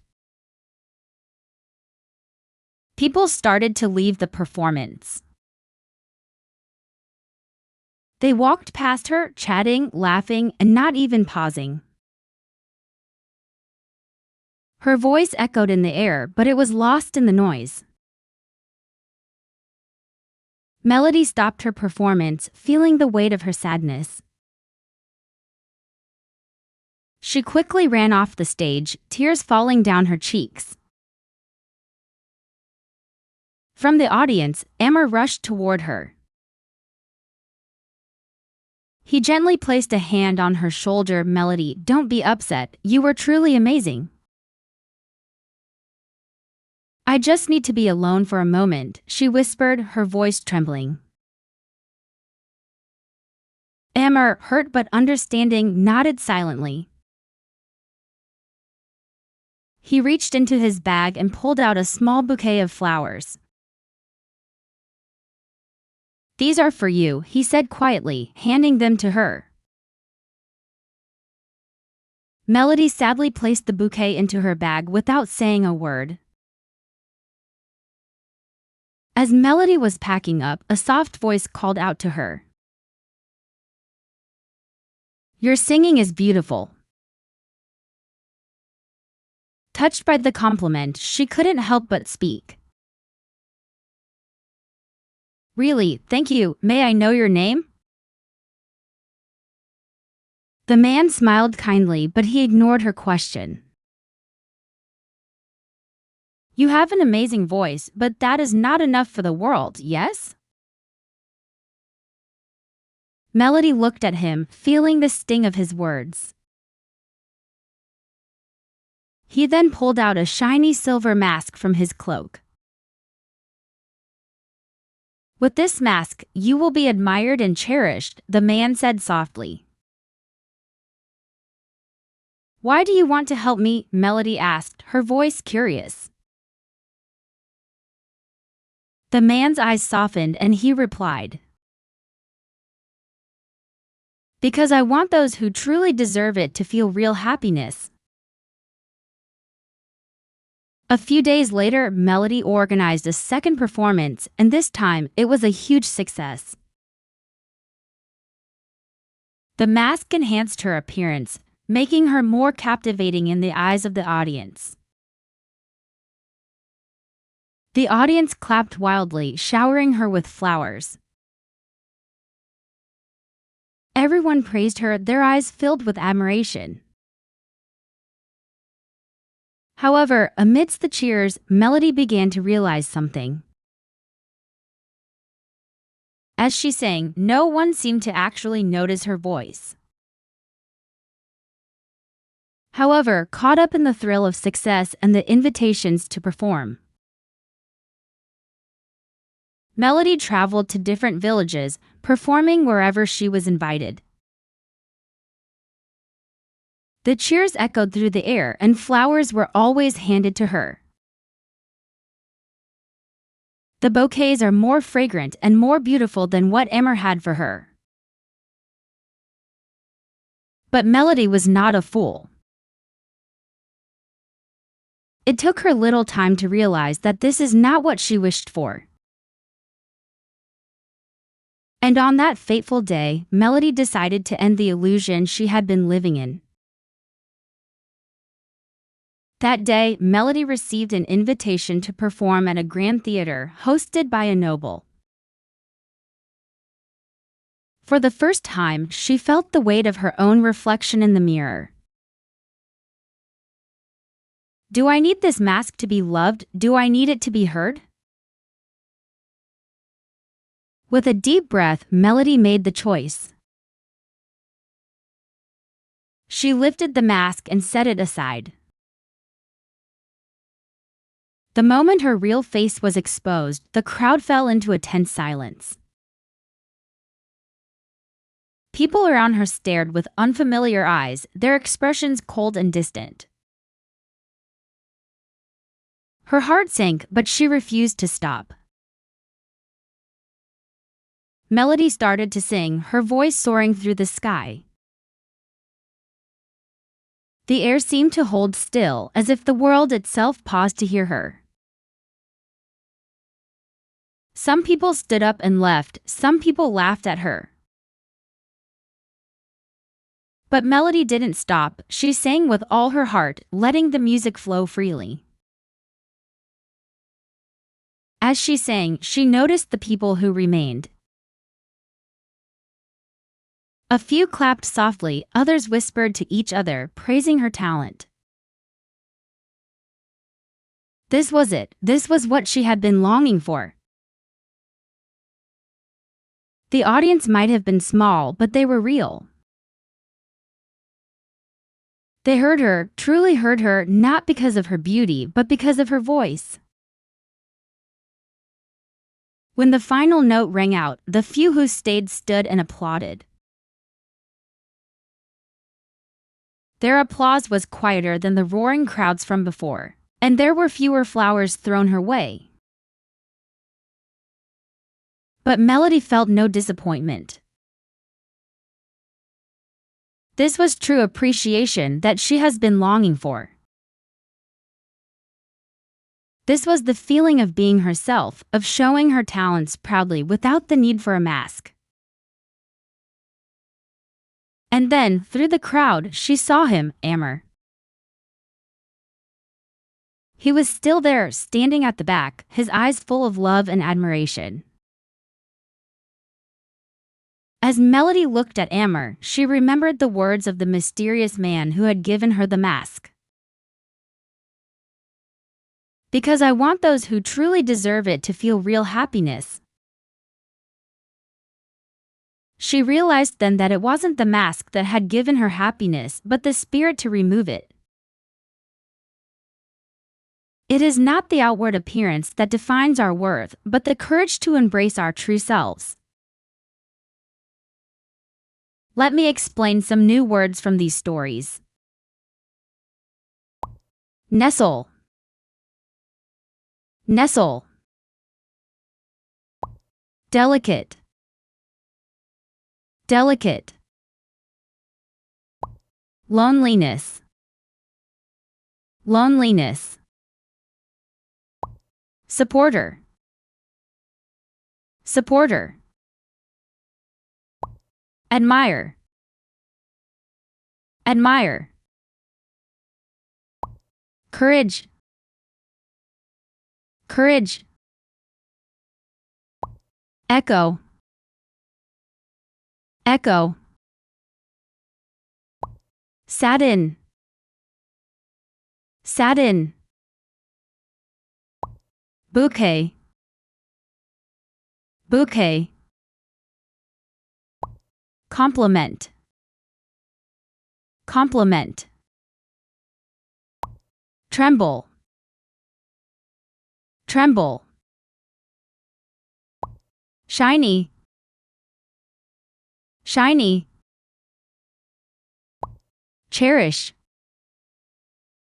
Cherish. Admire. Admire. Captivate. Captivate. Fragrant. Fragrant. Fool. Fool. Illusion. Illusion. Reflection. Reflection. Tense. Tense. Soar. Soar. Whisper. Whisper. Appreciation. Appreciation. Long. Long. Lastly, let's answer the following questions. Question 1. Why did Melody feel lonely despite her talent?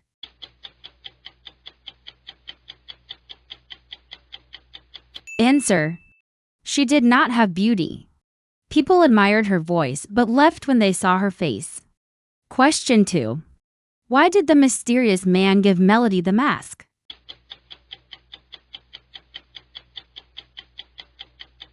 Answer.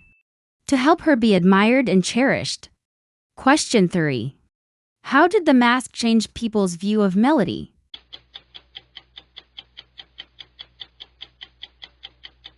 Answer. It made her more captivating and admired. Question 4. What made Melody unhappy with her success?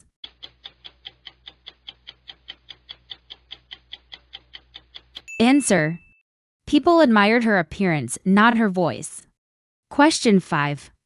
What was Melody's decision at the Nobles' party?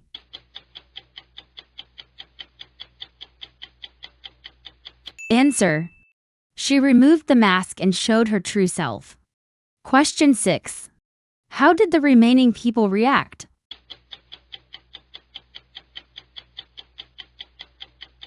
Answer. Many people left, but some still stayed. They clapped softly and appreciated her talent. Question 7. What lesson can we learn from Melody's story?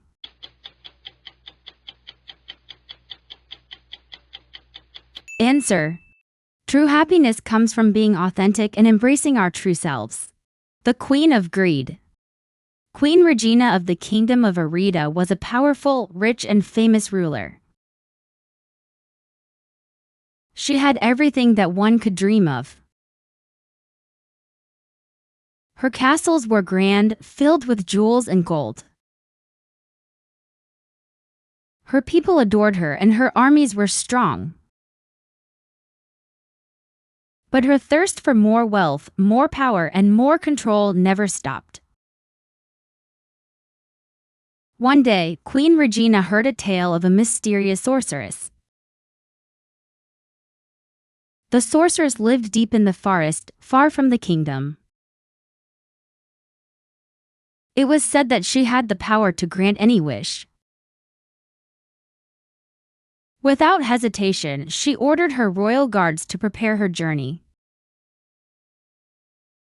After days of traveling, Queen Regina entered the dark forest with her royal guards. She stopped in front of a small, strange cottage. Inside, an old woman with glowing eyes stood waiting. Regina's eyes narrowed and she raised her chin high. "You will do as I command," she said, her voice harsh. "Remember, you are a subject of my kingdom. You must obey your queen." The sorceress smiled a little. "I will not be forced into giving you anything," she said. "I only grant gifts to those who are worthy." Regina's eyes flashed with anger. "Do you dare refuse me? I am the queen, and you will obey," she hissed. "If you refuse, I will burn down this forest and all that lives within it."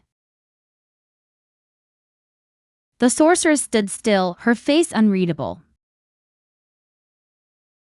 "You threaten me with fire and destruction?" she asked, raising an eyebrow. "You are a queen of a peaceful kingdom, yet you resort to violence." "Very well, I accept your challenge." Queen Regina stood tall, her eyes sparkling with a wicked triumph. "My first wish," Regina declared, "is for endless wealth. I want a treasure so vast that I will never have to worry about money again." The sorceress gazed at her quietly, her expression unreadable. With a wave of her hand, the air around them shimmered with magic. In an instant, a mountain of treasures appeared in the queen's palace. Gold coins poured from the ceilings, filling the halls. Hundreds of shimmering dresses made from the finest silks were placed at her feet. Queen Regina left the forest, her heart full of greed and desire. She returned to her grand palace, surrounded by endless treasures. Weeks turned into months, and there was an emptiness growing inside her. She looked around at the piles of riches, but they felt dull, empty.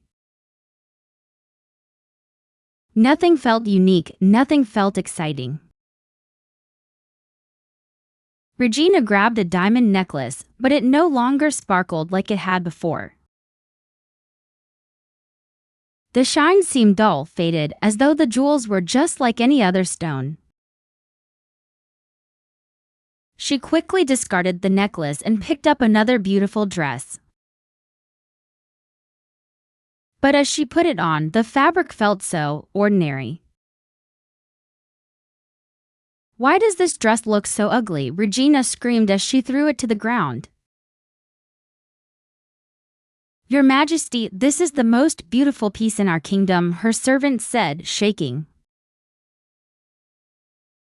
"More, I need more," Regina shouted, her voice cutting through the silence. Then, Queen Regina mounted her horse and rode to the heart of the forest once more. "I want more," Regina demanded, her voice sharp. "I want power, the power to control everything around me." The sorceress looked at her with a knowing gaze. And with that, the queen's body pulsed with an unstoppable force. Regina lifted her hand and the wind began to swirl around her. With a snap of her fingers, rain began to fall from the sky. She raised her other hand and the clouds parted, leaving a clear blue sky. She was truly the most powerful person in the world. She was a queen like no other, with infinite power at her fingertips. At first, Regina felt invincible. She enjoyed watching the world bend to her will. She made the sun rise and set whenever she wished.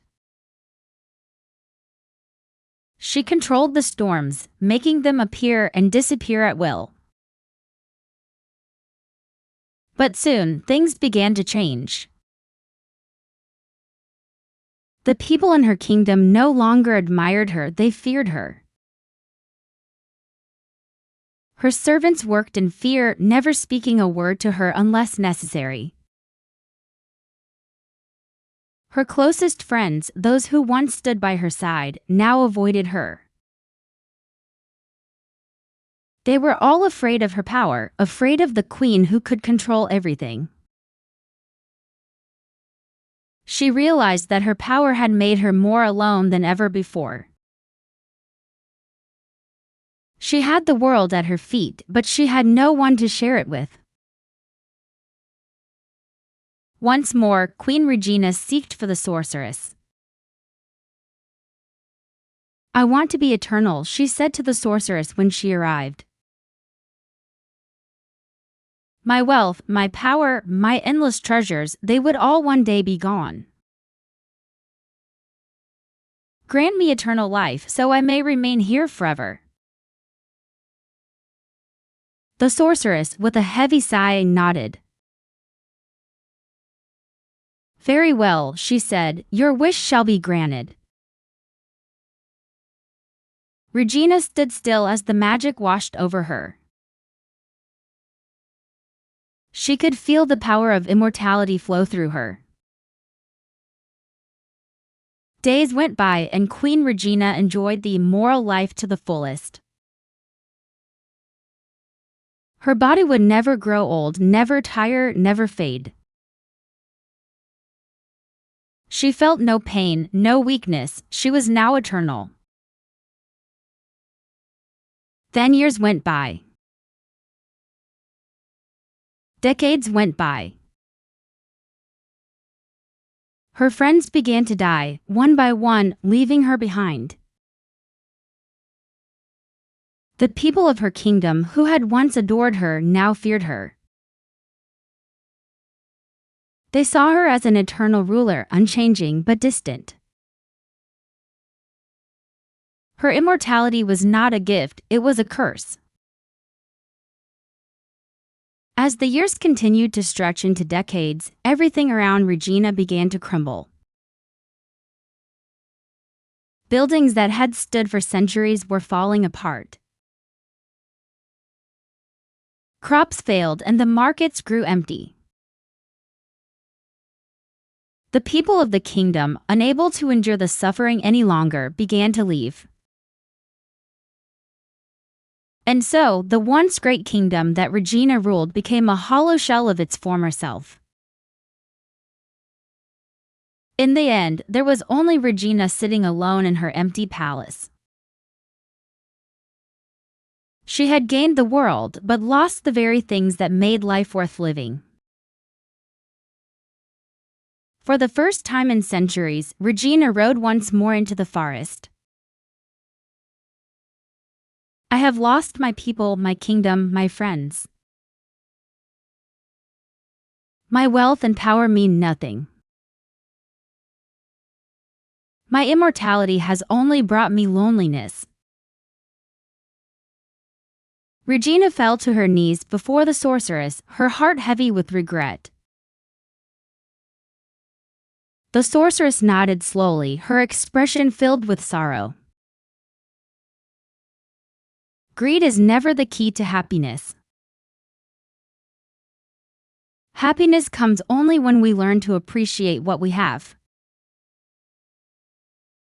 The sorceress continued, now, you must decide, will you continue to live in your endless prison? Or will you choose to live fully, like all who are bound by time? Regina looked up, her eyes filled with hope.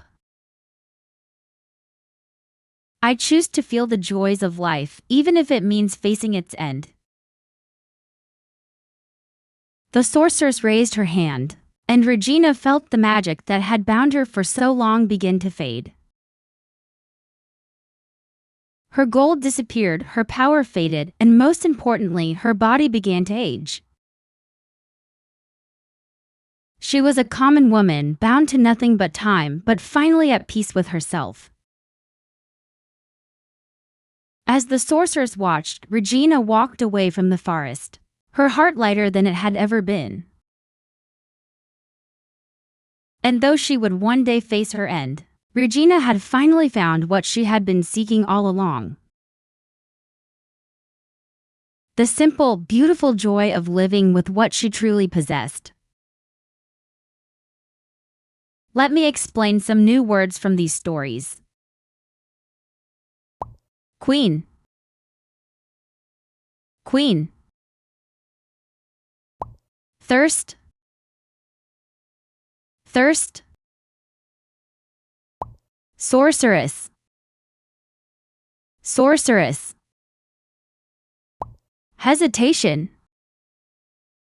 Hesitation. Journey. Journey. Command. Command. Grant. Grant. Unstoppable. Unstoppable. Swirl. Swirl. Immortal. Immortal. Invincible. Invincible. Admire. Admire. Control. Control. Shimmer. Shimmer. Treasure. Treasure.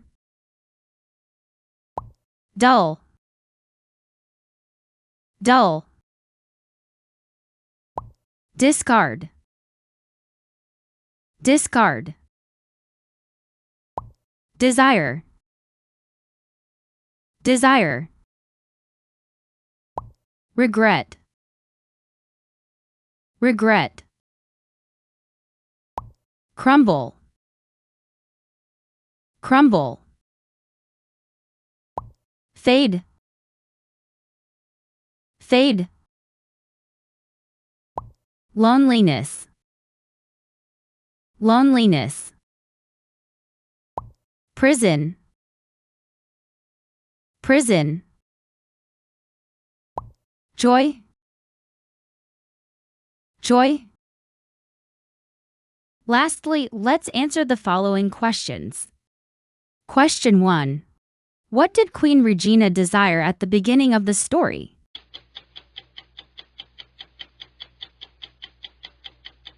Answer. She wanted more wealth, power, and control. Question 2. Why did Queen Regina visit the sorceress in the forest?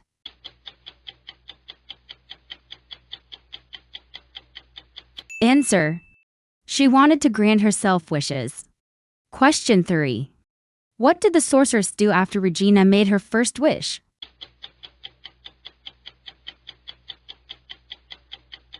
Answer. The sorceress granted Regina's wish, and a mountain of treasures appeared in her palace. Question 4. How did Regina feel about her wealth after a few months?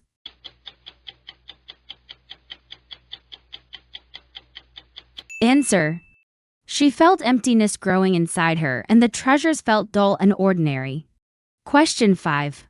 What did Regina demand after she grew dissatisfied with her wealth?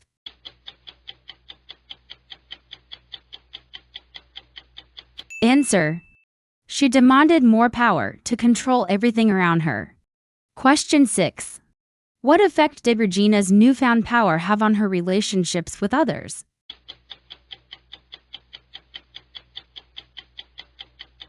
Answer. Her power made people fear her, and she became more isolated and lonely. Question 7. What was Regina's final wish, and what did she realize afterward?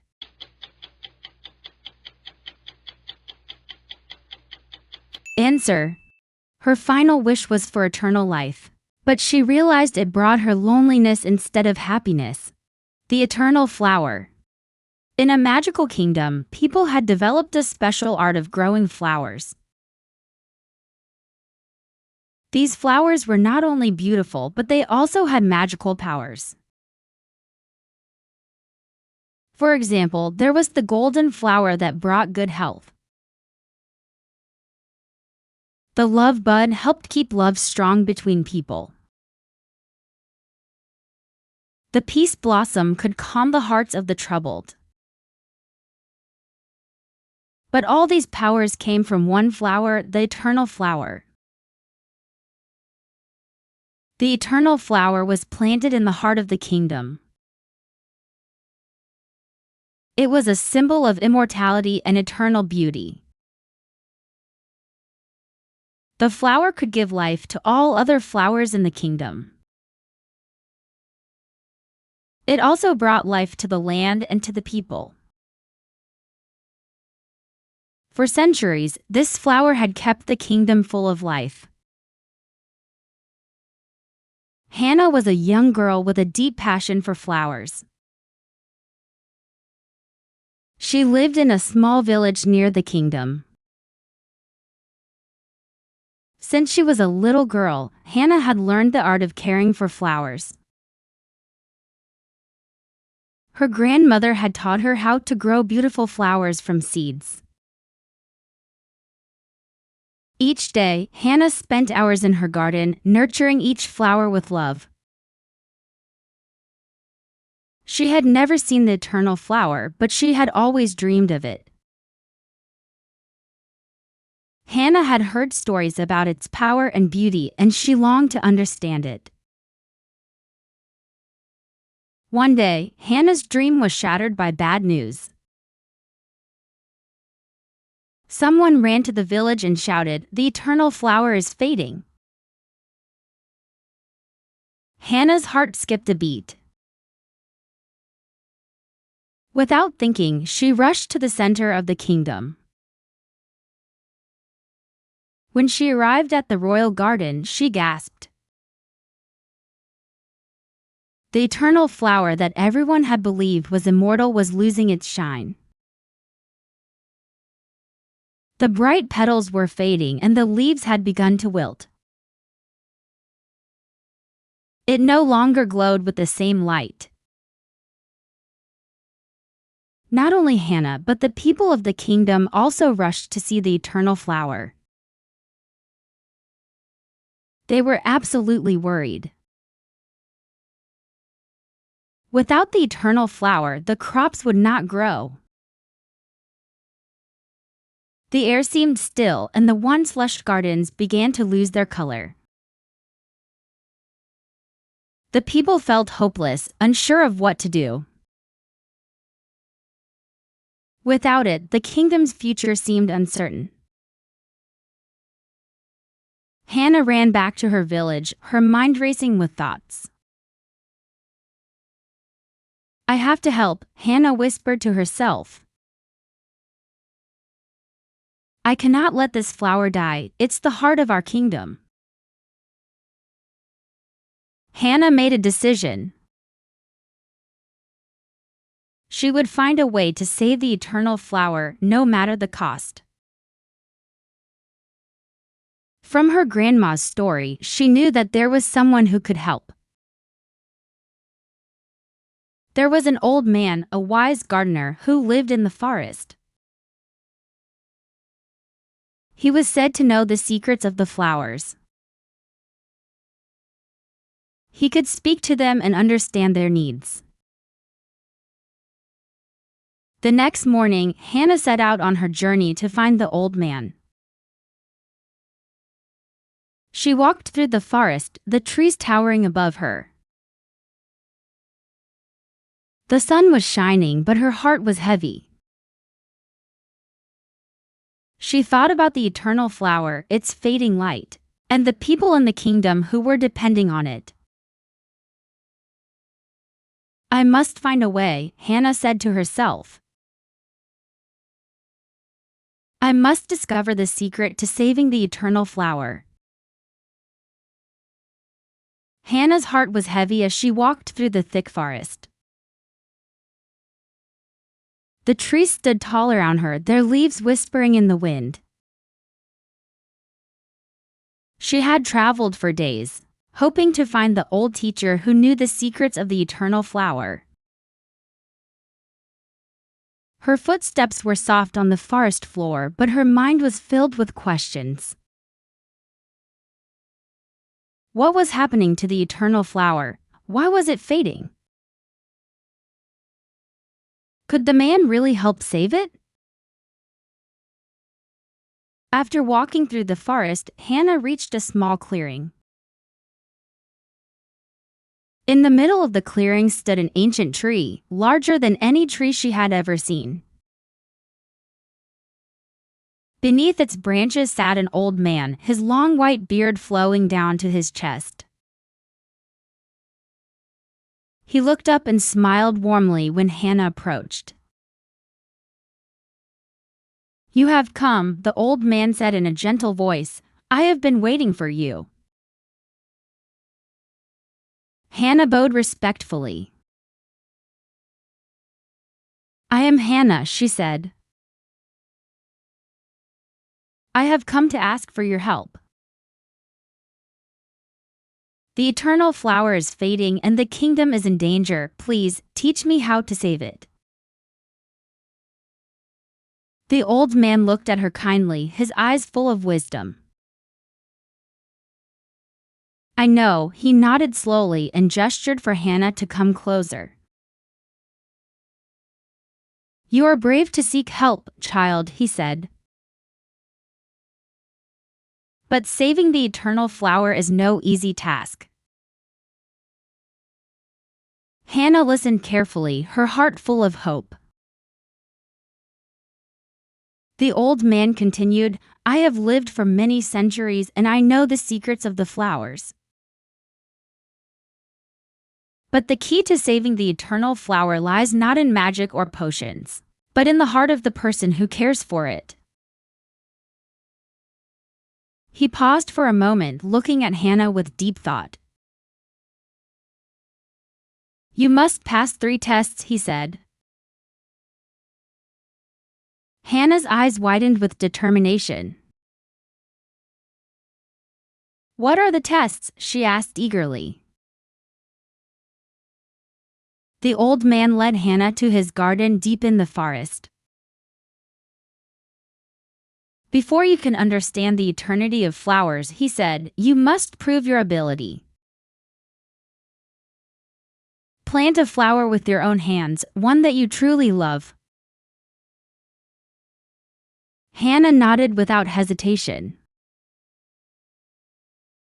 She knew that to grow a flower successfully, she had to understand it deeply. She carefully chose a small seed of a purple flower, one she had grown in her garden before. With skilled hands, Hannah gently placed the seed into the soil.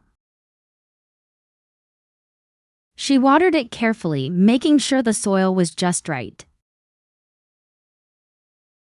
Each day, Hannah came to check on her flower. She gave it water, protecting it from the harsh winds. She cared for it as if it were a treasure, understanding that it needed both time and affection. Hannah was not concerned with how long it would take. She knew that good things required patience and care. After several days, the first small green shoots appeared. The purple flower began to grow slowly, its petals beginning to form.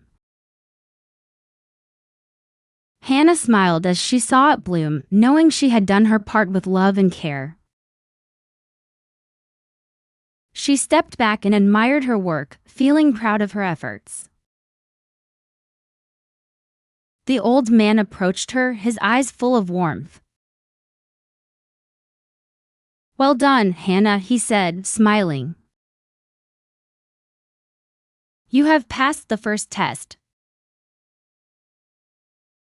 Just when Hannah thought she had completed the first challenge, disaster struck. A strong wind suddenly blew through the forest, and dark clouds covered the sky. "Welcome to your second test," the old man said as he walked away. Before she could react, a heavy rainstorm poured down, flooding everything in sight. The rain was so strong, it felt like the heavens were pouring down their tears. Hannah looked at the purple flower she had just planted. The rain was hitting it hard, and the petals were bending under the weight of the water. The flower, which had just begun to bloom, was in danger of being washed away. Without wasting time, Hannah grabbed an old coat she had brought with her. She tore the coat into large pieces and spread it over the flower to shield it from the heavy rain. She then used some nearby branches and leaves to create a small shelter. The wind howled, but Hannah did not give up. She stayed by the flower, carefully keeping it protected, even as the rain continued to pour. Hannah's clothes were soaked and her hair was plastered to her face. Her hands were tired, but she did not stop. She knew this was the moment that would test her patience and care. The flower needed her now more than ever, and she could not let it suffer. With every passing minute, she whispered words of encouragement to the flower. "Hang on," she said softly, "we will get through this together." After what seemed like hours, the rain finally stopped. The clouds parted and the sun began to shine again, casting a soft golden light over the forest. Hannah slowly removed the raincoat and checked the flower. To her relief, the flower was still alive, though it had bent slightly from the storm. The shelter had protected it from the worst of the rain. The old man appeared from the shadows of the forest, having watched Hannah's efforts. He walked over to her, his face full of admiration. "You have done well, Hannah," he said, his voice gentle but firm. "You did not let the storm break your determination, nor the flower." Suddenly, the old man looked at her with a serious but kind expression. He nodded slowly, signaling that the time had come for the final test. Now, Hannah, you must answer this question about the flower. Of all the flowers you have planted, which one never dies? Hannah closed her eyes, recalling all the moments she had spent in the garden, caring for each plant with love and patience. And then the answer came to her. Hannah opened her eyes and looked at the man. I have never seen a flower that never dies, she said. Even the eternal flower fades over time, but I believe I know the secret to keeping flowers blooming all the time. The key is to plant them with love and perseverance. The garden will always be full of flowers if they are cared for with true love and dedication. It is love that keeps them alive, just like how we nurture the important things in life. The old man's eyes twinkled with pride as he smiled. You have understood the true nature of the eternal flower, he said softly. And you have learned the values they represent: love, sacrifice, and persistence. He paused for a moment, his gaze thoughtful. There is one secret I must share with you, Hannah, he continued. The eternal flower, even though it is magical, will eventually fade after 100 years. Hannah's heart skipped a beat at the thought of such a powerful flower fading. The reason your kingdom has always been able to keep the flowers alive, the man explained, is because every time the eternal flower begins to fade, someone like you comes to me. It is fascinating, the man said with a smile. It is never the kings or queens who seek me out, but always those who love flowers. Hannah felt a deep sense of gratitude. She realized that the future of the kingdom rested not on power or riches, but on the love and care of the people who cherished life in its purest form. With a gentle gesture, the man handed Hannah a small, delicate seed. This is the seed of the eternal flower, the man said. Take it and care for it with all the love, sacrifice, and persistence you have. Hannah took the seed in her hand, feeling its warmth and power. She knew that this flower, like the kingdom, needed love to survive. With a deep breath, she promised the teacher, I will protect it with my heart, just as I have learned. The man smiled, nodding his approval. Go now, Hannah, plant the seed and let it bloom, you are ready. Hannah walked back to the palace, her heart full of hope and determination. The king happily gave her the title of Guardian of the Flowers. He led Hannah to the garden of the palace and she started taking care of the new seed.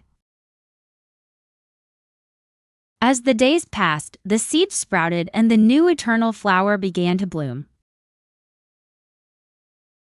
The flower grew tall and strong, its light shining brighter with each passing day. It brought new life to the land and the flowers began to grow again. The kingdom, which had once been in danger of losing everything, was now full of hope and love. Once more. Let me explain some new words from these stories. Kingdom. Kingdom. Magical. Magical. Develop. Develop. Art. art, flower, flower, beautiful, beautiful, magical power, magical power, calm, calm, immortality, immortality, eternal, eternal, beauty, beauty, life, life, fade, fade, heart, heart, decision, decision, perseverance, perseverance, secret, secret, gratitude, gratitude, ancient, ancient, wisdom, wisdom, storm, storm, shelter, shelter, hope, hope, guardian, guardian,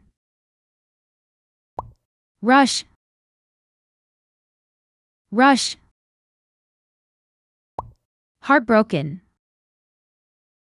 heartbroken, shout, shout,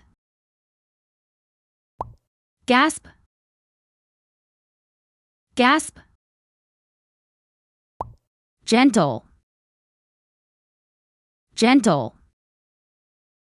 Lastly, let's answer the following questions. Question 1. What was the special art in the kingdom?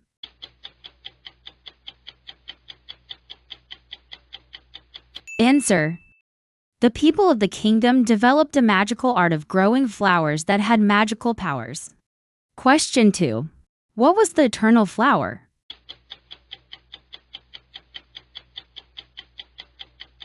Answer. The eternal flower was a symbol of immortality and eternal beauty. Question 3. What was Hannah's passion and how did she learn about growing flowers?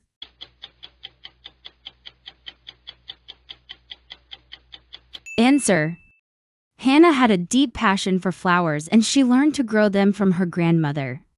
Question 4. What news did Hannah hear that caused her to act?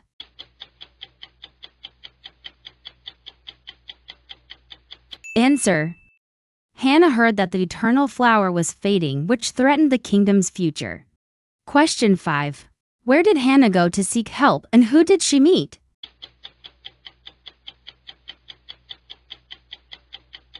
Answer.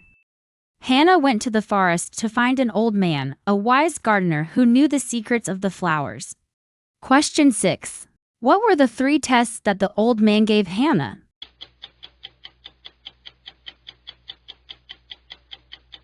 Answer. The 3 tests were to plant a flower with love, to protect it during a storm, and to answer a question about the flower that never dies. Question 7. What was Hannah's answer to the final question and what was the lesson she learned?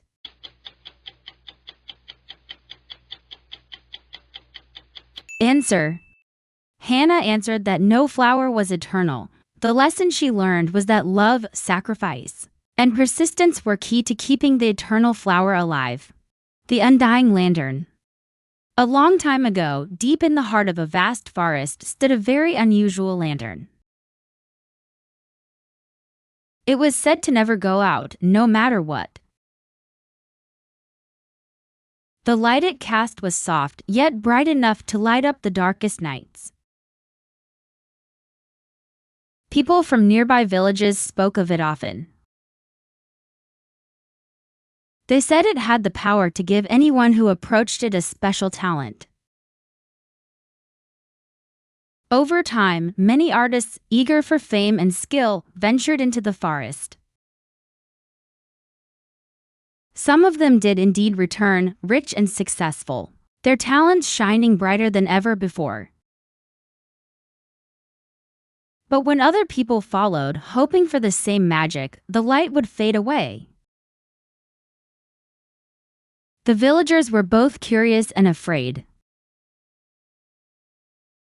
The lantern seemed to give gifts to only a few, and no one knew why. In the village, there were two orphan children, a brother and a sister. They lived in a small cottage at the edge of the village. They had no parents to care for them, so they only had each other. The sister had big dreams. She wanted to become a famous singer known throughout the land.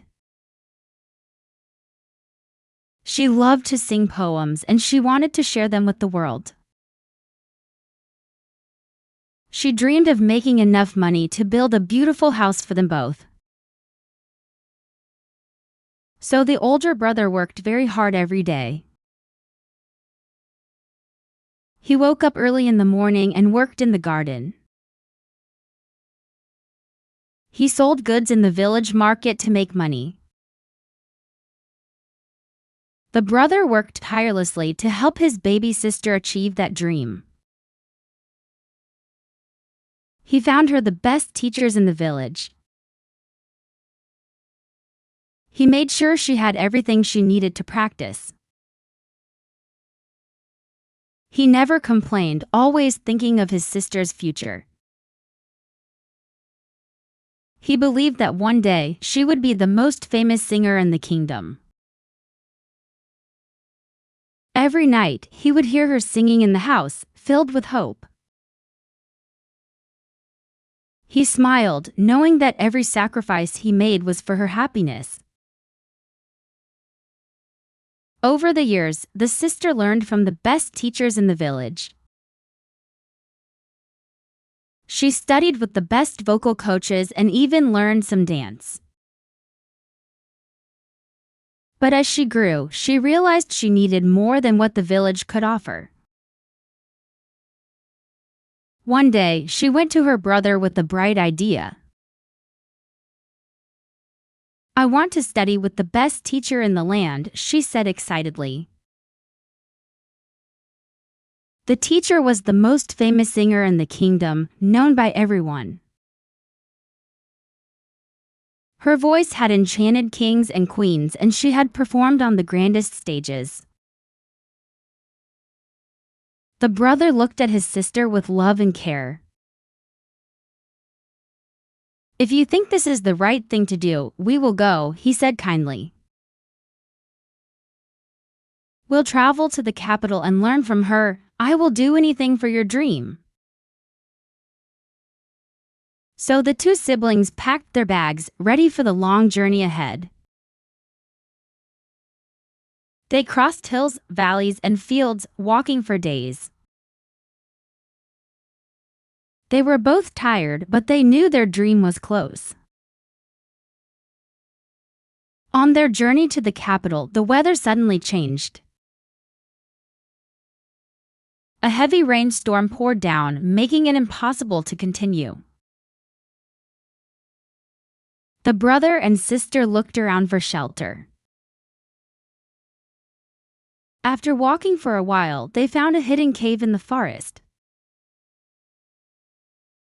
It seemed safe, so they decided to take refuge there for the night. Inside the cave, they noticed something unusual. There, glowing softly in the corner, was a mysterious lantern. It was brighter than anything they had ever seen. And its light filled the cave with warmth and peace. Both of the siblings immediately realized This is the famous undying lantern. The sister, curious and excited, stepped closer. She felt a strange pull toward it, as if the lantern was calling her. The brother, cautious, warned her to stay back. But she couldn't resist. As she reached out to touch the lantern, a soft voice echoed in the cave. "Ah, travelers," it spoke, its tone gentle but commanding. "Why have you come to this forgotten place, where the light never dies? What is it that you seek in the heart of this forest?" The siblings stood frozen, their eyes wide with awe.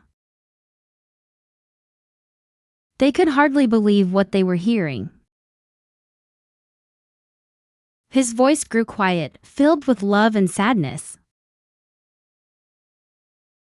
"My sister always has this dream, and I've always promised her that one day, I will help her achieve it. But the truth is, we've never had enough, we've barely gotten by." But then he looked at his sister, his heart aching with the weight of their struggles. "But together, we can change that. I will do anything to see you succeed, no matter how hard the road is." For a moment, the lantern remained silent, as if considering them carefully. Then, with a soft hum of light, the voice returned. "If you wish," it said, "I can test your talent. Write 3 lines of poetry, and I shall see if your heart holds the spirit of an artist." The sister nodded slowly, her heart beating faster with each passing moment. The lantern's glow flickered brightly, and in a deep, echoing voice, it spoke. "In the quiet of the night, the stars above softly sigh." The sister, her heart racing with excitement, replied quickly but softly, her voice carrying the weight of her words.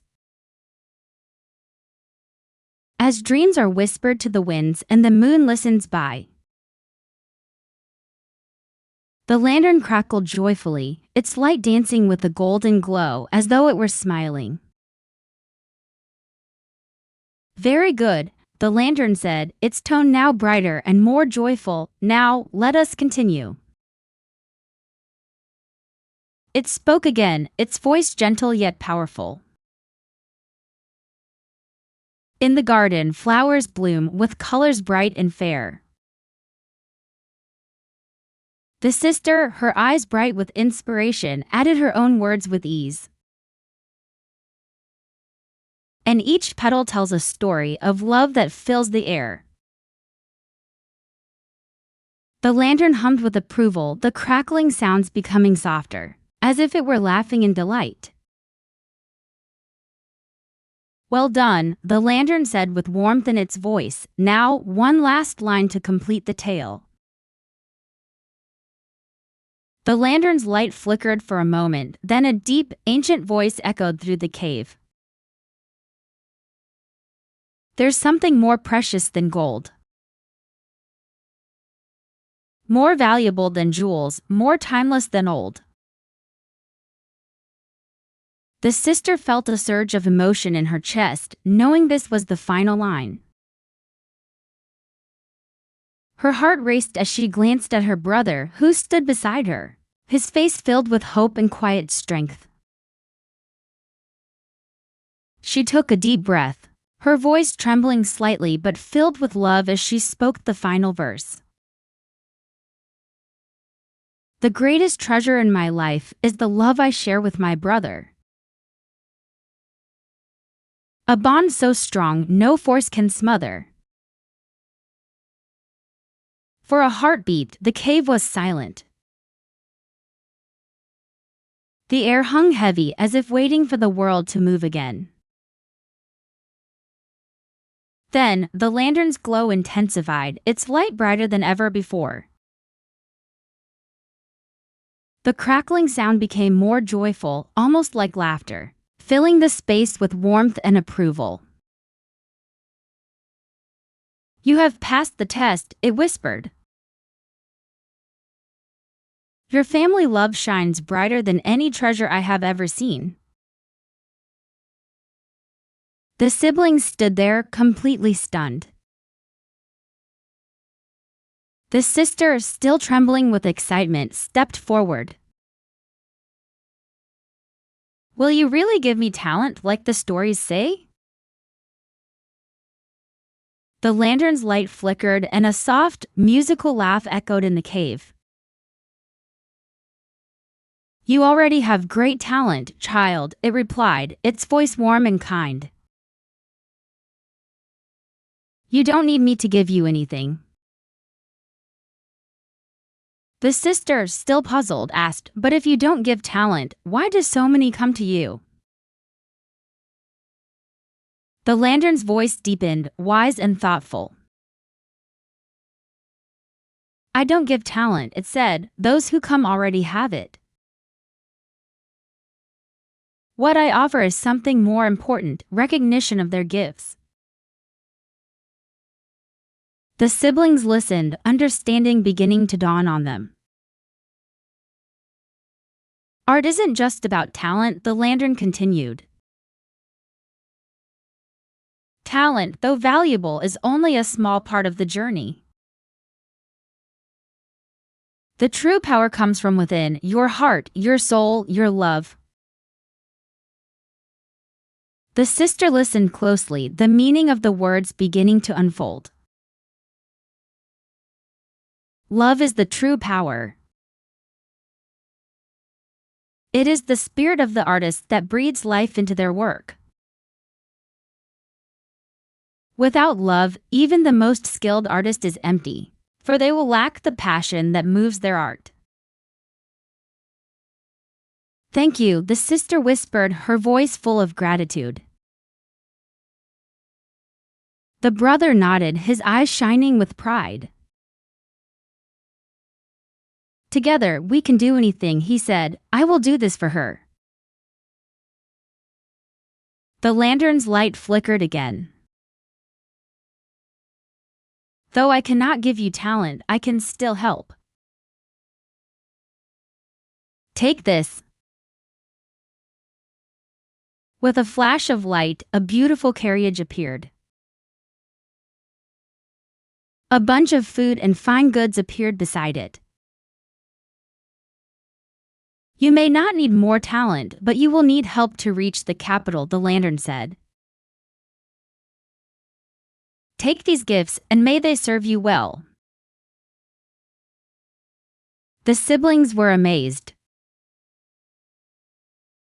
They thanked the lantern, feeling their hearts swell with joy. The next morning, the rain finally stopped. The sky cleared and the sun shone brightly.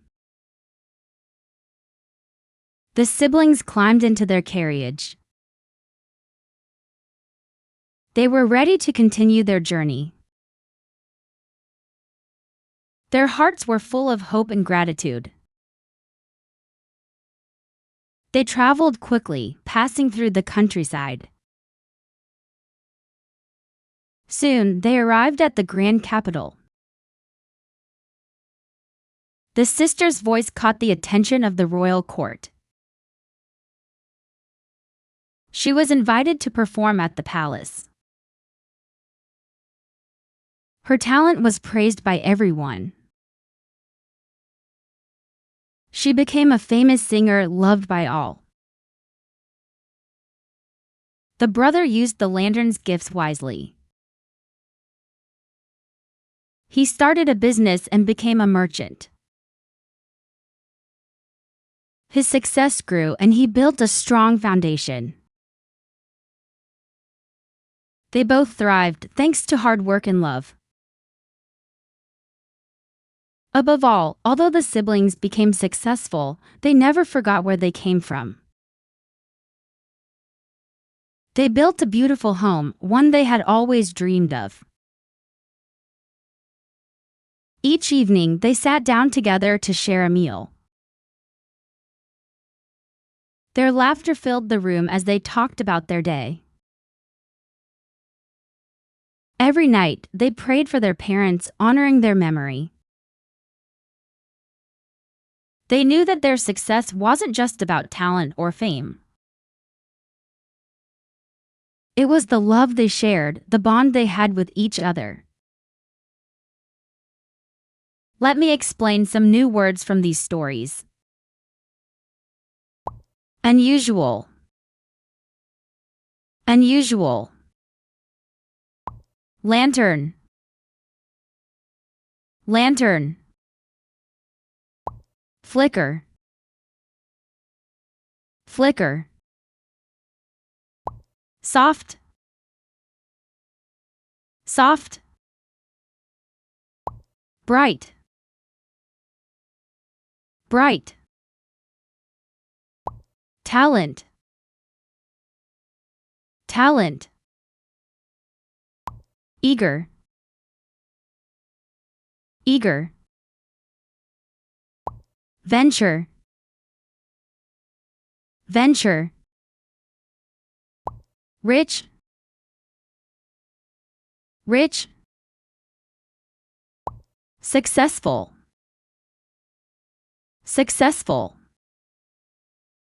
Shining. Shining. Curious. Curious. Afraid. Afraid. Orphaned. Orphaned. Cottage. Cottage. Dream. Dream. Famous. Famous. Puzzled. Puzzled. Tirelessly. Tirelessly. Sacrifice. Sacrifice. Realize. Realize. Excited. Excited. Cautious. Cautious. Hum. Hum. Approval. Approval. Stunned. Stunned. Tremble. Tremble. Wise. Wise. Thoughtful. Thoughtful. Amazed. Amazed. Lastly, let's answer the following questions. Question 1. Who are the main characters of the story?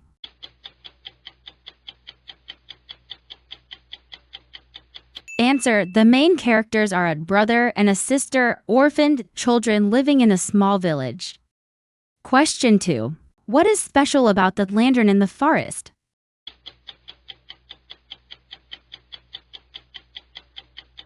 Answer. The lantern is said to never go out, and it has the power to give special talents to those who approach it.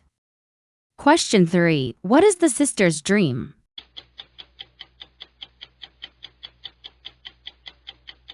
Answer. The sister dreams of becoming a famous singer and wants to share her poetry with the world. Question 4. How does the brother help his sister achieve her dream?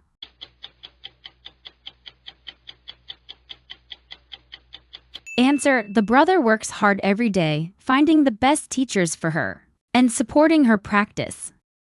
Question 5. What does the lantern test the sister on?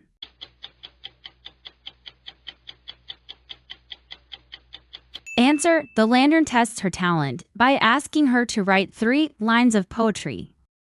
Question 6. What is the true power that the lantern speaks of?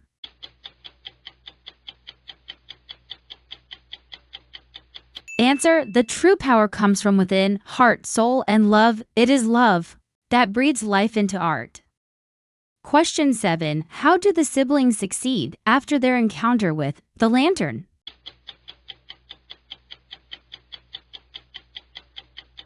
Answer. The sister becomes a famous singer and the brother uses the lantern's gifts wisely. Becoming a successful merchant, they both thrive through hard work and love. The Talking Mountain. A long time ago, there was a village next to a tall mountain. People called it the Silent Mountain. No one really knew what the special name meant. The elders said that long ago, the mountain could talk. But one day, it fell silent, just like any other mountain. So the mountain that was once the Talking Mountain became the Silent Mountain. To the young people, it was nothing more than an old legend. In their busy lives today, they didn't care about the mountain at all. In that quiet village, there lived two sisters. Their names were Rose and Dahlia. Rose was the older sister. She was kind and took great care of the house. Dahlia was younger. She was always full of strength. They were very poor and had no parents left. They wore old clothes and lived in a broken cottage.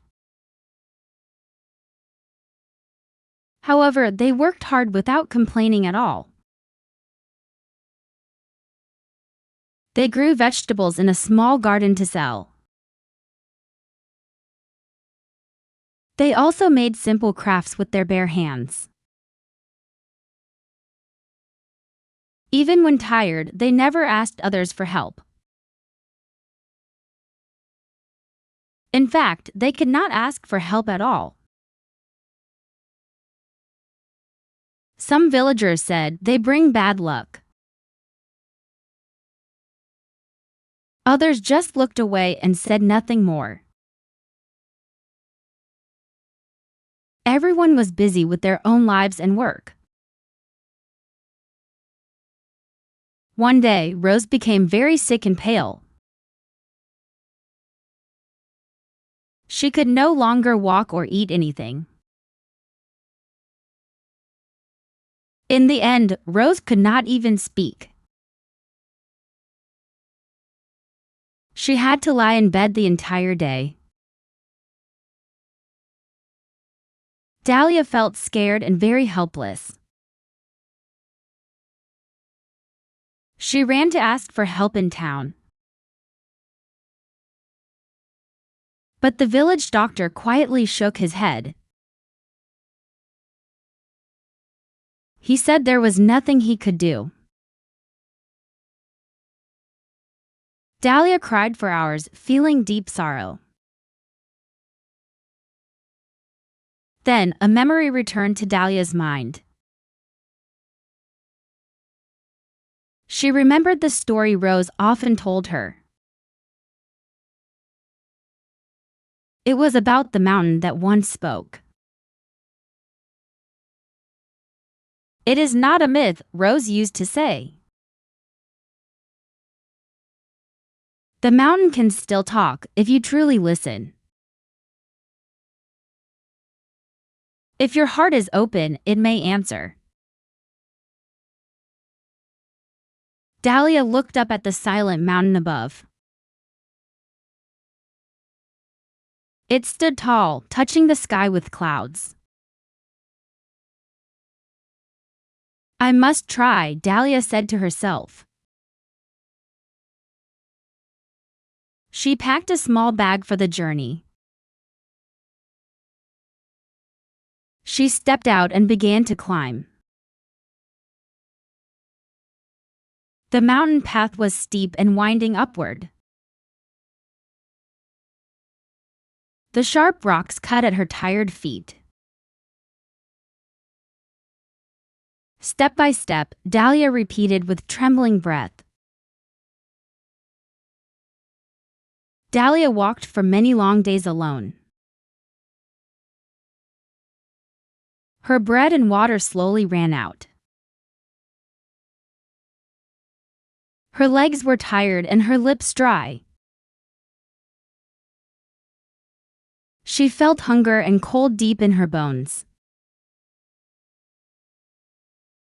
Worse still, she realized she was lost.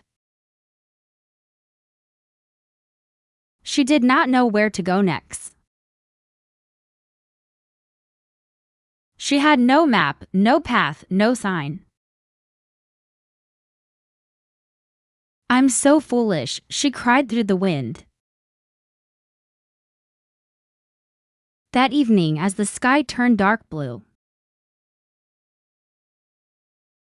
Dahlia reached a small cave near tall trees. Big stones surrounded it like ancient guardians. The cave looked quiet and safe for the night. Dahlia entered slowly, shivering from the cold. She sat down and unwrapped her last bread. Then she closed her eyes and began to pray. "Dear God, please listen to me now," she whispered. "My sister is sick and all alone at home. I don't know what to do anymore." Her voice cracked and tears ran down her face. She felt small beneath the sky and the trees. Suddenly, a deep voice echoed through the air. "Why are you here, child?" the voice asked.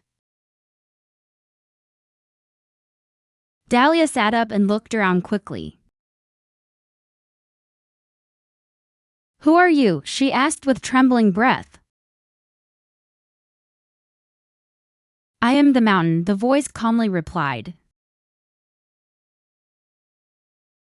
Dahlia's heart pounded as she bowed her head. "I'm sorry," she said, holding back her tears.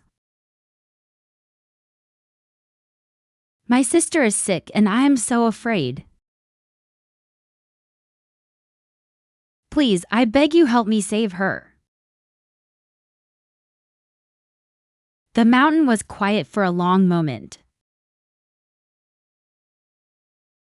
Then, its deep voice echoed once again. "I will give you 3 questions," it said. "If you answer them with truth and heart, I will help you. But if your answers are wrong or selfish, you must leave." Dahlia took a deep breath and nodded. "I understand," she said. "I will try my best." First question. A tree has no voice, yet it speaks. It has no hands, yet it gives freely. What is the tree offering you, child? Dahlia looked around at the tall, quiet trees. The leaves danced gently in the mountain wind. The tree gives us shade on hot days, she said. It gives fruit to feed the hungry. It gives clean air for all to breathe. We are blessed to have trees. Good, the mountain replied with a softer tone. Second question. The river runs quickly and sings as it flows. It never rests, not even for a moment. What lesson can you learn from the river? Dahlia immediately thought about a small stream near her house. She loved watching it flow over rocks and around roots. The river teaches me to keep going forward, she said. Even when things are hard, we must not give up. The river gives water to plants, animals, and people. It asks for nothing in return, just keeps giving. Very good, said the mountain with quiet pride. Third question. The bird flies high and sees many places. It explores the world, yet always returns to the tree. Why does the bird come back home? Dahlia closed her eyes and remembered her village. She thought about Rose. She whispered, because the tree is its home. The bird sees the world, but love lives in the tree. No matter how far we go, we come back to love. The mountain was silent again, as if thinking deeply. Suddenly, Dahlia heard a soft rustling nearby. She turned and saw a small squirrel approaching her. The little creature was holding two round fruits. At first, Dahlia thought they were shiny red apples. But no, these were unlike anything she had seen before. Their skin shimmered faintly with golden hues. The mountain's voice returned, calm and gentle. Eat one, and your strength will return immediately. You will have the power to walk home fast. Give the other one to your sister, Rose. She will be healed the moment she eats it.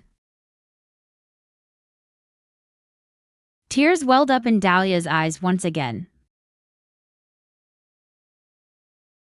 She held the fruits close and bowed deeply. Thank you so much, she whispered with gratitude. May I know something before I leave? Why did you stop speaking to the village? There was a long pause before the mountain answered. I was once the guardian of your village, it said. I gave rain for the farms and the fields. I brought flowers to bloom for the children's joy. I loved the village deeply, more than they knew. But as the village grew bigger and people grew busier, they wanted more things, more gold, more success. They stopped helping each other with open hearts. They no longer cared for the trees and animals. I closed my voice and hid my signs away. Dahlia bowed deeply. Thank you, thank you. She ran down the mountain without stopping. Dahlia reached home as the sun was rising. She took out the second glowing fruit. Carefully, she gave it to her sister to eat. Rose took a small bite and swallowed slowly. After a while, her eyes opened wide with wonder. Dahlia held her close, smiling with relief. "You will be fine now, I promise." The next morning, the villagers came to see Rose's magical recovery. The sisters told them the story with honesty and heart. The people were quiet as they listened to her words. People smiled and cried softly, touched by what they had forgotten. In the days that followed, the village began to change. People helped each other again, like in the old stories. They planted trees in every yard and along the roads. They cleaned the river that had once been forgotten. They stopped to listen to the wind and birds again. For the sisters, Dahlia took the other fruit seed. She and Rose planted both glowing seeds with care. They watered them and whispered gentle hopes each day. Soon, something magical began to grow from the earth. A tree with golden leaves rose gently toward the sky. Its trunk shimmered softly in sunlight and in moonlight. And many who passed by the golden tree swore they had heard a soft, distant singing. The elders nodded and whispered with quiet certainty. "These are the same melodies we once heard long ago. The very songs the mountain used to sing." Let me explain some new words from these stories. Elder. Elder. Cottage. Cottage. Myth. Myth. Whisper. Whisper. Guardian. Guardian. Shimmer. Shimmer. Trembling. Trembling. Ancient. Ancient. Helpless. Helpless. Journey. Journey. Faith. Faith. Kindness. Kindness. Melody. Melody. Fruit. Fruit. Wind. Wind. Softly. Softly. Recovery. Recovery. Forget. Forget. Forgive. Forgive. Glowing. glowing, silence, silence, squirrel, squirrel, promise, promise, hunger, hunger, blessed, blessed, song, song, voice, voice, clouds, clouds, river, river, shade, shade. Lastly, let's answer the following questions. Question 1. Who are the main characters of the story?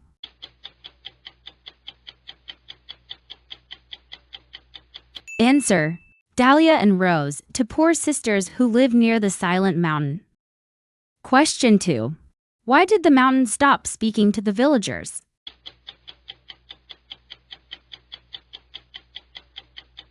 Answer. Because people became too busy, forgot kindness, and stopped caring for nature. Question 3.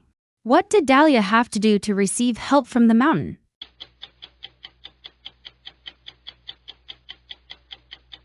Answer. She had to answer 3 questions with love and care. Question 4. What did Dahlia say the tree gives to people?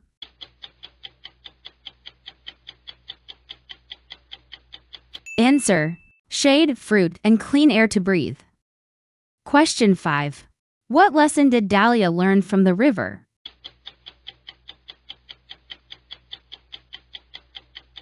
Answer. To keep moving forward and give without expecting anything in return. Question 6. What did Dahlia and Rose do with the magical fruit?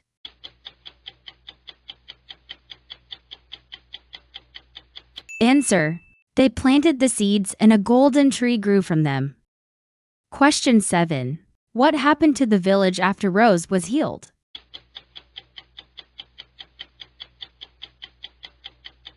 Answer. The villagers became kinder, helped each other, and listened to the mountain's songs again. The lonely mountain climber. Once upon a time, in a small village, lived a silversmith named John. John had a lovely daughter, Emma. They lived together after her mother passed away. John worked hard every day in his small workshop. He crafted beautiful jewelry for the rich people in the village. But John's heart was not at peace. He worked day and night, focusing only on his business. Emma often felt lonely. She missed her mother and her father's attention. "Dad, when will we spend time together?" Emma would ask. John would smile and say, "Soon, dear, I am busy now." But soon never came. John only cared about his customers, not noticing Emma's sadness. One day, a wealthy merchant came into the shop. The merchant asked for a golden heart necklace for his daughter. John immediately agreed to make it. The merchant was happy and paid well. John began working on the necklace, hoping to finish it quickly. But after a few days, he fell sick. He could not work on the necklace anymore. He felt weak and tired, unable to move. Little did he know, during those sick days, everything around him changed for the better. Thanks to his dear little daughter. On the first day, John was very weak. He tried to stand, but his body wouldn't move. He realized he could not finish the gold heart-shaped bracelet. He lay in bed, frustrated that he couldn't work. Emma, seeing her father in pain, decided to help. She knew how important the necklace was to her father. "I'll do it, father," she said, determined. John looked at her, surprised, but nodded weakly. She carefully took the tools from her father's desk. She looked at the design and began working slowly. Her hands trembled at first, but she focused. She worked on the necklace with great care, bit by bit.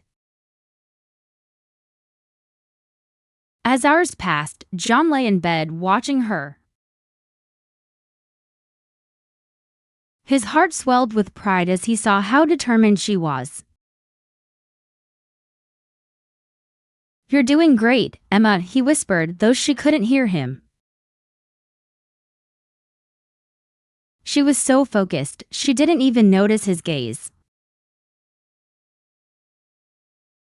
As John lay there, he realized how much his daughter had grown.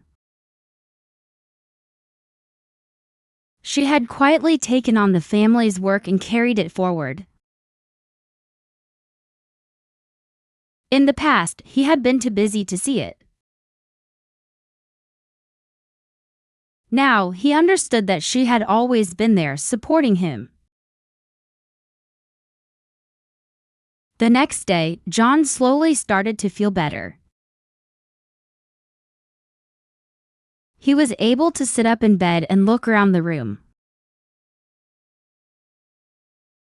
Emma had been taking care of him day and night. "Father, how do you feel today?" she asked, looking at him warmly. "I feel better, Emma, thank you for everything," John replied softly. She helped him sit up, and they shared a quiet moment. "Tonight, let's have a family night."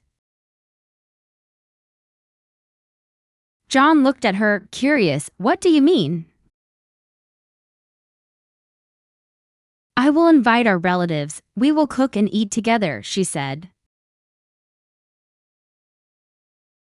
John agreed, and Emma ran out to call for the other family members. After some hours, many people came to their house. They made their favorite dishes and set the table. The soft light of candles filled the room, creating a warm atmosphere. They sat together, sharing stories and laughing as they ate.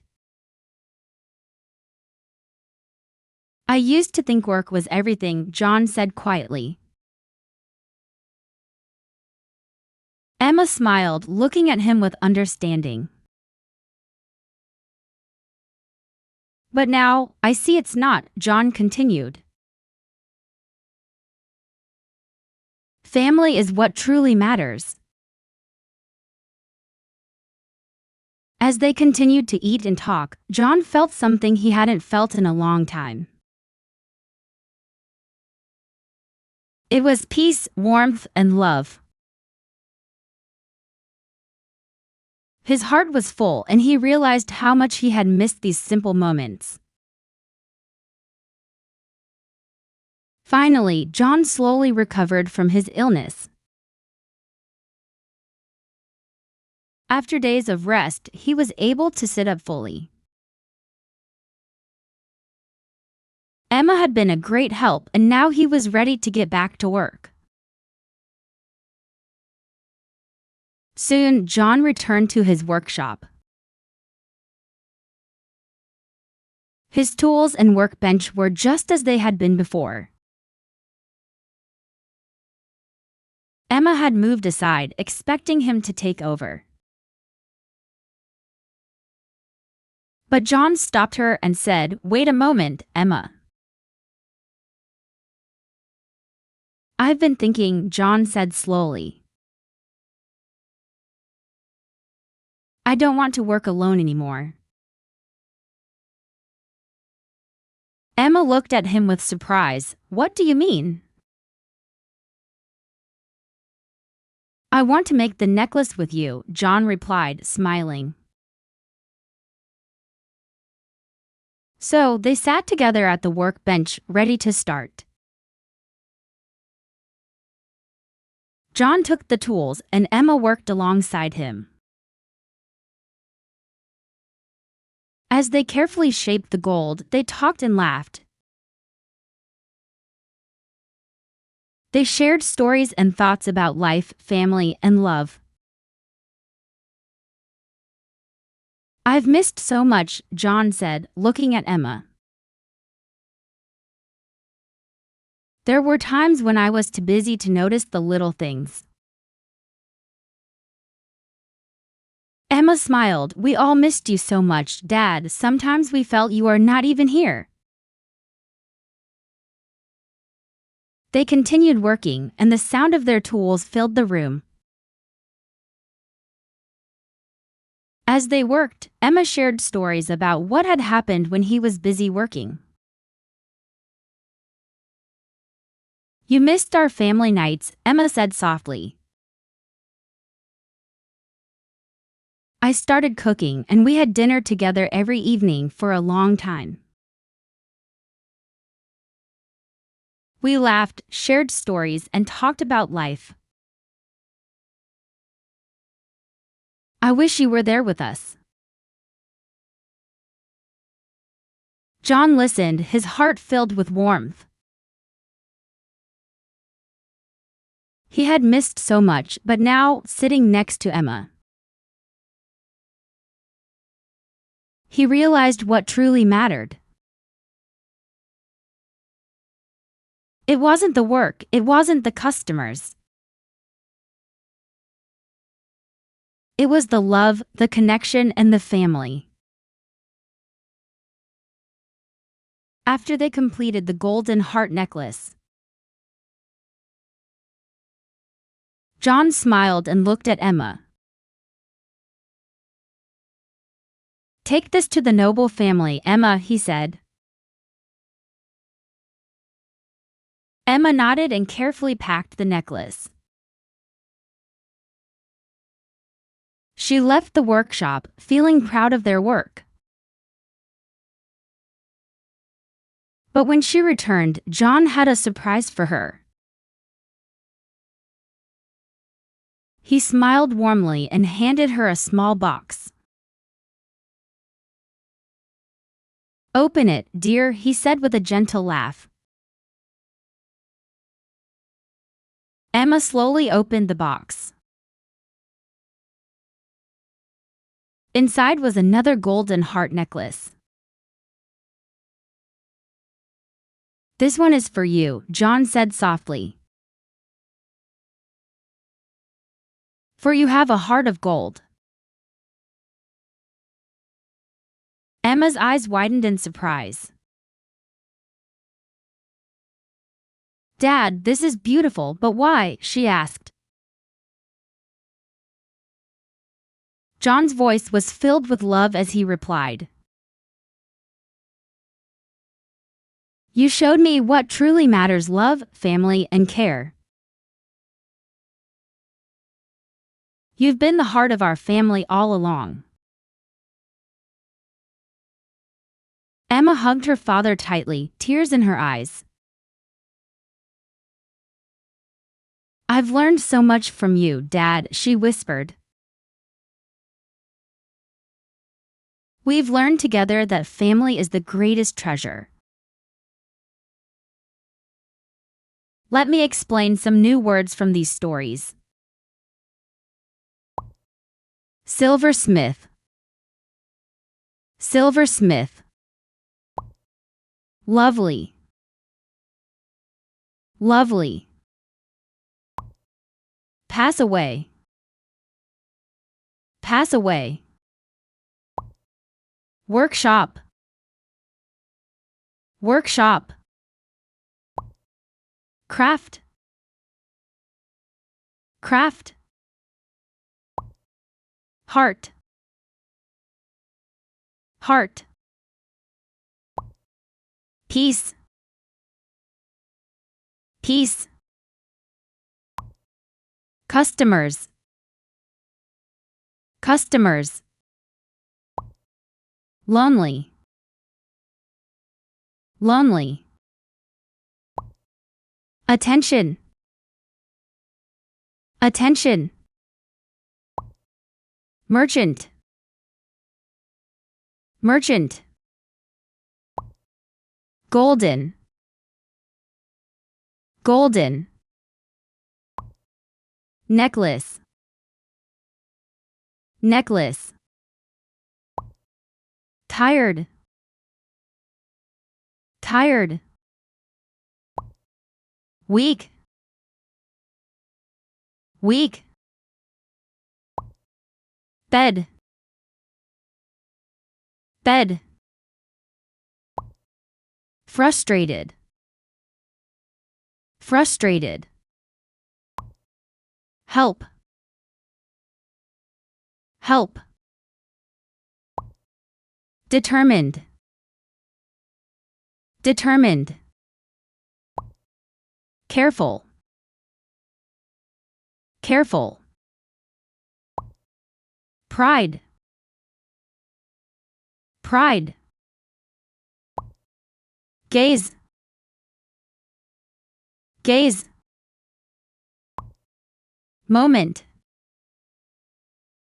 Moment. Family. Family. Laugh. Laugh. Peaceful. Peaceful. Warmth. Warmth. Heartwarming. Heartwarming. Reunion. Reunion. Treasure. Treasure. Lastly, let's answer the following questions. Question 1. Who are the main characters of the story?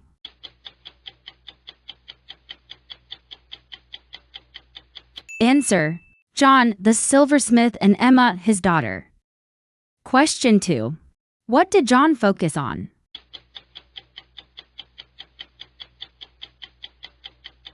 Answer: He focused on his business and customers. Question 3. What was the golden heart necklace for?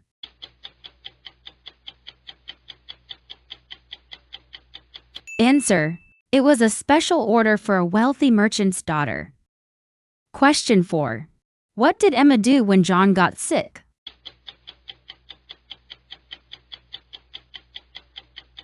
Answer: Emma took over her father's work and made the necklace. Question 5. What did John realize after spending time with Emma?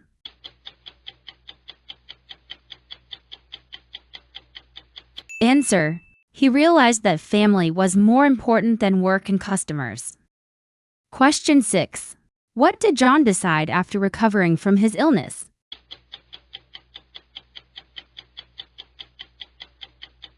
Answer: He decided to work with Emma and not alone anymore.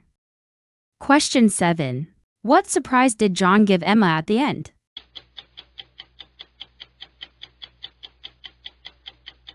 Answer: He gave her a golden heart necklace, saying she had a heart of gold. The lonely mountain climber. Justin was a skilled mountain climber with many years of experience. He had climbed many high peaks and reached many summits. In the beginning, Justin climbed with his group of friends. But slowly, his friends couldn't keep up with him. They were not as good at climbing and they fell behind. Eventually, Justin began to climb alone without his friends. He thought it was easier to climb alone. He believed his friends would only slow him down. Justin continued to climb alone for a long time. At first, he enjoyed the challenge and the peace. But after some time, things began to feel different. Justin realized he did not feel as happy as before. He had reached many peaks, but he still felt empty inside. He wanted to feel the excitement of reaching the top again. So, Justin decided to climb one of the highest mountains. He believed this would bring back the thrill he had lost. First of all, Justin prepared his gear to climb the mountain. As he packed his things, he began to think about the past. He remembered his friends from the old days. For example, when he packed his snacks, he missed one of his friends. She would always bring delicious food for everyone. Another friend was always full of fun stories. And one friend was always there to support everyone when things got tough. Those were the days when they climbed together, laughing and sharing moments. But now, Justin was preparing everything by himself. He could feel the difference. It wasn't the same anymore. But he soon forgot about them and started his journey. On the way up the mountain, Justin looked at the view around him. The mountains and forests didn't look as beautiful as they once did. The once vivid colors of nature seemed dull and lifeless now. He felt like the mountain was just another place to conquer. There's something missing, something that gave the place colors, joy, and happiness. He asked himself, am I really enjoying this? But he quickly shook off the thought and kept climbing. Justin couldn't let himself admit that something was missing. He focused on his goal, ignoring the growing emptiness within. But deep down, he knew something wasn't right. After some other hours, Justin had climbed halfway up the mountain when he saw a group of climbers resting.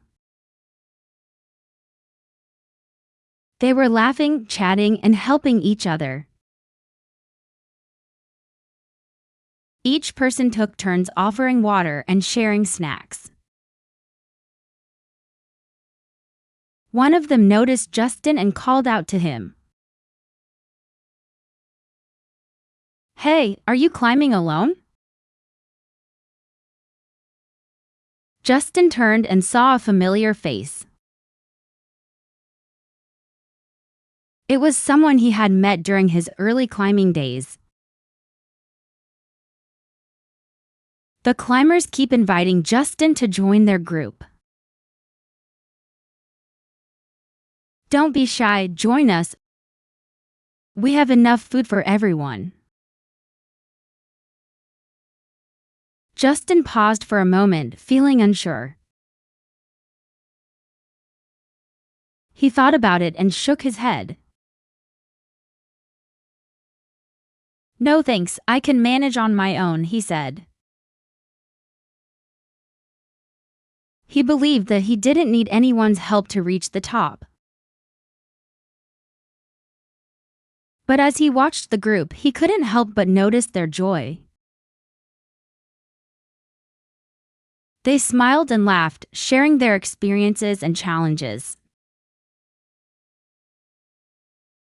He felt a strange feeling inside. For a moment, he wished he could feel that happiness too. Justin continued on his way, but as he climbed, something changed. The joy and energy of the group stayed in his mind. Even though it was brief, the shared experience made him feel better. He smiled, surprised by how different it felt to be with others. The mountain didn't seem so lonely anymore. As Justin lost in his thoughts, he accidentally slipped and fell.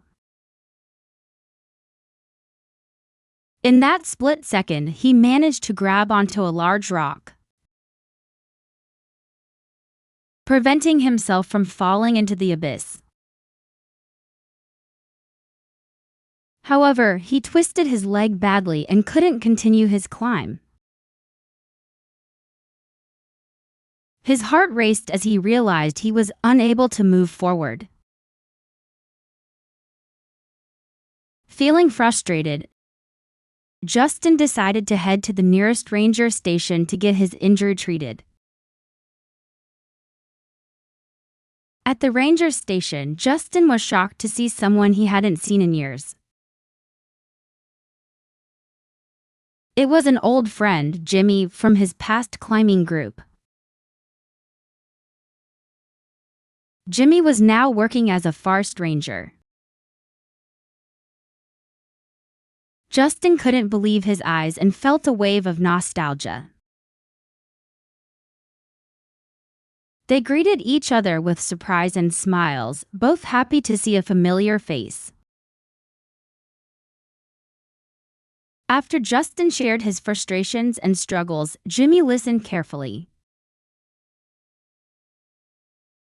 I understand what you're going through, he said. I felt the same when I started climbing alone. It's hard to find joy when you're isolated. With a deep understanding of each other's feelings, Jimmy offered Justin a solution. Let's climb together again like we used to. Justin hesitated but agreed, feeling a spark of hope rekindle inside him. The two friends began their climb together once more. They supported each other, encouraging one another with every step. As they made their way up, they recalled the old days, laughing and reminiscing. Justin felt a deep sense of happiness he hadn't felt in a long time. The climb was no longer about reaching the top, but about the joy of sharing the journey with someone who understood. In the end, due to Justin's injury and the fact that Jimmy wasn't an expert climber, they couldn't reach the summit. But despite that, it was the most enjoyable climb Justin had experienced in many years. Filled with laughter, teamwork, and shared moments. Justin realized that while conquering the mountain was a personal achievement, True joy comes from sharing the experience and having companions by his side. Success is never complete without connection and friendship. After this journey, Justin decided to write a letter to reconnect with his old climbing friends. He hoped to reunite with them soon, share new adventures, and never forget that true joy comes from having companions by his side. Let me explain some new words from these stories. Skilled, skilled. Climber, climber.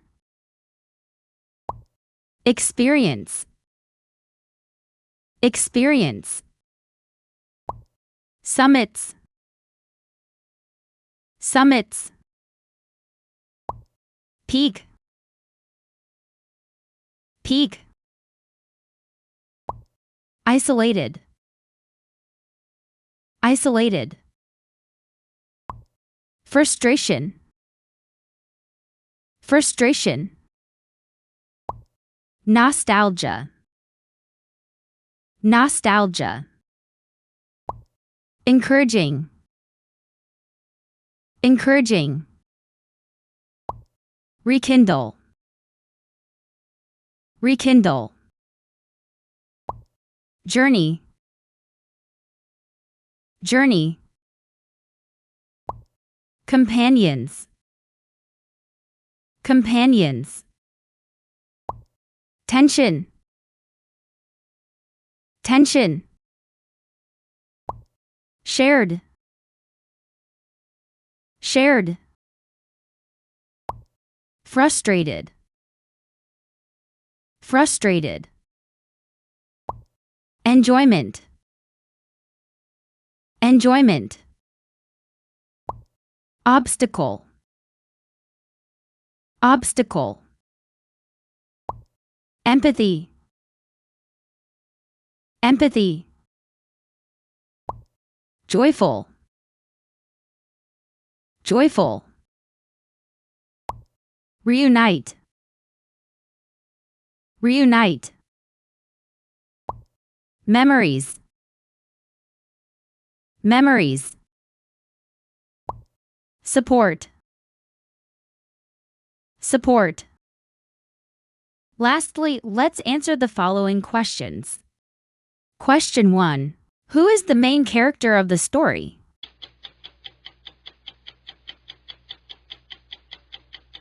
Answer: Justin, the mountain climber. Question 2. Why did Justin start climbing alone?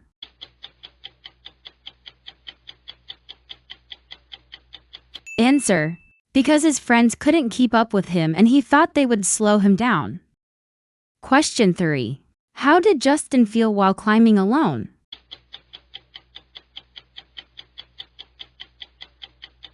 Answer: he felt empty inside and didn't enjoy the climb as much.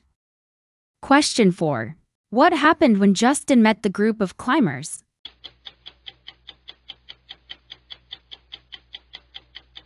Answer: the climbers invited him to join them, but he denied. Question 5. What caused Justin to stop climbing?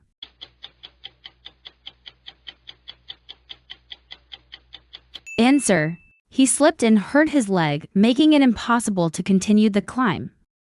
Question 6. What did Justin learn from his experience?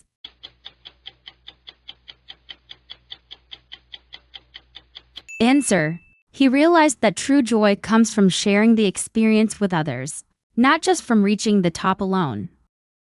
Would you trade family for fortune? A long time ago, in a small, humble house, there lived a family that was very poor. But the father, the mother, and their young daughter loved each other dearly. Each of them had their amazing talents. The father was very smart, always coming up with brilliant ideas. The mother was very skilled and careful, able to create beautiful handmade products. The daughter, though young, was eager to help and contributed in every way she could. One day, they decided to start a small business to earn money. The father looked for old, broken items and brought them home. The mother fixed and restored them into new and beautiful crafts. The daughter helped by introducing their goods to everyone in the village, spreading the word about their hard work and making sales. Soon, they became rich and successful merchants, beloved and respected by everyone in the village. Their hard work and unity had paid off, and they were admired by all for their success and strong family bond. However, after the family became wealthy, everything started to change. The father, once warm, became distant and focused only on work and finances. The mother, once dedicated to her family, spent all her time buying luxury items to learn more about the art of craftsmanship. The daughter, absorbed in her expensive travels, no longer cared about the family or made time for them. As a result, the family grew apart, with little communication or shared moments. Each person living in their own world, disconnected from the others. One day, the family needed to travel to another land to expand their business. They hoped the journey would bring new opportunities for wealth. But soon, obstacles began to emerge, revealing the cracks in their relationship. Firstly, they stopped at a village to rest and trade goods along the way. The father disagreed, as he wanted to continue on their journey and make deals quickly. He believed the sooner they moved on, the better their chances of success. The mother was more interested in resting, wanting to enjoy the scenery. She believed that experiencing the beauty of nature would enhance her artistic skills. The daughter, on the other hand, saw the village as an opportunity to find new personal ventures.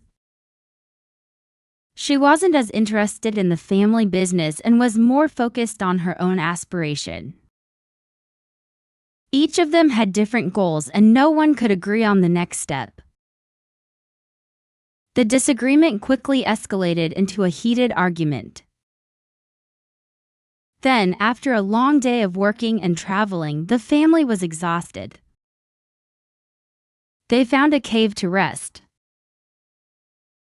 However, none of them wanted to spend time with the family. The father was driven by his need to continue making money. He busied himself with thinking about new trade ideas to make in a new country. Feeling anxious about missing opportunities if they stayed in one place too long. The mother still couldn't stop thinking about her art.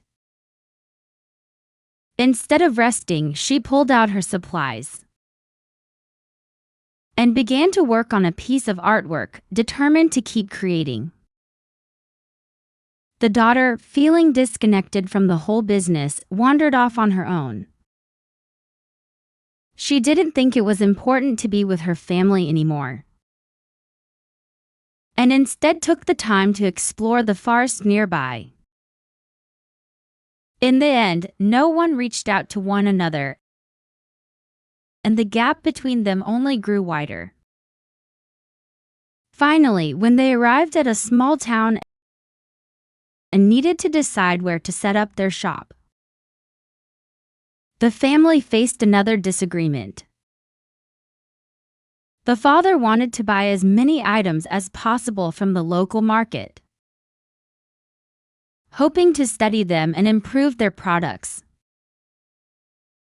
He believed that understanding the local goods would give them an edge in business. The mother, however, had a different idea. She wanted to organize a grand event to showcase her beautiful artworks.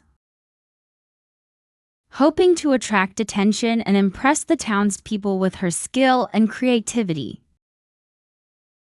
The daughter, on the other hand, had her own plans. She was keen to expand their trade by making new friends and working with new people. Wanting to find her own path to success. Each member had a different vision of how to move forward, and they couldn't agree on a plan. The tension between them grew, and instead of working together, they found themselves too tired and frustrated to find a solution. On top of everything, they realized they were no longer a united family. And without harmony, they would lose both their wealth and the love they once shared.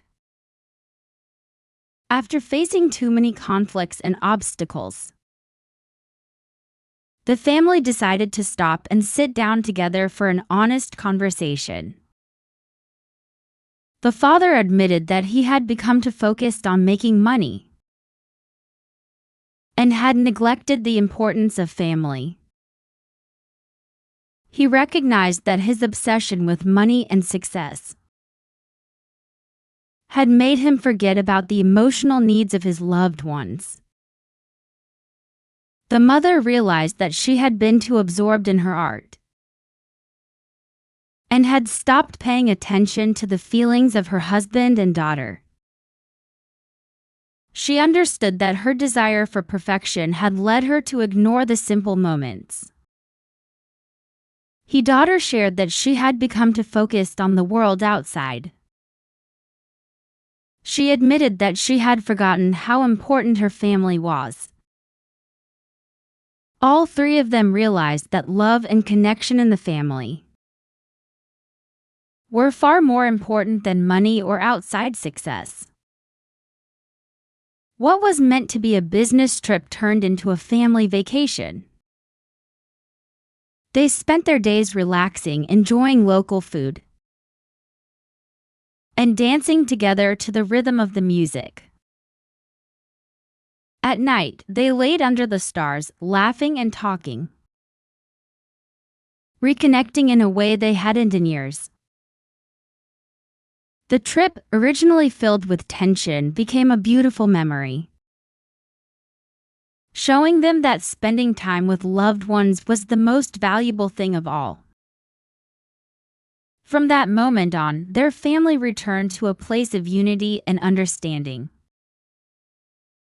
rebuilding their family and their wealth. They had learned a lesson: family is the foundation of everything. No amount of money or success could replace the love and support that family brings. Let me explain some new words from these stories.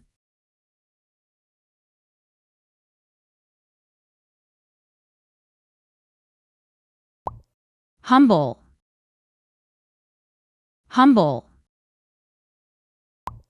Brilliant. Brilliant. Skilled. Skilled. Careful. Careful. Handmade. Handmade. Eager. Eager. Hardworking. Hardworking. Successful. Successful. Beloved. Beloved. Respected. Respected. Admired. Admired. Distant. Distant. Absorbed. Absorbed. disagreed, disagreed. Tension, tension. Exhausted, exhausted. Frustrated, frustrated. Harmony, harmony. Obsession, obsession. Perfection, perfection. Conflict, conflict. Reconnect, reconnect. Vacation, vacation. Relaxing, relaxing. Aspiration, aspiration. Opportunities, opportunities. Adventure, adventure. Impress, impress. Unity, unity. Foundation, foundation. Lastly, let's answer the following questions. Question 1. Who were the main characters in the story?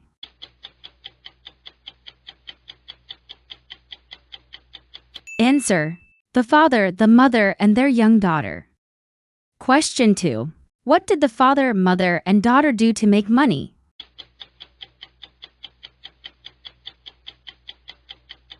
Answer: they started a small business with the father finding old items, the mother restoring them, and the daughter helping to sell them. Question 3. How did the family feel when they became rich and successful?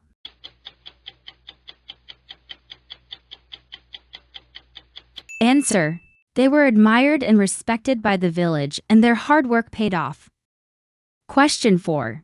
What happened after the family became wealthy?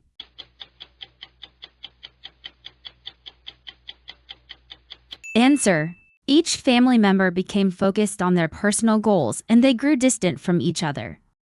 Question 5. What caused the family to have disagreements during their journey?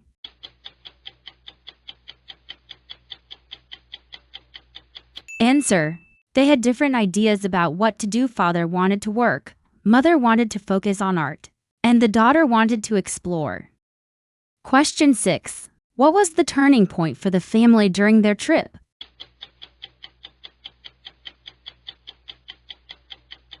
Answer: they had an honest conversation and admitted their mistakes. Question 7. What did the family do at the end of their trip?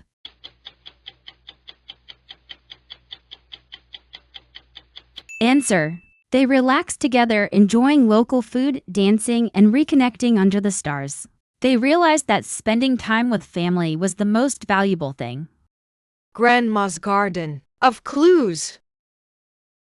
Once upon a time, in a small peaceful village, there lived a grandmother who loved her family very much.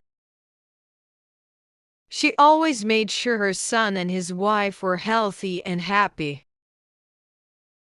She cooked delicious food and told her grandchildren stories before bedtime. She loved her children and grandchildren with all her heart. As time passed, her children and grandchildren grew older. They left the village to work, study, and live in other towns and cities. They became busy with their own lives. They did not have much time to visit Grandma anymore. Grandma often felt lonely in her small house. She missed her family very much. One warm summer day, Grandma had an idea. She decided to have a special party in her garden. She sent invitations to all her children and grandchildren. She hoped everyone would come.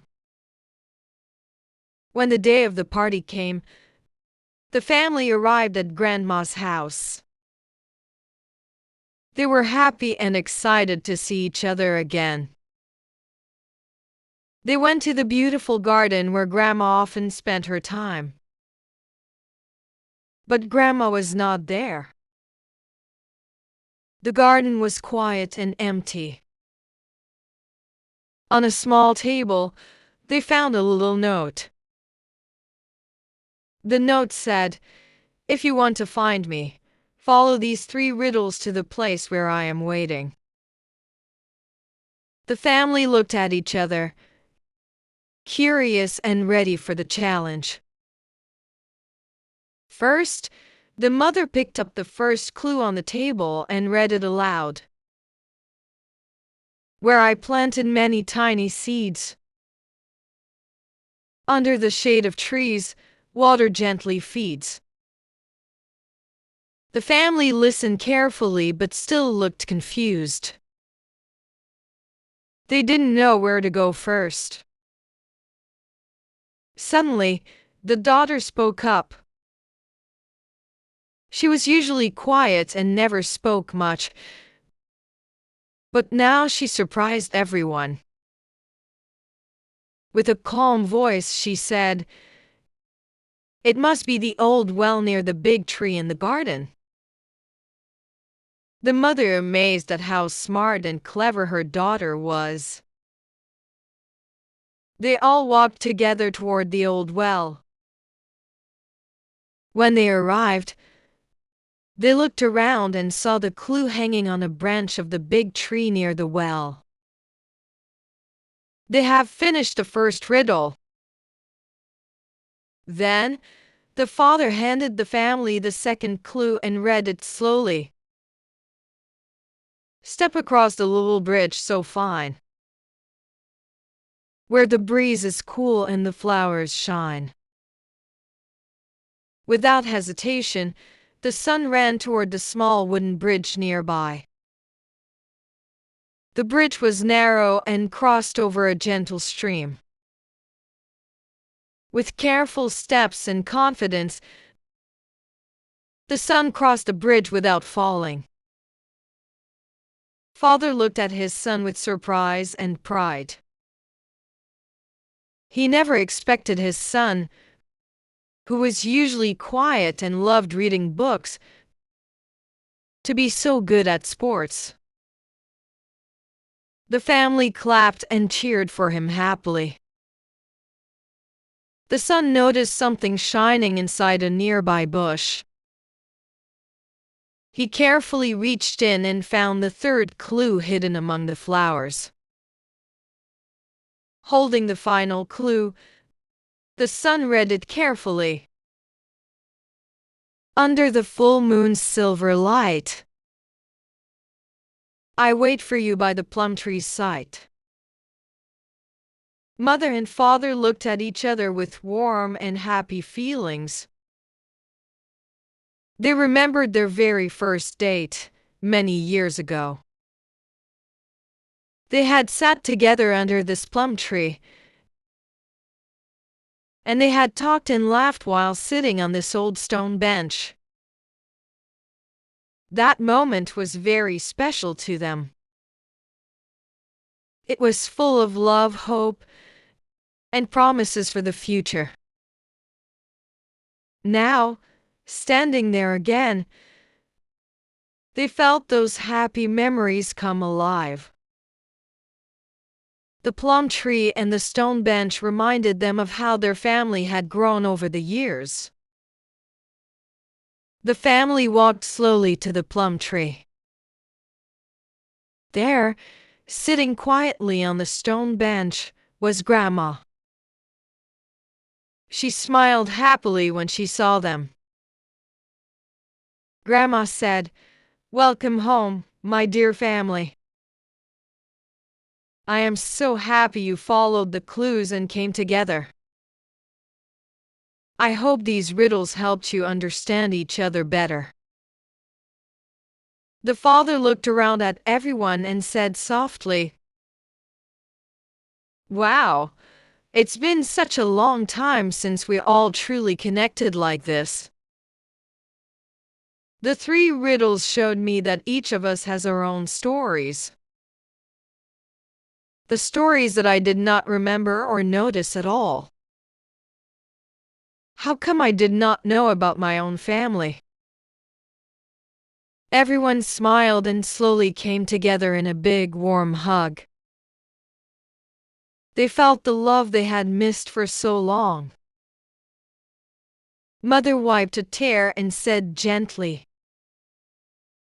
"Family is the most precious treasure we have, and we must always cherish it. No matter how busy or far apart life takes us, our love and the time we spend together are the greatest sources of strength and happiness." The grandson hugged Grandma tightly and said, "I missed you so much."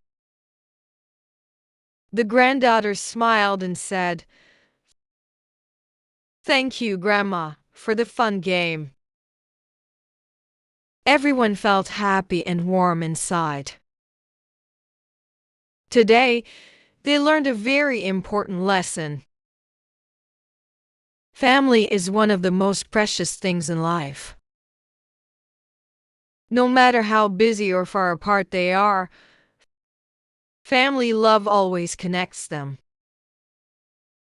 They promise to spend more time together and listen to each other more.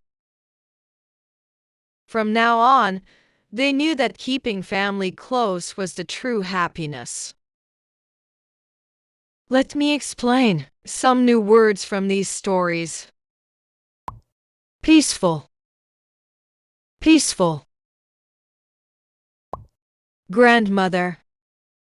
Grandmother. Delicious. Delicious. Grandchildren. Grandchildren. Lonely.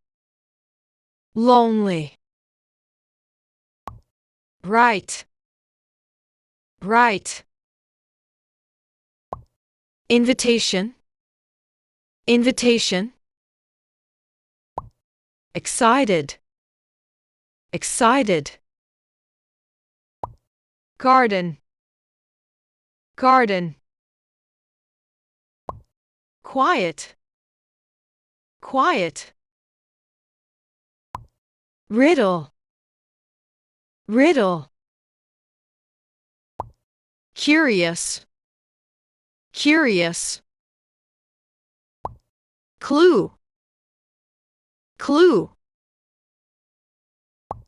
Shade. Shade. Confused. Confused. Surprised. Surprised. Clever. Clever.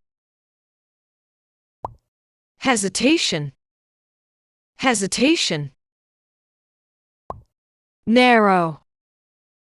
Narrow. Gentle. Gentle. Confidence. Confidence. Pride. Pride. Cheer. Cheer. Shining. Shining. Memory. Memory. Promise.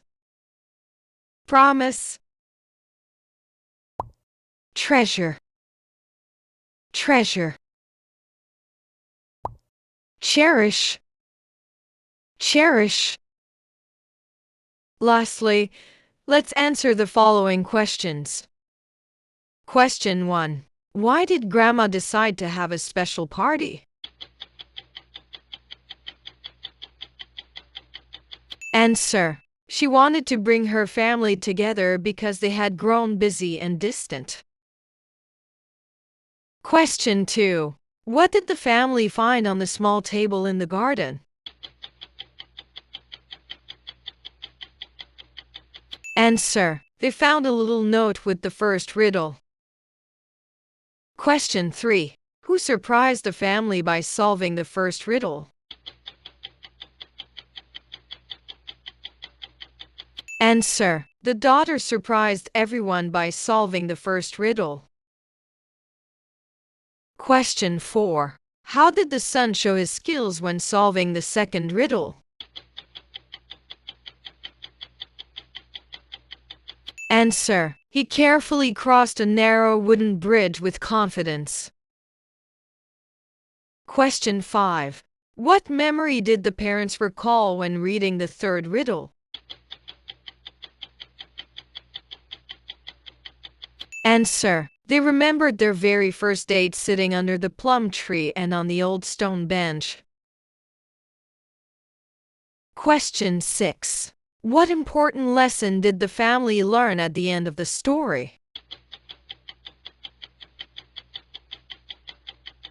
Answer. They learned that family love is precious and that spending time together and understanding each other is very important.